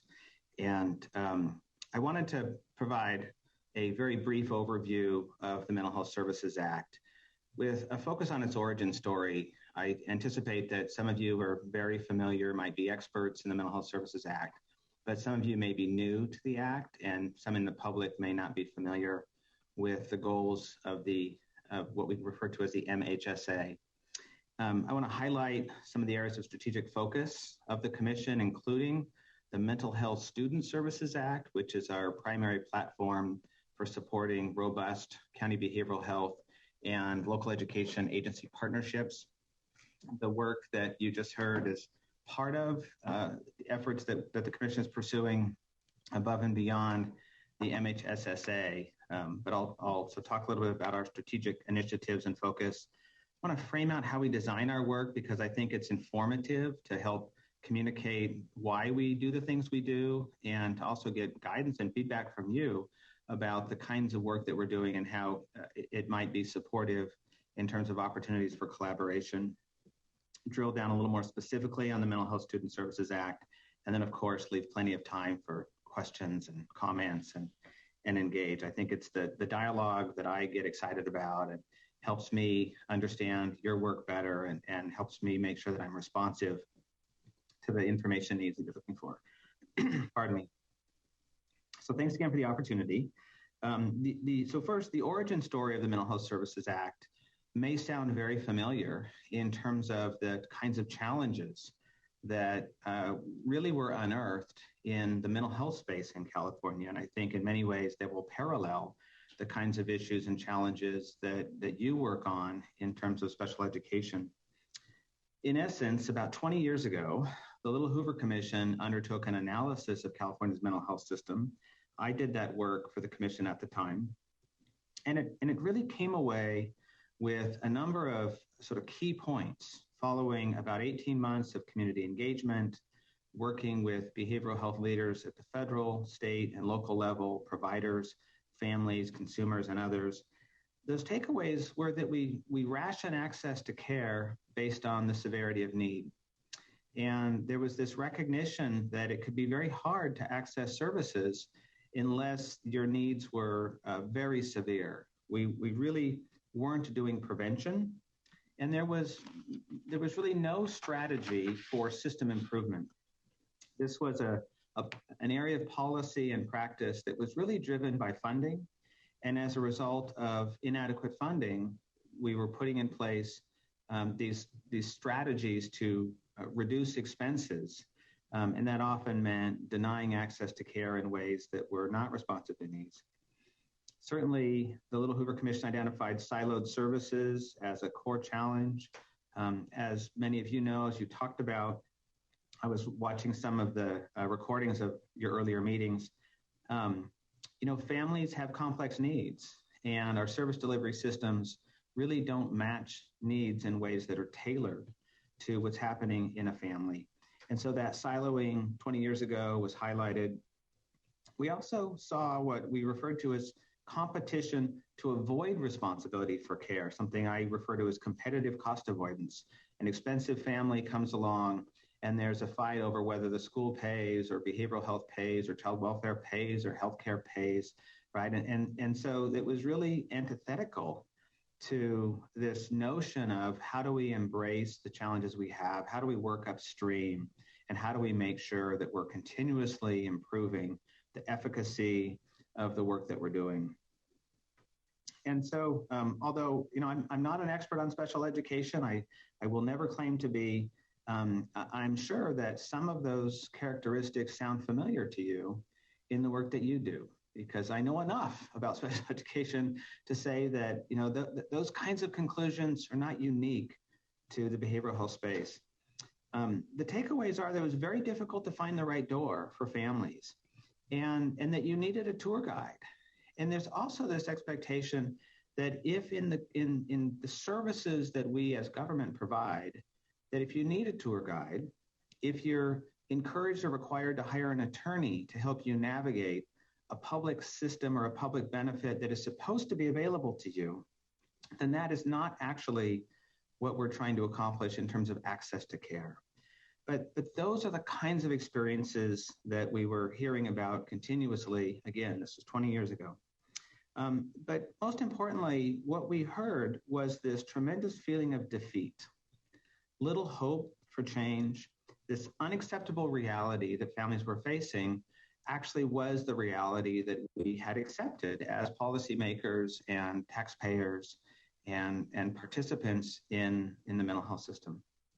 So in response to a series of recommendations, really driven by this notion of we can do better, a small group of enterprising leaders drafted Proposition 63, and it was passed by the voters as the Mental Health Services Act in 2004. And it did a number of things. It established the Mental Health Services Oversight and Accountability Commission for a couple of reasons. One, it wanted to bring together a diverse group of representatives, a diverse group of stakeholders, so mental health consumers, family members, educators, public safety leaders, practitioners, health system folks, business leaders, and labor, to say, if we can bring these voices together to identify shared values and shared opportunities, that we really can drive transformational change into our system.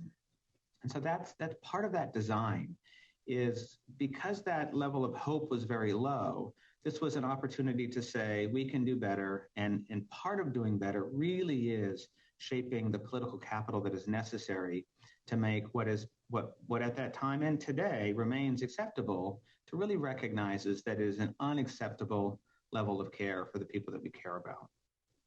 The initiative also established a 1% tax on incomes over $1 million, taking a cue from Prop 10 that established the first 5 commission. And this year, that 1% surtax is estimated to generate about $3.8 billion.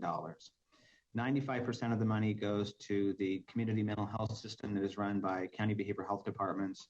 5% is set aside for state operations.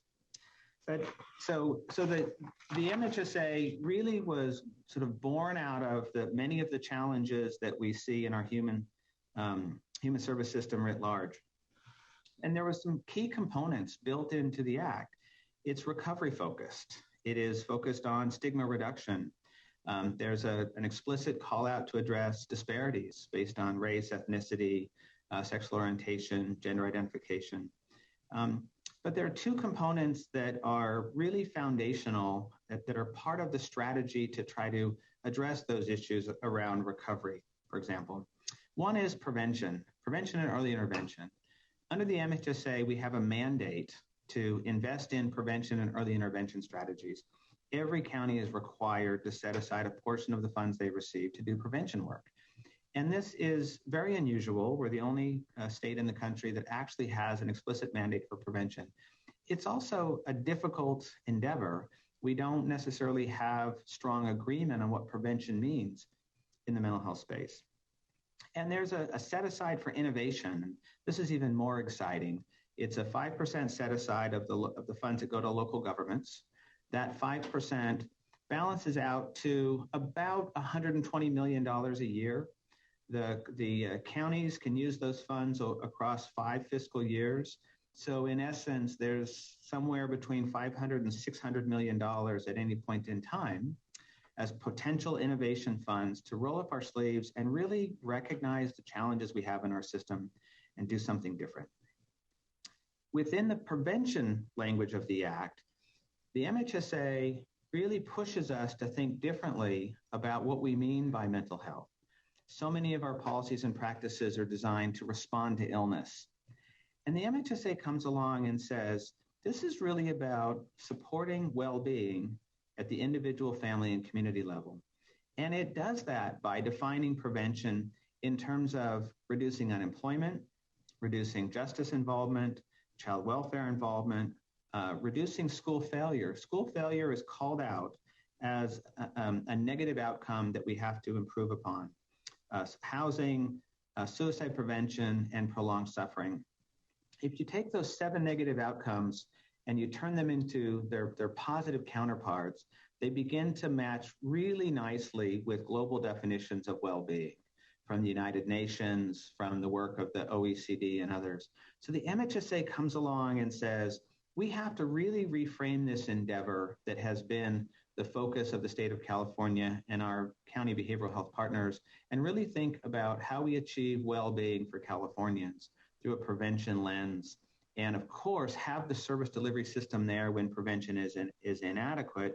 And on top of that, make sizable investments and strategies to continuously improve. We're an advisory body, much like you are, in that we advise the governor and the legislature. All right, so that's the origin story. I wanted to sort of, give you some things to think about in terms of the funding level, the opportunities for prevention, the nexus with education, the nexus with helping young people have the foundation for success in terms of housing and employment, avoiding criminal justice, avoiding child welfare. So just want to highlight some areas of strategic focus. The commission is really trying to build our work around this notion of transformational change. We recognize that we can't pay our way out of the challenges we have with the service delivery systems that we have. There's not enough money in the world to simply respond to behavioral health needs through the existing service delivery system. And so it's going to take much greater investments in prevention, much greater leveraging of partnerships, improving understandings of the drivers of trauma and other needs that are leading to the bad outcomes that we're seeing in our communities, like homelessness, criminal justice involvement, large numbers of people in state or otherwise locked mental health institutions. And it's going to mean we have to think differently about how we engage diverse partners, particularly how we engage the community in both defining the problems that we see as well as the opportunities that we have to address them. I just want to highlight 3 areas that are part of our strategic plan. And so you heard Brent Malicote talk about schools as centers of wellness. So, the commission has identified school mental health as a prime opportunity to reach and serve children, families, and neighborhoods. We recognize that schools are often the most trusted public entity in a community, and we can leverage that. They're also from, Blythe in the south to Del Norte in the north, that among all of the public agencies that we have in this state, our schools tend to have the greatest reach and the greatest opportunity, particularly the breadth of the kinds of work that they do to support children, youth, and families. Our second area is really on prevention and early intervention with both public and private resources. And that's part of that comment about we can't simply put more money into a system that we have today and expect to get population level outcomes that we hope to achieve. And the third I want to highlight is we also recognize that the workplace is an important opportunity, that if we recognize that schools are how we can reach children, the workplace becomes a really important opportunity to reach adults. And that includes understanding that the caregivers that are so important in supporting the needs of children also have mental health and behavioral health needs that we need to be aware of. And so the workplace becomes an important element of a prevention strategy, an early intervention strategy, and including, I would say, how we think about special education programs in terms of the kinds of support that we have in our communities for the kids that we're serving. I hope that wasn't a cue for me. If it was, I'm not sure what that meant. All right, so how do we do this work?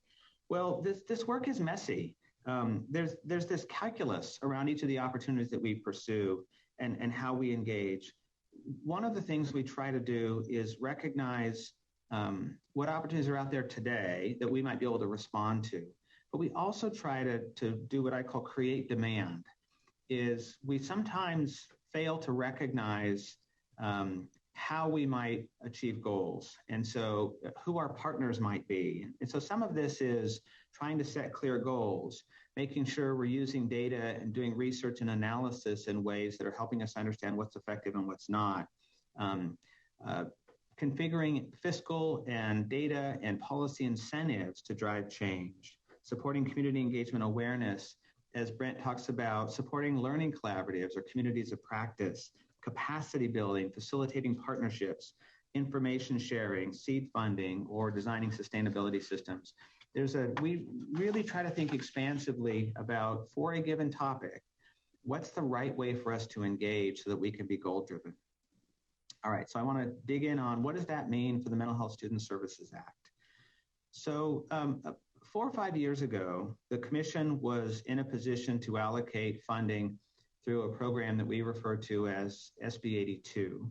And it is funds that we make available to county behavioral health departments to strengthen their system of care with a focus on crisis services. So it's to try to make sure we have the right level of crisis services in a community. But at that time, the Commission was working on a school mental health report, and the Commission elected to set aside about $20 million of those funds to say, hey, we'll give these funds to county behavioral health departments, but only on the condition that you bring a local education agency, one or more, in as a partner. We wanted to incentivize stronger relationships between behavioral health and LEAs.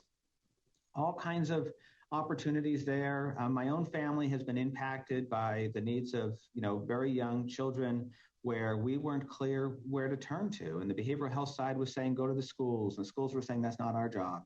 And so, all of the commissioners were well aware of those kinds of challenges. So we stepped back and said, we will give you these funds if you develop a partnership. Very flexible in what that partnership needed to do with the funds.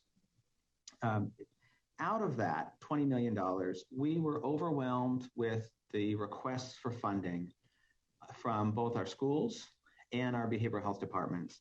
And so the legislature followed suit and passed the Mental Health Student Services Act and provided additional funding a couple of years ago and then last year. And so we currently are funding 54 projects. So projects in 54 of the 58 counties. We have 4 counties that for a range of reasons are not in a position to participate at the moment, but we're still working with them. And we see lots of challenges in terms of rolling out these partnerships. And the work that you heard earlier today is kind of part of that broader initiative. But we have challenges in staffing. How do we make sure that our local community partners have the staff with the expertise, with the language and cultural competency skills necessary to support the young people that we care about? We have challenges around programming. This is a grand experiment. It's a pilot in many ways. We don't see this as supplemental funding. We see this as an investment in understanding what works and how to deliver that in a way that is effective for the communities that we serve.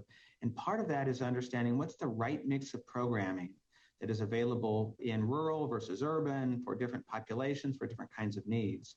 We know a lot about what works, but it's still very difficult for our local partners to know what that mix should be. And our third issue is fiscal sustainability.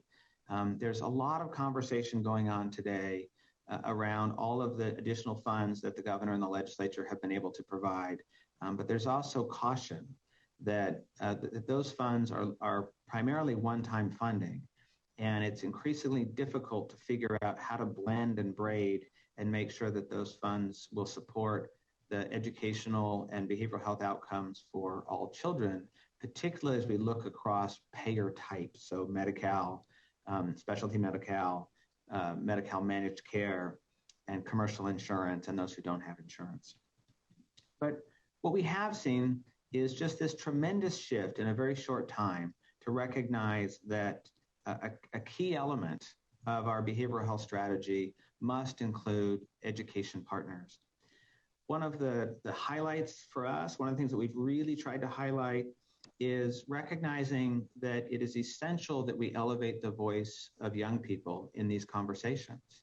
That, you know, part of the mismatch we see in the efficacy of care comes from the idea that we're not necessarily engaging young people soon enough, often enough, and with the improved level of intensity. Sorry, my lights have gone out.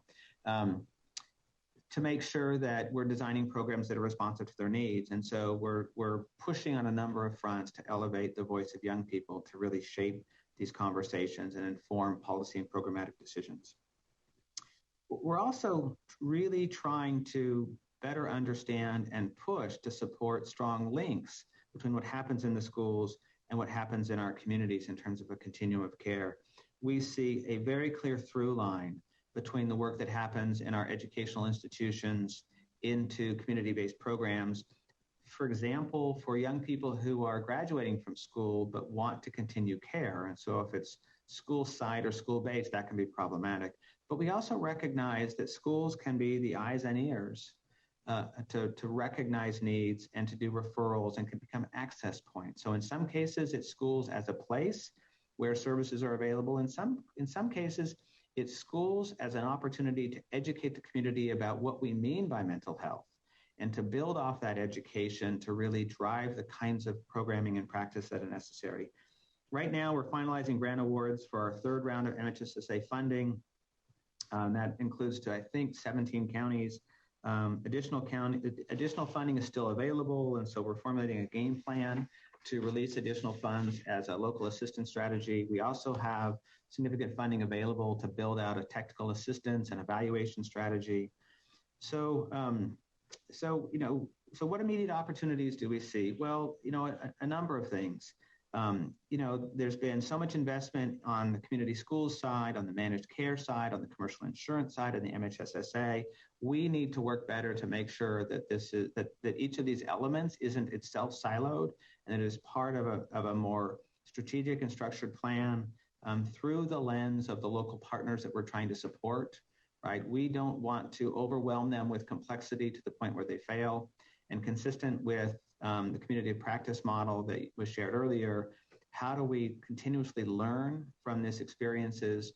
So although we recognize that not every dollar that gets spent will have the impact that we're looking for, we need to be better off and better positioned at the end of this grand investment to make sure that we're closer to being able to deliver care to the young people we need in ways that are clear and compelling and easy. I testified before the legislature in December, and I was asked a question about what's the difference between effective programming and scaling and something other than that.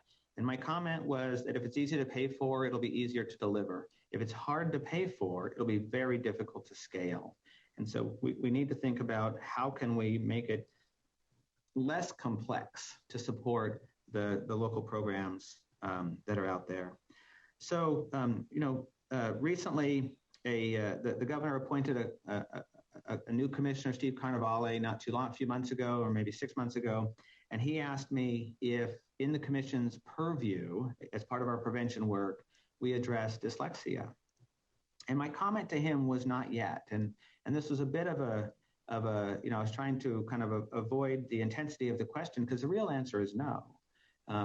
But the appropriate answer is to recognize that if we recognize that the MHSA says prevent school failure, then we need to think much more expansively about the kinds of pathways we have to support young people.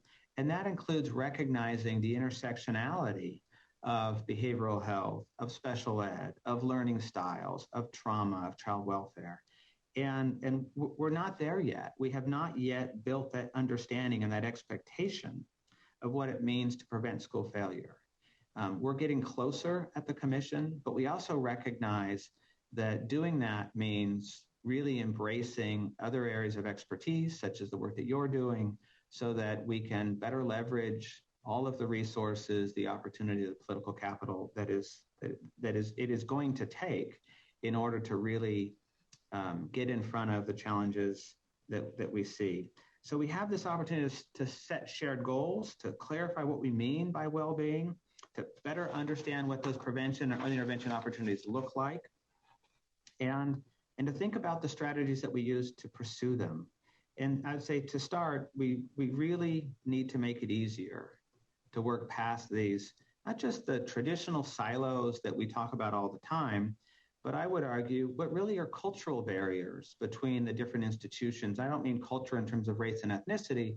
I mean culture of government, culture of governing, the sort of the intellectual models that we use that often constrain our ability to see opportunity on the other side of the fence. And I just want to say that, remember my initial comments that we are too often diagnosis driven as a way to ration access to care.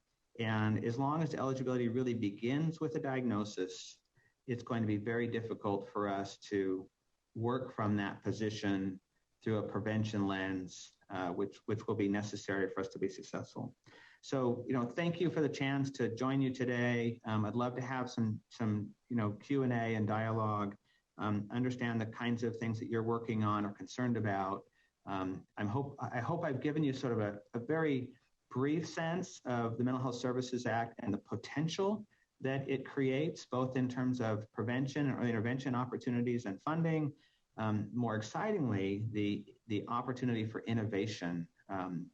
Part of our work is to expand awareness of what this opportunity is so that we can strengthen the ways in which we partner with other communities of practice, institutions, and organizations. So thank you very much. Thank you so much, Toby, for that detailed presentation. Michelle, can you please put the public comment slide up? And then I'm going to open up the floor for commissioners. Commissioners, are there any comments or questions at this time for Toby? Commissioner Hamilton?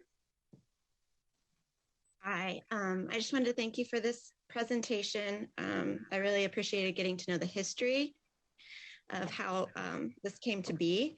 And you also said a lot of things that really resonated with me as a parent of a significantly disabled child. And the things that have been exacerbated during this pandemic in terms of support, mental health, the struggles that have been there but have gotten worse over the last few years. And I just wanted, you also talked a lot about partnerships and working together on this continuum of care.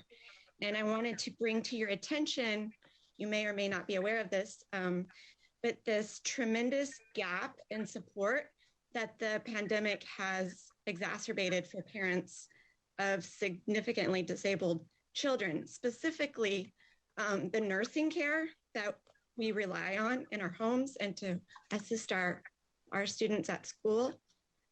There was already a shortage prior to the pandemic, but now, as you see, the COVID clinics, the testing, the vaccinations, more businesses requiring testing, so many more opportunities for nurses with higher paying jobs that are moving out of home health care and situations where they're assisting in schools. And it's left a huge gap of support for families like mine.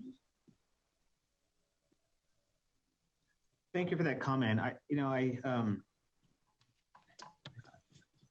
can only imagine. I mean, I don't have that personal experience, and I can only imagine those kinds of challenges as you raise them. My wife works in healthcare, and absolutely, we've seen, particularly for nurses, tremendous challenges as that profession has just been strained by both people leaving the field and the sort of the work opportunities and work demands, right? More nurses becoming traveling nurses, less stability, just, huge challenges. And again, it's a conversation we have every night when my wife comes home and talks about what's happening in the hospital where she works. She's she's a child life specialist, so she works with kids, but she works very closely with others in the medical community. One of the things the commission did when the pandemic first hit was to figure out how can we begin to do some kind of rapid response. And so, we were able to forecast these kinds of challenges, and, very supportive of the kinds of investments the governor is making in terms of workforce issues. But we also want to recognize, and I had a conversation with a journalist 2 days ago, that it's wonderful to talk about forest management practices, or how do we solve workforce challenges over the next 5 years. But what are we doing today for families like yours that are in this crisis at the moment?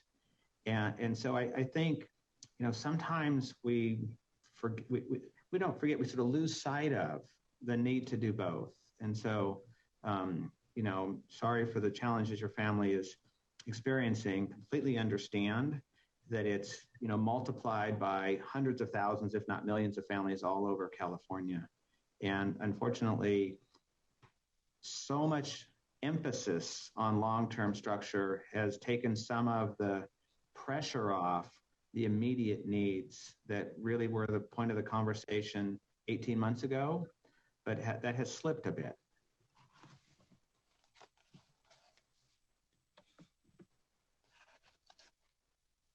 Okay, thank you. Commissioner Topalian. Thank you again for the presentation. And again, along the same lines of Brent and what we talked about during our mental health committee meeting, just the alignment, the collaboration, I think that's key, and about how we all work together. So it's fluid and we're speaking the same language. So parents are not, they're just receiving services for their child, and they're not just getting confused of what's happening. So the mutual respect and everybody having a part in the whole system. But also, to Dawn's point, I think there is, there's burnout. Educators are leaving, but there's also options. I could tell you from my district, we're one of the lowest paying in mental health in that sense. And people will leave because it's burnout and things happen. So education needs to be invested just overall, because we do have people that will work. But also part of the system is just paying them to do the work. Because there's so many options out there. So today I could get a job, tomorrow I could move across country because there's a better job with, $50,000 more. So I think having those options, but the working conditions in that sense, where there's resources, there's tools that people could pull out from their, toolbox and be able to implement right then and there. I think that's what it is. And I agree, they're timely. I mean, it has to be right now. Boots on the ground, we need to do this now because the kids are suffering and we see it before there's more trauma on top of trauma. And I don't know if that's something that we could help support or get policies and procedures going, because at the end of the day, we're going to have students who are in 5 years and 9 years, I guess what Brent was saying, it's going to get worse, and we're not going to be able to keep up with it as much as we want to. So I don't know if there's any suggestions of what we can possibly do right now and help with the investment, but that's just my thought. So, I'll share just a couple of observations. The state of California invested recently in, and I think Commissioner Estes may know more about this than I do, in the Family Urgent Response System. It's mobile crisis support in the home. And it was really born out of a recognition that when we take a child away from her parents and place that child in a child welfare system, that there was a too high rate of placement failure. And after multiple failures, these kids, they're smart. They're going to resist that. They're going to say, I don't trust you. You don't love me. This is learned behavior. So the proposal is, how do we actually surround that placement with resources on site? So we're not taking the child out of that experience, somehow trying to fix the child, put the child back in that placement, but how do we actually work to support that placement so the placement is successful? One of the conversations is, if we can invest in those kinds of strategies to support young people being successful in a child welfare placement, in other words, that family, even if it's a child welfare family, right, does that same model work for families that to keep people out of the child welfare system. In other words, could we design a family urgent response system to support all families in California as a prevention strategy upstream, right? Really trying to recognize that we can bring resources into the family tailored to their needs so that we can support the family's ability to be independent and avoid bad outcome like school failure, justice involvement, child welfare involvement in the first place, addiction, homelessness, all of the trauma-induced kinds of challenges that we see spinning off of that, right? So, I think that's a really important conversation that we should be thinking about, right? If we've designed these systems that have demonstrated a significant level of success, and there's still some evaluation going on, does that model lend itself even farther upstream from a prevention strategy for families that are not child welfare involved? The other opportunity that, again, this is all part of our effort to look at models or examples that are out there that might be scalable. Sonoma County, unfortunately, over several years, was hit by multiple floods and fires. And the kids in some of these schools were relocated multiple times. And so using federal, I think FEMA or SAMHSA money, Sonoma County set up a rapid assessment system with a guaranteed trauma-informed access to trauma-informed cognitive behavioral therapy. And it was available to every child who was assessed and met some threshold, not part of the traditional mental health systems, all run through the schools. And this really got us thinking about, is this a model? Should we be thinking about a disaster-based behavioral health response where we recognize that, the term disaster doesn't have to be a federally recognized disaster. It could be a divorce. It could be a relocation. It could be a fire or a flood. The state of California has a behavioral health disaster plan. It's actually, but it's not as operational as we'd like it to be. And I would encourage the commission to take a look at that and sort of ask ourselves, as we think about how we are responding to these traumatic experiences, and I'm using disaster here more as a vehicle to get us to think about how we respond to trauma, because disasters are these sort of official population level traumas, but this kind of trauma actually happens at the individual level all the time, right? We don't need to wait for another pandemic. We don't need to wait for a mudslide in Santa Barbara or a fire in Paradise to recognize that our young people are actually experiencing these kinds of impacts, especially today. A generation of children, mine and yours, right, who all have an adverse childhood experience that we didn't anticipate. So where do we look for those kinds of models that could be scaled? Part of what we recognize is we're actually not in that business. We have not been in that business. We're trying to get in that business of analyzing the kinds of opportunities that we have, figuring out what works and scaling them. Right now, it's kind of a everybody on their own, scatter approach, right? Rather than this systemic way of learning from our local partners, figuring out what works, and then scaling that across the state in ways that are effective. So, we'd love to work with you to figure that out. A couple of examples there, things that could be done right away, but more importantly, some examples of how we can put in place the right way to think about the opportunity so that it could give us some guidance over time. Thank you. Okay, Chair Hayes-White. All right, so I have a question. So we have a mental health subcommittee, and I think it would be a great idea if one of our subcommittee members, or perhaps anyone on the commission, would like to follow and or liaison with your commission. So my question is, when does your commission meet? We meet the fourth Thursday of every month, with the exception of June and November.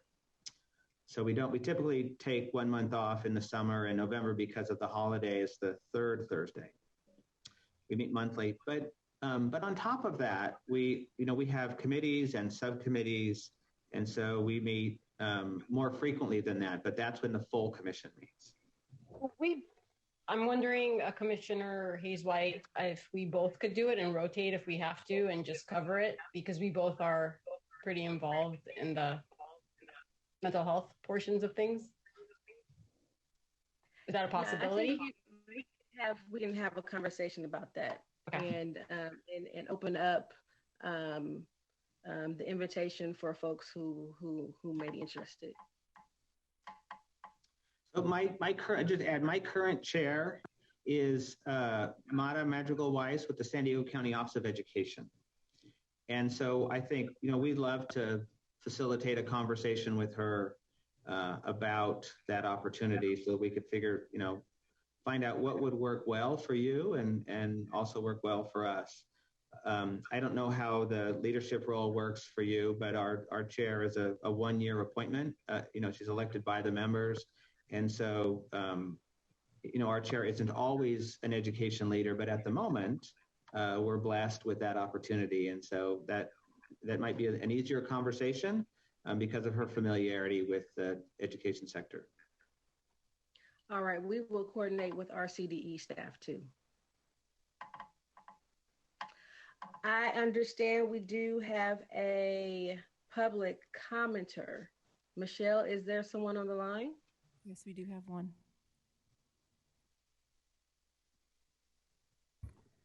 Good afternoon, caller. Please state your name and affiliation for the record.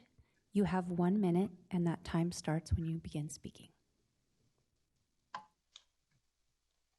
McKinley. Judy McKinley. I'm involved with learning disabilities, and Toby, thank you for addressing the issue of the fact that kids with dyslexia, specific learning disabilities, if not identified correctly and provided services, end up with mental health problems, and it ends up in causing dropouts. Anyway, thank you for making that comment. Absolutely. Thank you. Thank you, caller. Are there any other public commenters? No, there are not. Commissioners, are there any other comments or questions for Toby? Okay, we got one more.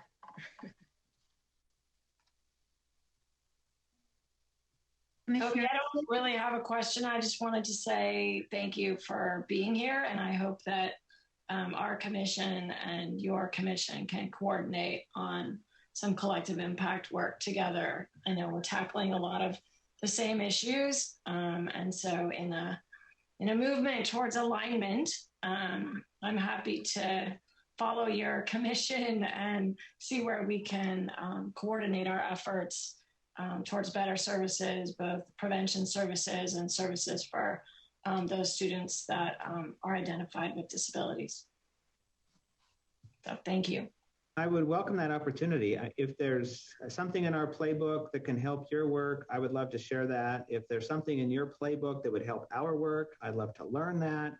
And then where there's overlap, let's, link up and push together. Sounds great. All right, thank you, Toby, for that detailed presentation. Hey guys, we have magically caught up to our time. So Michelle, let us take a 15-minute break so folks can rest their eyes and go to the bathroom.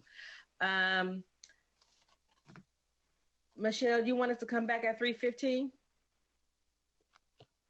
or a little earlier?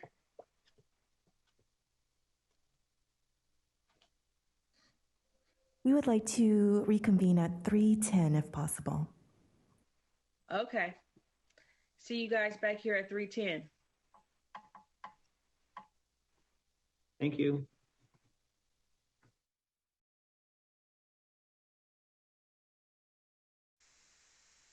All right, commissioners, welcome back. We're going to move right on into item number 7, California Commission on Teacher Credentialing Update. CTC staff will provide an update regarding new education specialist credential program requirements, COVID flexibilities, and recent commission actions. Welcome CTC consultants, William Hattrick and Sarah Solari. I now turn over the mic to you. Good afternoon, everybody. It's nice to see you again. We have some exciting updates to share with you today. I am joined by my colleague, Sarah Solari Colombini, and we primarily work with the special ed educator programs in California at various colleges, universities, and school districts. I believe Sarah is going to share her screen if maybe she needs permission for that. I'm just trying to right now, so let's see. And let me do the slideshow. Can you see the slideshow now? Yes, but it's showing the notes slide too.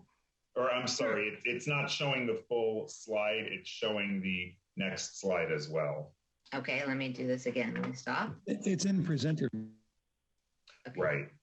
Right, let me do it again. Sorry. Share screen.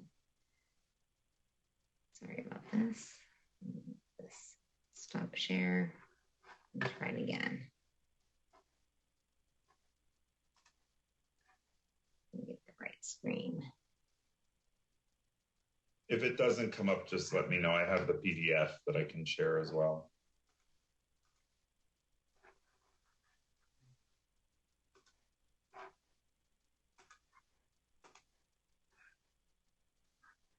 Okay, how about now? Great, thank you.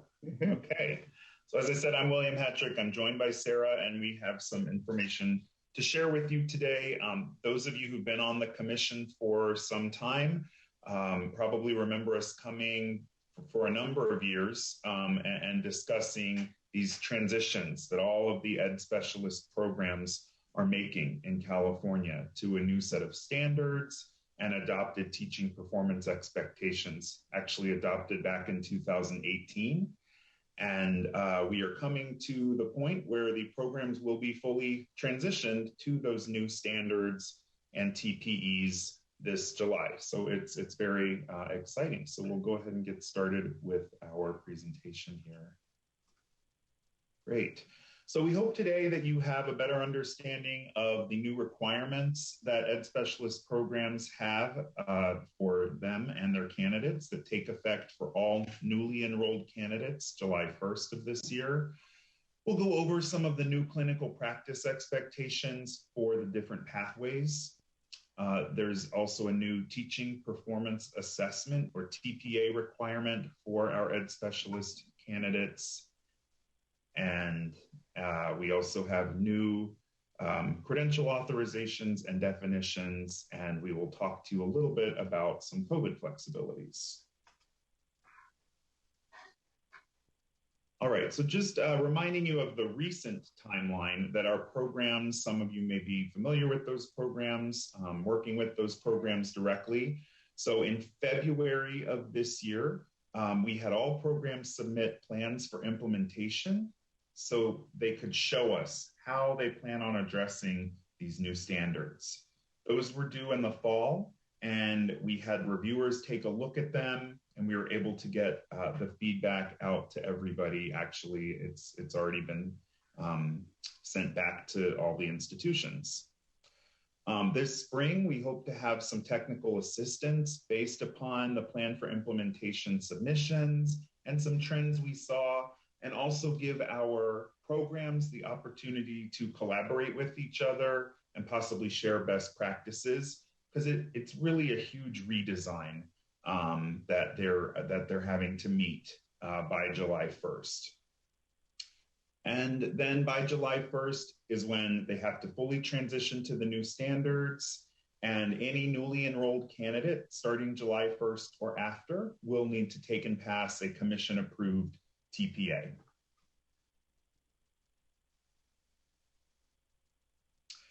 All right, I'm not sure what your access is to these slides, but we do have what we call a program sponsor alert that is hyperlinked there that really dives into more details about the transition process that's been taking place. And this slide just touches on some of the big idea changes. So in the new Ed Specialist program standards, there's one set for all 5 preliminary credentials.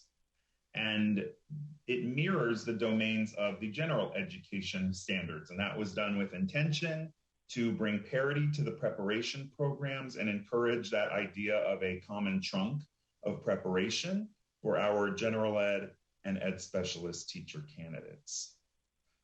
Then the uniqueness of each credential comes in with respect to the TPEs. So each of the 5 specialty areas has its own unique set of those TPEs.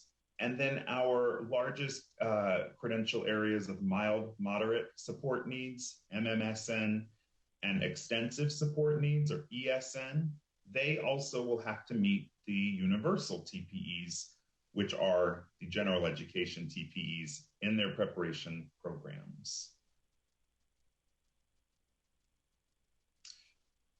Okay, we've got the authorizations linked there. So the new authorizations are expanded to include more federal disability categories. So there's much more overlap between the 2 new mild, moderate, and extensive support needs credentials. And that was done intentionally with more of a focus on a student's individual needs and where they can best receive services in the least restrictive environment, regardless of what their disability might be. Right now, we have more of a piecemeal approach where if you have this specific disability, only this teacher can work with you. So part of this new authorization looks to remedy that some. The new early childhood special ed authorization has been expanded. So teachers getting the new credential starting next year will be able to teach birth to kindergarten. This includes TK and also includes the disability category of orthopedic impairment. Right now, ACSE teachers are limited to teach birth through pre-K only.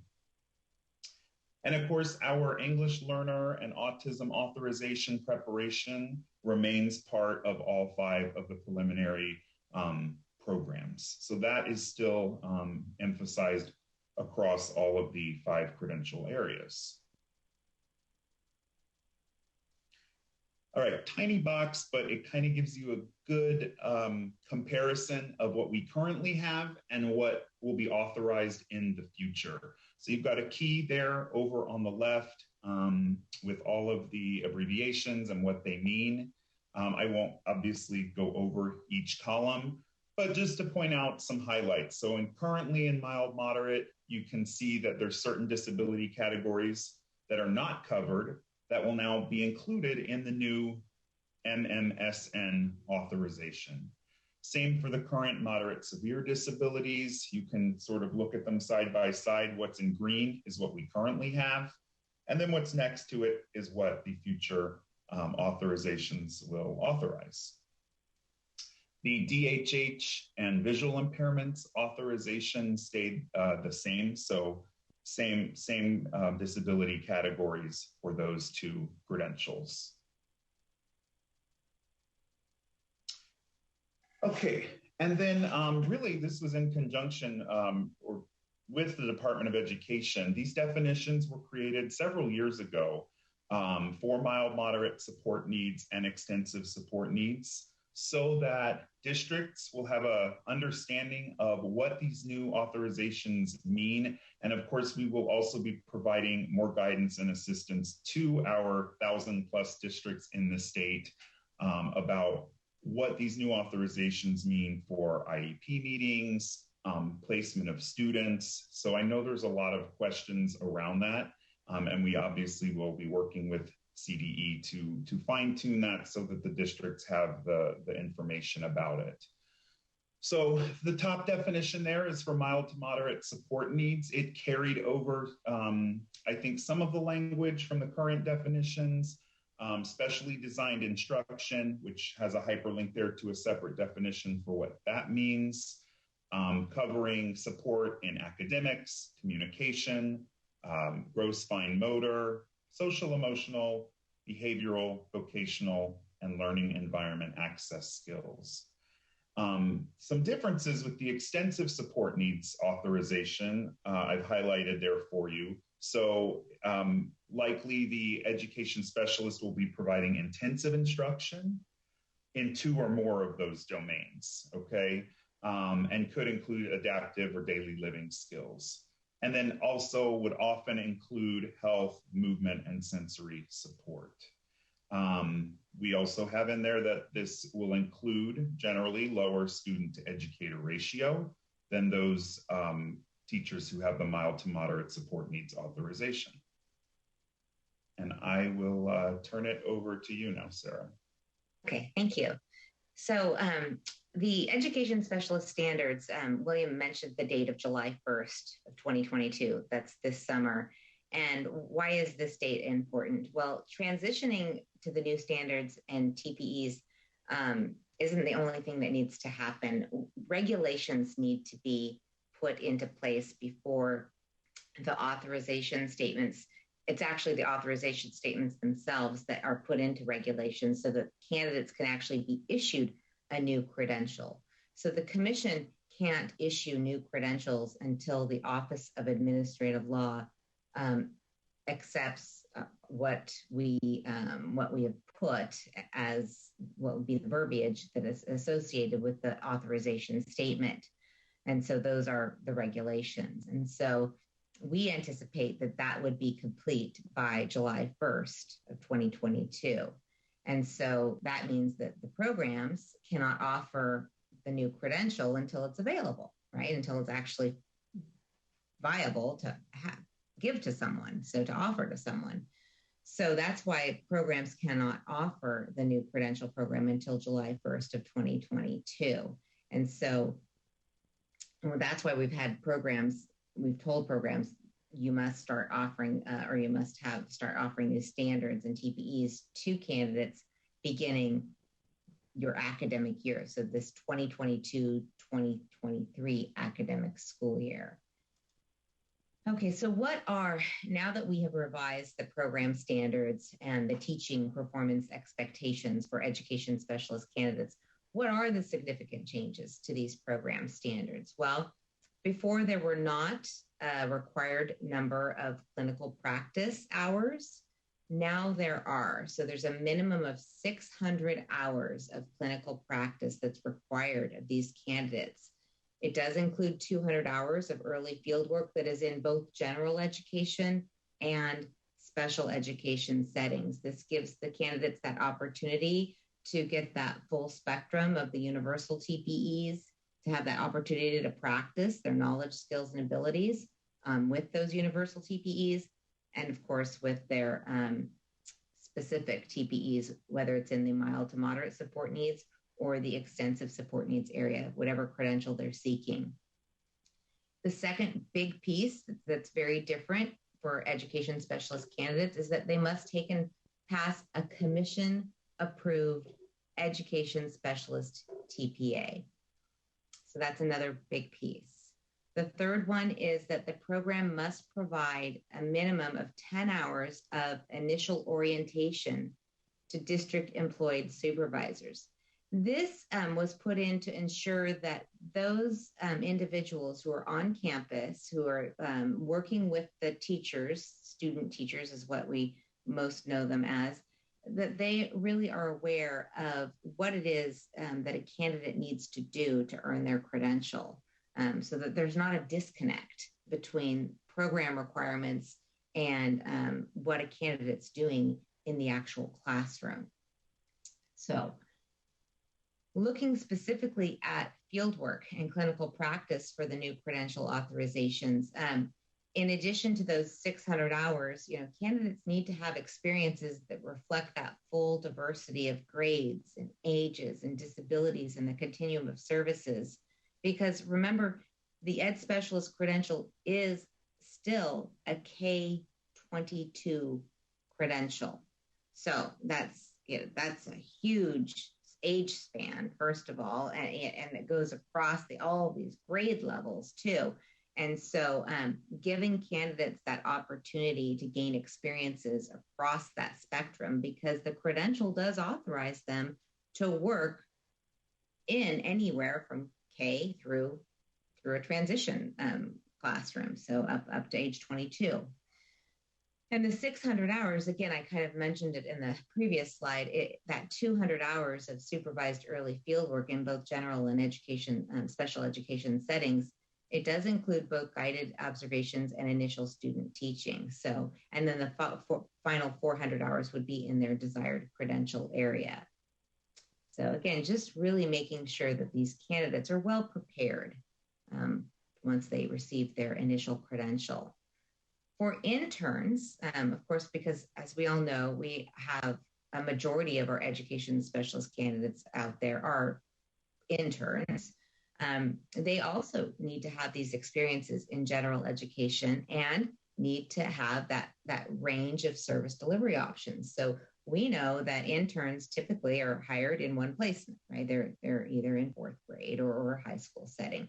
So it's really important that the program works with the LEA, wherever that intern's employed, to figure out a way to have the intern have access to this range of experiences, the range of the service delivery options, so that candidate, again, has that preparation to be able to work with all disability categories, with all age ranges and grade levels.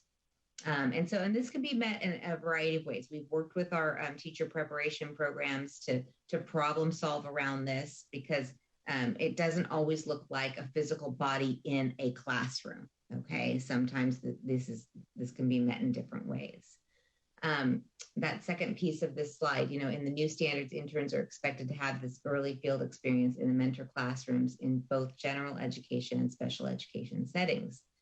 And pre-service hours can count towards the 200 hours of supervised early fieldwork. Now, the pre-service hours traditionally were kind of sit and get. And so if it's a sit and get thing, then it doesn't count for fieldwork, right? You're not in with K-12 students.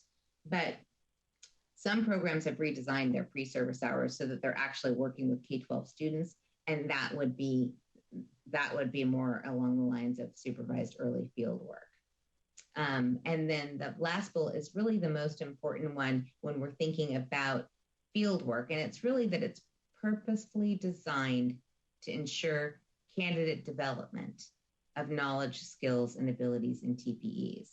So we no longer have those days where a program says, oh, you know what, just go out and I want you just to observe 20 hours. You need 20 hours of observation, go find a classroom and log 20 hours and come back. That's not supervised early field experience, okay? The program doesn't know where the candidate is going, doesn't have a purpose or a reason for the candidate to be wherever they are. So that's no longer early field experience, right? Instead, early field experience really is purposeful. You're saying to your candidates, okay, I want you to go here because I want you to observe this. So that's purposely designed field work. Okay. How are we going to get this field work in clinical practice, this idea of, especially with interns? Well, we created a letter to employers of education specialist interns to let them know how critical their involvement is, that they're really a partner in helping these interns earn their credential, earn their preliminary credential. And this letter really covers the clinical practice and field experience changes that have been brought about by these program standard changes, and how they are really an integral part of helping these interns complete their credential requirements. And it also shares the TPA information that their candidates, these interns who are in their classrooms, will be responsible for taking and passing a TPA that will involve video of students and of the teacher themselves teaching in order for them to earn a preliminary credential. So With that, we also have the idea of dual credential candidates, okay? And we have a couple different types. We'll start now with the general ed and ed specialist, the person seeking both a gen ed and an ed specialist credential. Again, these candidates, they still need to meet the program standard language of each credential being earned. Both mild mod and extensive support needs candidates do still meet the general ed or the universal TPEs. When a candidate is seeking a general education credential and an ed specialist credential, it is recommended that they have an additional 150 hours of field work. So remember, it was a 600-hour requirement, and we recommend, it's not a requirement, it's a recommendation that they have an additional 150 hours of field work. So that's a recommendation. Of course, inclusive settings are ideal for these candidates, but California is working its way to having these inclusive classrooms be more commonplace. And clinical practice really should allow candidates the opportunity to teach students both with disabilities and without disabilities. And the last bullet really touches on something that William and I have been working with the field, this idea of, well, how long should a program be for candidates seeking both a general education and a special education credential? And this is taking into mind that, you know, they have coursework and then, of course, fieldwork, meaning student teaching piece. And, you know, we haven't seen a program that is a year in length and issues 2 credentials that is sufficient. And so really you want to think about quality and adequate preparation of candidates. And so, but the bottom line is that the candidate needs to be able to demonstrate the knowledge, skills, and abilities for both the general education TPEs and the education specialist TPEs for either, whichever credential they're seeking, the mild to moderate or the extensive support needs credential. So given that, and that candidate needs to have field experience in both locations, in both settings, it's, you know, kind of, it would be a miracle to see that happen in 1 year. You know, 18 months possible. Yeah, that's probably better of a time frame. But I know William and I don't like to say this is the canned time, right? Because it really too depends on a candidate, depends on their development. And then the last or different type of dual credential candidate is that candidate seeking out both a mild to moderate support needs credential and an extensive support needs credential. And this candidate still is responsible for the TPEs in both the mild to moderate and the extensive support needs credential. They have to meet those competencies of both. They still need clinical experience and clinical practice with both in both settings, that range of disabilities, all of that, the range of needs. Again, I think we need to, and I just said disabilities, and really it's not, we're not focusing on disabilities anymore, we're focusing on needs. So has this candidate had the opportunity to work with students who have mild to moderate support needs and extensive support needs? You want to make sure that candidate's prepared to work with both. And then, of course, they still need to meet the universal TPEs. And then the programs themselves, in this case, would determine how many hours a candidate would need beyond the 600 for this type of a dual candidate holder. Because in this case, the candidate could do, after their 200 early field work, they could do 200 in with a mild to moderate support needs and 200 with extensive, or maybe they need more. It just depends. And that would be a program determination. And with that, I will hand it over to William. And William, you can, if I've missed anything, please feel free. No, I think that's good. And I forgot to sort of mention this in the beginning. All of this work is the culmination of a lot of effort to really improve outcomes for students with disabilities and also have our education specialists feel better trained and prepared so that they will hopefully remain in the field longer. I just bring up those two things. There's obviously more involved than just that, but we always have that at the forefront, improving our outcomes for students and also the preparation for our teacher candidates so they feel prepared to work with students with disabilities. William? Yes. This is Chair Hayes. Right, really quickly. On the previous slide, I just wanted to clarify, these are like an additional credential, not an added authorization. Right. Yeah. So they're that's correct. Yes. Yeah. They are both initial credentials. So the candidate would receive a preliminary mild to moderate credential and a preliminary extensive support needs credential, right? They are not added authorizations. These are full credentials. Thank you. Mm-hmm. Thanks. Okay, so we have some updated subject matter requirements that have greatly shifted. So we're going to touch on that for just a little bit.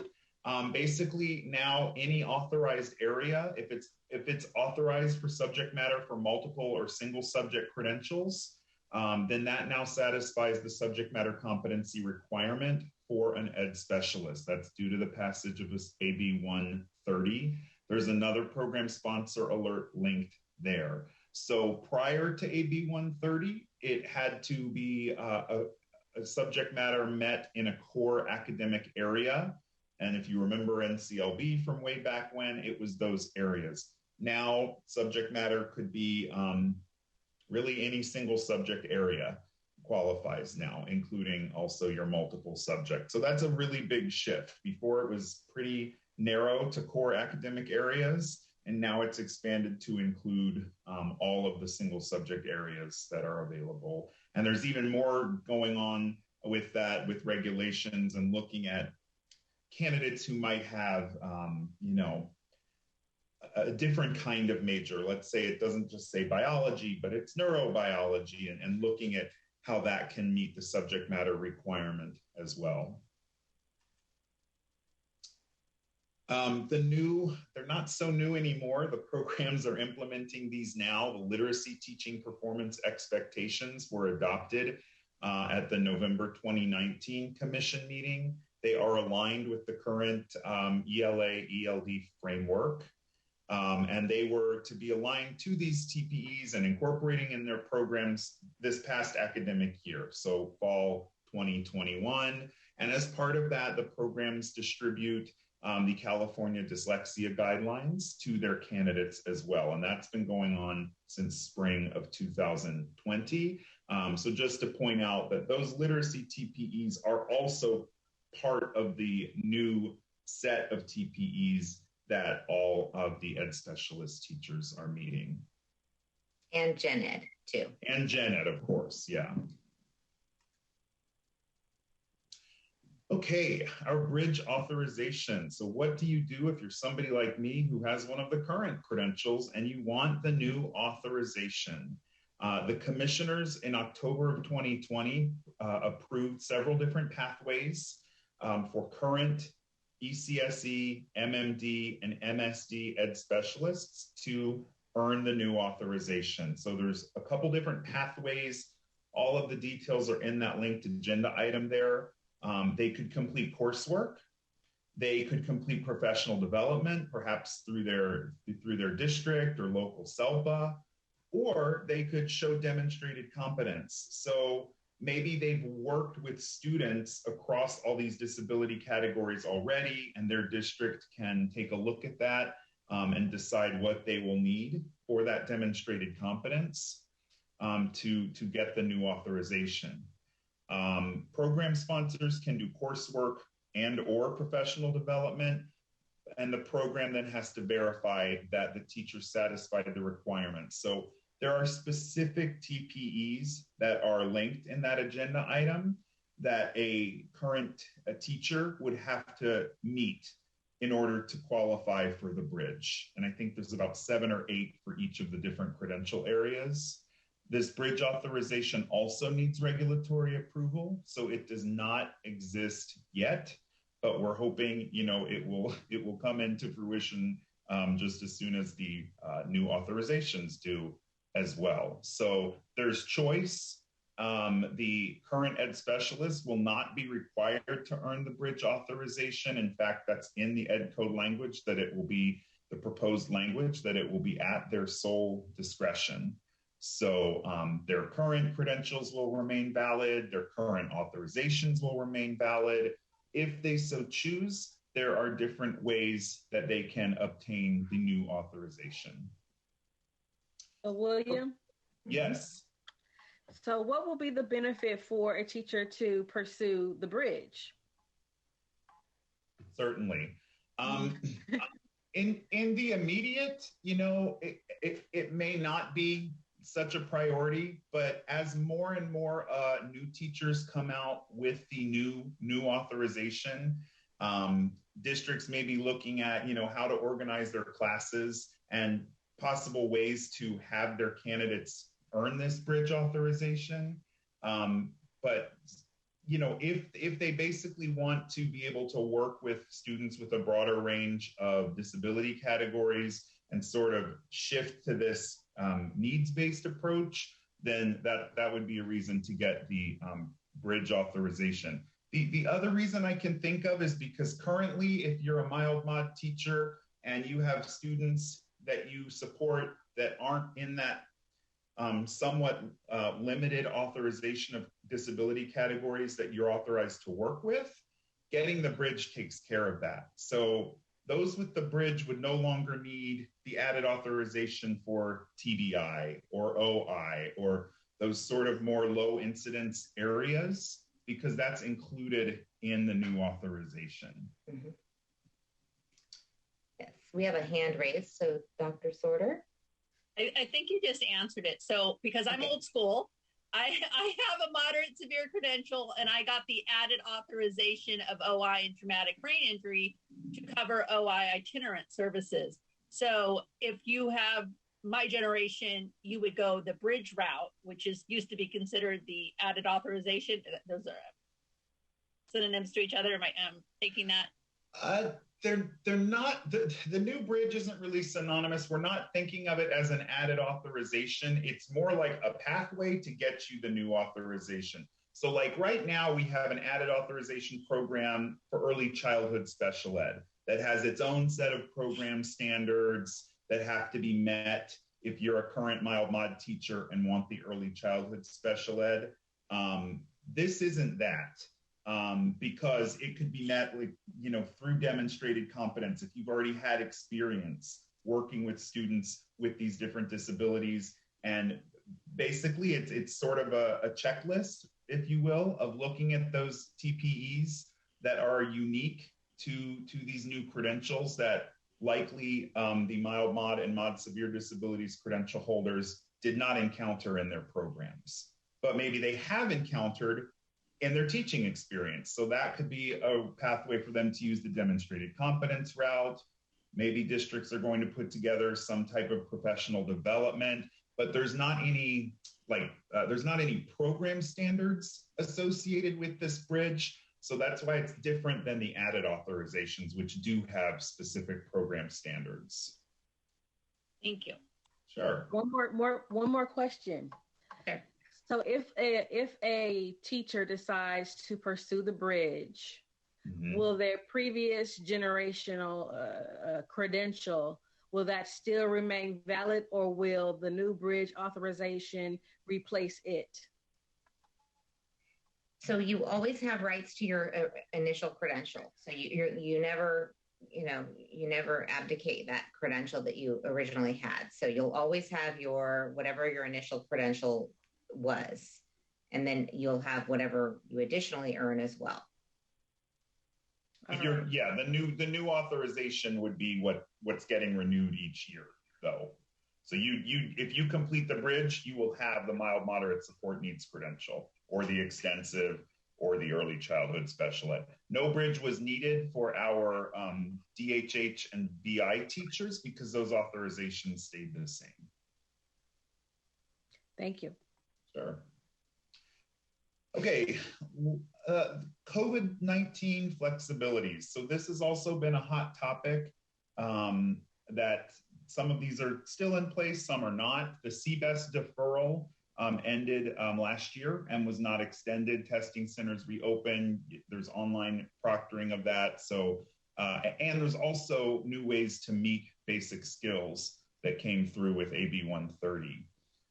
We also had a waiver for programs to issue candidates who still had outstanding requirements. And that also ended last year and was not extended.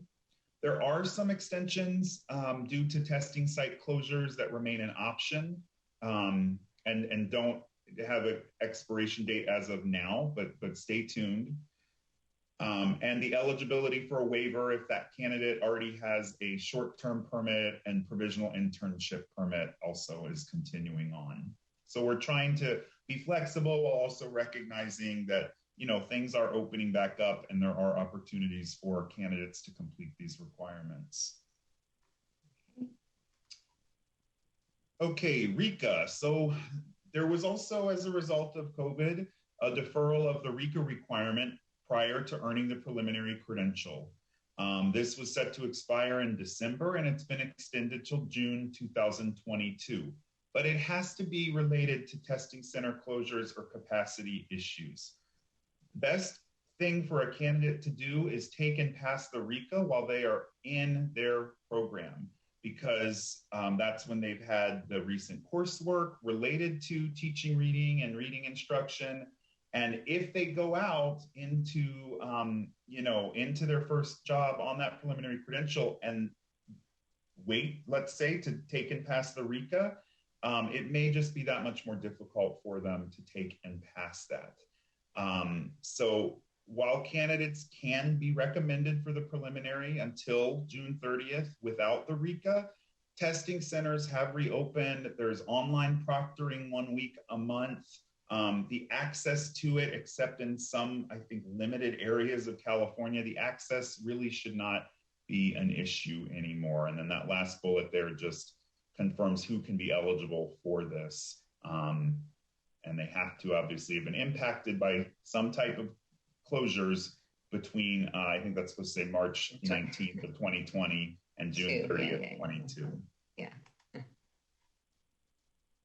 And I kind of already mentioned these topics, that it's available, there's online proctoring, and just making sure that candidates know about it. But really, this slide is sort of maybe even a little outdated from when it was originally drafted, because there's the majority of candidates should be taking and passing RECA now to earn their preliminary. Yeah, and it's in a candidate's best interest to really take and pass that RECA when they're in their preliminary program, because they will receive the most support for taking and passing that RECA from their preliminary program.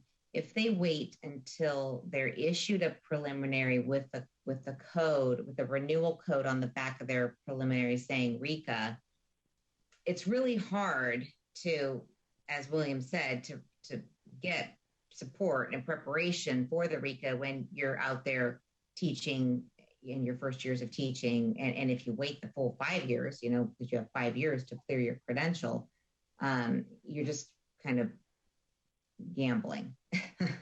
So, yeah. And we advise programs to advise their candidates to get as many, if not all, the regular requirements completed prior to issuing a preliminary credential. So that's the advice we've been telling programs to give their candidates. So moving on to the subject matter competence flexibilities for programs. There's still, there is a requirement that candidates have subject matter competence prior to whole class instruction. So this was a requirement that before they go in to do their student teaching, that they have met subject matter, right? Well, there was a suspension of that just because some testing centers were not available because of COVID, and that meant that teachers couldn't get in and take the CSET in their whichever area they needed. So that has been extended. So they still need to meet subject matter prior to issuance of a preliminary credential, but they're able to start student teaching before they've met subject matter. And so this is extended through this academic year. So, until I think it's like June 1st of 2022. But that flexibility is in place. And then again, I think the second bullet just reiterates what I just said, but it has to be met before they can be issued a preliminary credential. And William kind of emphasized this, and we emphasize it all the time, is that this is really only for candidates who were impacted by a COVID closure. Okay. It's not just, oh, this person wasn't able to, hasn't done this yet, so we're going to use that COVID flexibility piece. No, this is for candidates who were truly impacted by COVID closures or capacity issues at testing sites. We have here summaries of recent commission actions. In December of I guess now 2 months ago, December 2021, our commission agenda item for COVID flexibilities. You can look at the actual item. We did issue a PSA 2113 that came out right after that commission meeting. And essentially what happened at that commission meeting, there were 3 big things that happened. We touched on this. They extended the idea that a candidate doesn't have to complete their RECA prior to earning the preliminary credential from as long as it was between March 19th of 2020 through June 30th of 2022. And again, due to a testing center closure due to COVID or capacity issues. So they still have to pass RECA. This is not an exemption. This is just a deferral. Number 2, it was the deferral of the CBEST requirement to enroll in a teacher preparation program. This is just, this was a precondition on our part where candidates had to take and pass take and pass the CBEST to enroll in a teacher prep program. So that was deferred, and that was between, again, March 19th of 2020 through June 30th of 2022, and again, due to COVID. And then the third big thing was the subject matter piece. So they deferred the requirement to complete that subject matter exam for interns if the candidate was unable to complete the CSET between March 19th and 2020 to June 30th of 2022 due to testing closures, again, related to COVID. So those are the 3 big things. I'm kind of glossing over it. You can read it in great detail in that PSA. I just wanted to give you kind of a bullet point there. And you've got it right there. Hopefully you have access to that link. Another big thing that kind of came out, this idea of this fee waiver. So as part of the budget, the state budget for 21-22, the commission did receive authority to offer a fee waiver for initial applications until July 1st of 2022. So it is valid for applications received on July 1st, 2021 through July 1st of 2022, or until we reach the $20 million mark. So until we reach that point.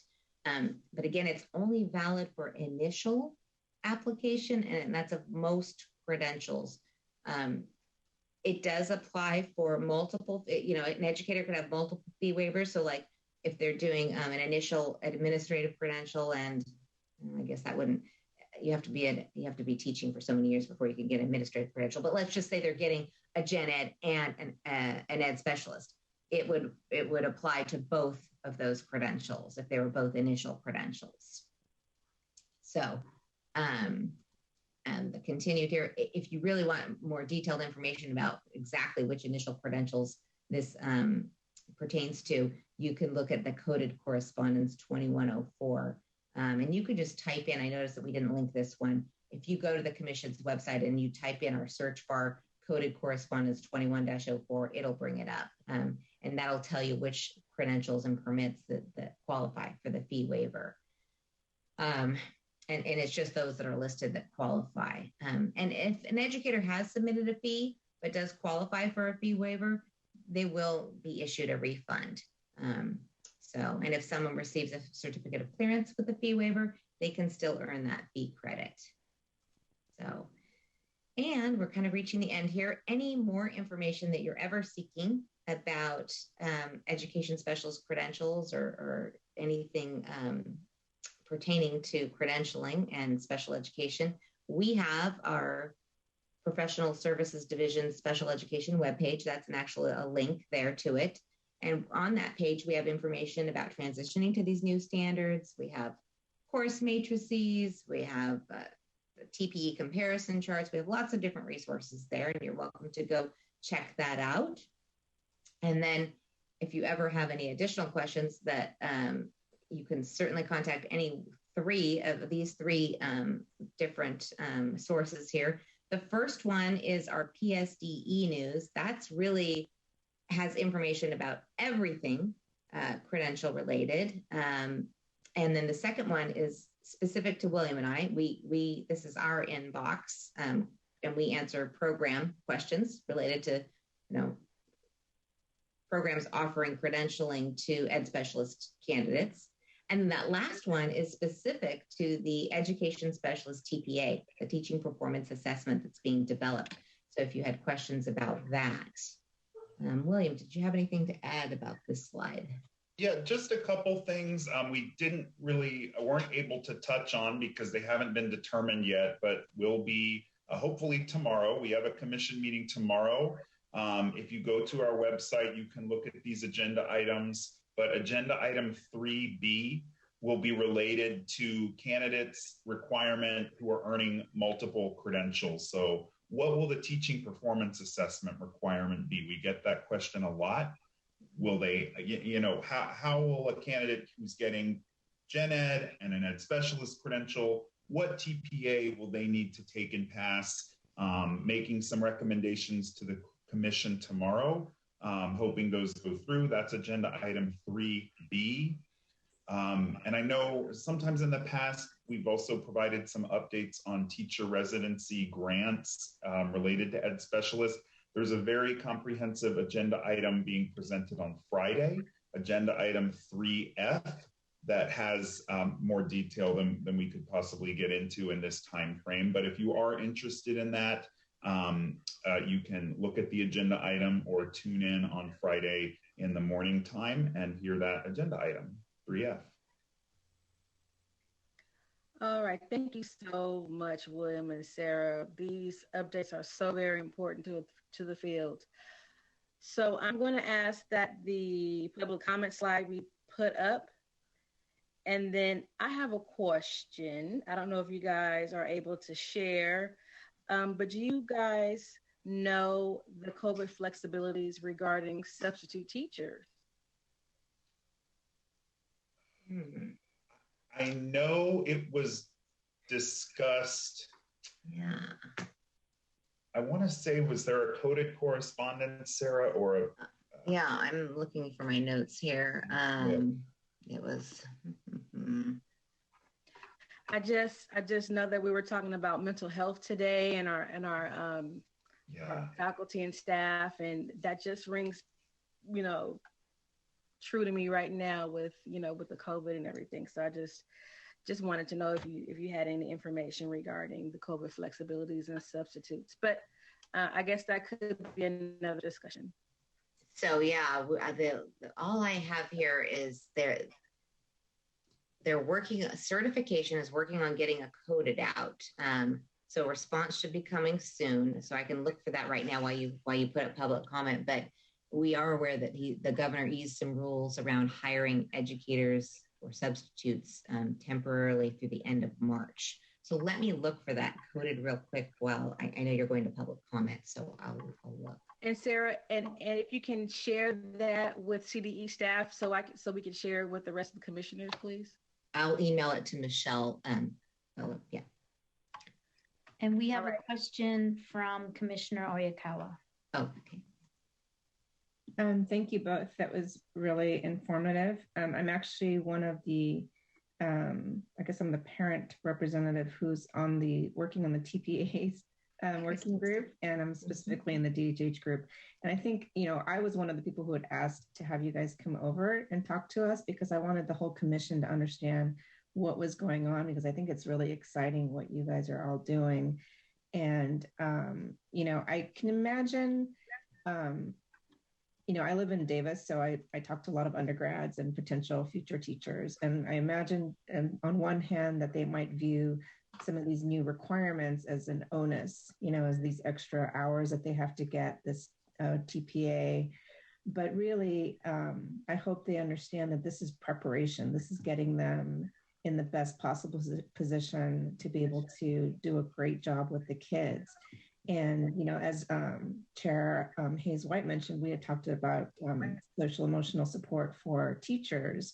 And I think part of that is them feeling that they have been supported throughout their career development, as well as when they're on site. And I think having that very strong foundation and feeling that they have the credentials that say, hey, I'm able to do this, that it's been invested in me, and this is what I'm bringing. And I hope that the parents who are out there also recognize that the amount now of work and training that these teachers will be getting will really just do so much more for all our students. And so it's to benefit everyone. So thank you for all the work that you're all doing. And I look forward to seeing how this all works out. I'm glad to hear the flexibility with the testing as things are crazy now, but I appreciate that it's a deferral and not an excuse or not a skipping over of something that if it's something that's important, but to give them some flexibility. And as Chair Hayes White mentioned, substitute teachers, everyone's stretched so thin. So we're happy to see everyone coming together to try to support each other in the schools for all our kids. So thank you very much. Yeah, and thank you. And that's a really important point that I know sometimes gets lost when we're presenting this information. Sarah and I are the facilitators, but this is the result of efforts from parents, current practitioners, candidates in programs who've been involved with our work groups from the beginning, and obviously faculty from existing preparation programs. But, this was not done in a vacuum. It was done very collaboratively with all different types of preparation programs input, really over the past 7+ years to get to this point. So it's definitely exciting. I do have that coded correspondence. It's 22-01. It came out on January 13th. That talks about the executive order and staffing flexibilities for substitutes and some of the key provisions of that, and strategies for immediate use of the EO flexibilities to address some of these substitute shortages. So that is coded correspondence 22-01. And I emailed it to Michelle already. Awesome. And so Thanks, she can, Sarah. so it's emailed, yeah. Thank you, William and Sarah. That's very important for us right now. Thank you. Mm-hmm. Any other comments or questions, commissioners?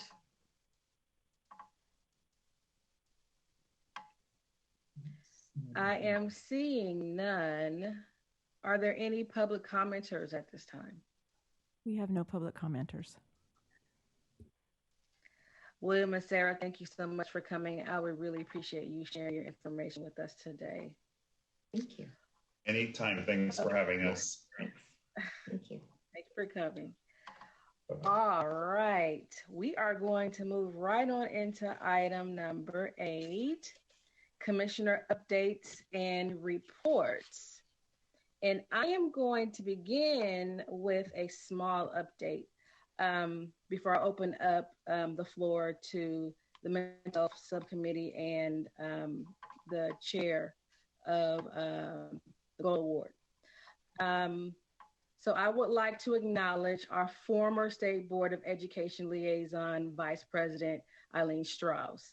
Her term has expired, so now there is a vacancy until her position is filled. And I would like to thank Dr. Strauss for her service and her dedication and hard work in the field of education and special education. And so that is my little update. And mental health. Mental health, would you like to have an update?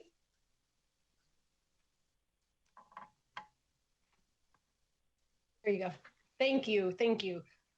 Again, we met this morning and we discussed about how important mental health is and how we need to just, invest in our mental health in our schools and our community partners working together in the continuum. And we heard that throughout, I think, our commission meeting today about the alignment, about collaboration, how we all work together and not in silos to be able to support the whole child and be able to, work with the families to provide the supports that we need. Some of the things are, training with our credentialing programs tied to how to serve mental health needs of students in our schools and how to integrate services across agencies, training of staff regarding mutual respect. That is the most important thing we discussed was about mutual respect and how we all work together and build one system as we unite in care, including, parents and staff and youth. And then developed aligned recommendations across state commissions for children and youth to build holistic supports for them, including Child Welfare Council, Mental Health Services Acts Commission, ACSE, and others. And then develop connected youth advisory council for mental health services for students in California, including youth member, because that was one of the things that we don't have a youth member on our committee. And I think somebody had addressed that. I can't remember. It feels like such a long time ago. But yes, so that was one of the things. And also technical assistance to staff regarding how to support mental health services for their students and parents now, and supports for education to address the workforce shortage and bring more staff to schools to assist. So these are a few things we discussed this morning. Any questions? Thank you, Janine, for your hard work on that mental health committee. Let's see. Oyakawa, Goal Award Chair. Thank you. The Goal Award, which is the Grazer Outstanding Achievement and Learning Award that we give every year, we don't have anything really new except to just give everyone just a reminder of what our timeline generally is for this program. Typically in March, we will be opening up the applications, and those are announced to the public and would be posted online. And then early April, I think it's traditionally the first Friday in April is when this final submission date is due. And then the Goal Committee members, we will review the applications and recommendations for the April ACSE meeting with a bigger group to vote and select the Gold Award recipient. That recipient would be presented at the June ACSE meeting. And I believe it was in one of our last meetings last year, we talked about sort of the dwindling funds issue. And I'd like to invite anyone who'd like to join us on the Goal Committee in perhaps thinking of ways to kind of rebuild or generate some sort of funding, whether through its grant applications or some other sources that we can look into. We would appreciate that support. And then also, I think it might have been Michelle Andros who had suggested ways to highlight the award winners, perhaps through video sharing of their presentation, something similar to that. So if anyone is interested in working with the other members of the Goal Committee with me on that, please reach out. Thank you. Any questions? Thank you. Thank you, Chair Oyakawa. Are there any other updates or reports at this time? All right, seeing or hearing none, can we please have the public comment slide projected, please?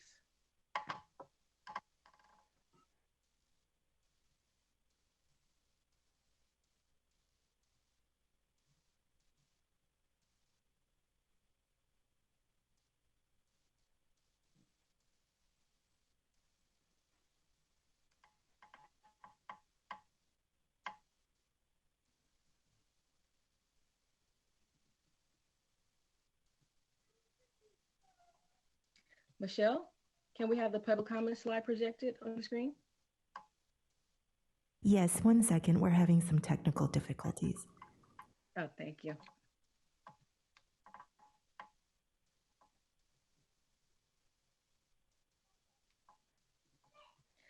I will pause for another couple of moments to allow callers to call in if so.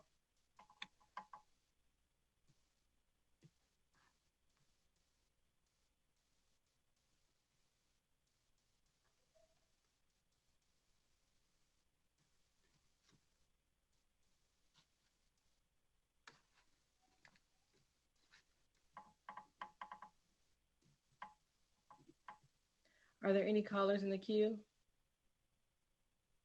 We have no callers.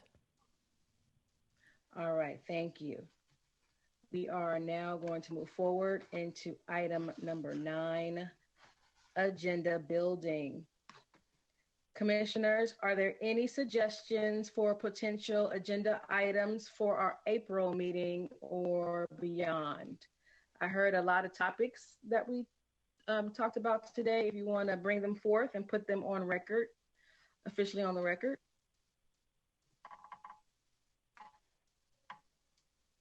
Please raise your hand in the chat.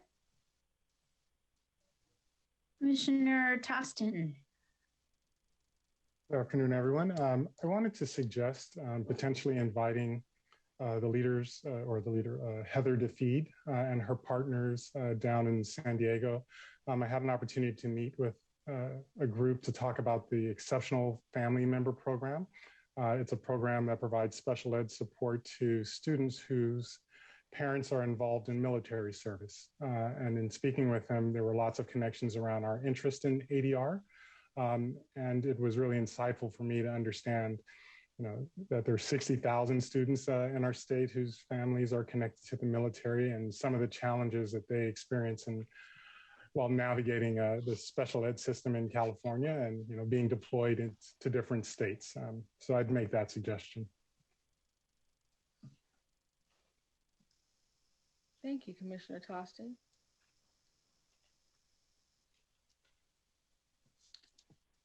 And Commissioner Oyakawa.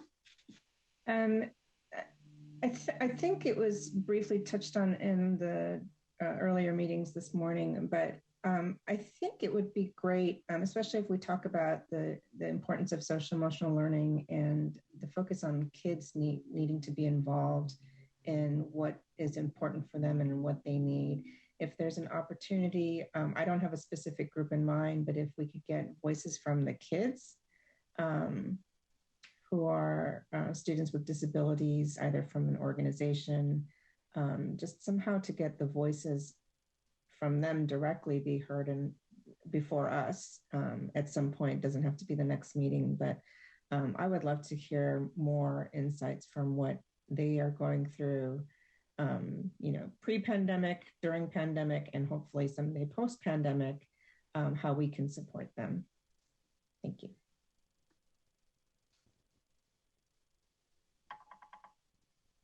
Commissioners, any other thoughts?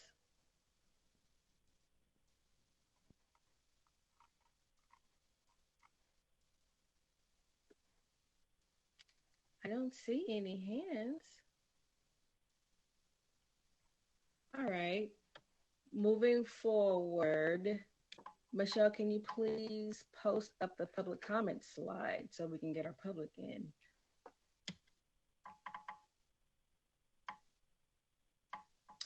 All right, I will pause for a couple of minutes, for a couple of ticks to allow folks to dial in.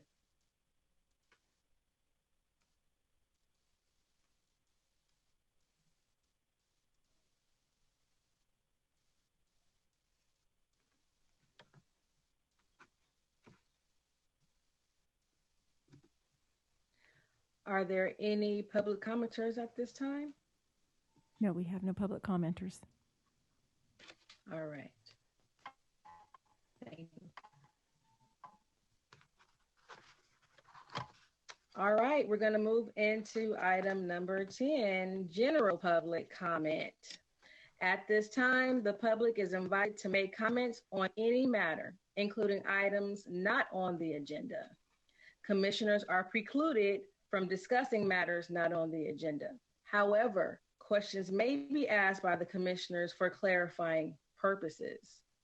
The commission would like to acknowledge receipt of all public comments received via email. Issues raised by the public may be referred to a future meeting agenda item. Public comments are limited to 1 minute. Michelle, please post up the slide. And I will pause for a few ticks to allow folks to dial in.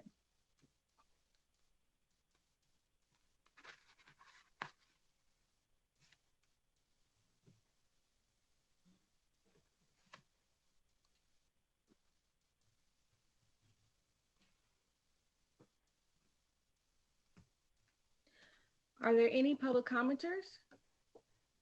We have none. All right. Hearing none at this time. Wow, guys, we have kind of sped up at the end. In closing, I would like to ask that you please join me for a moment of silence in honor of both Robin Zane and Matt Traverso.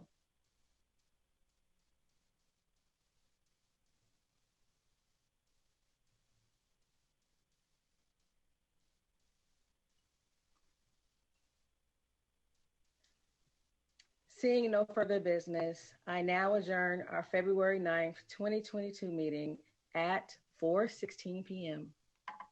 See you in April.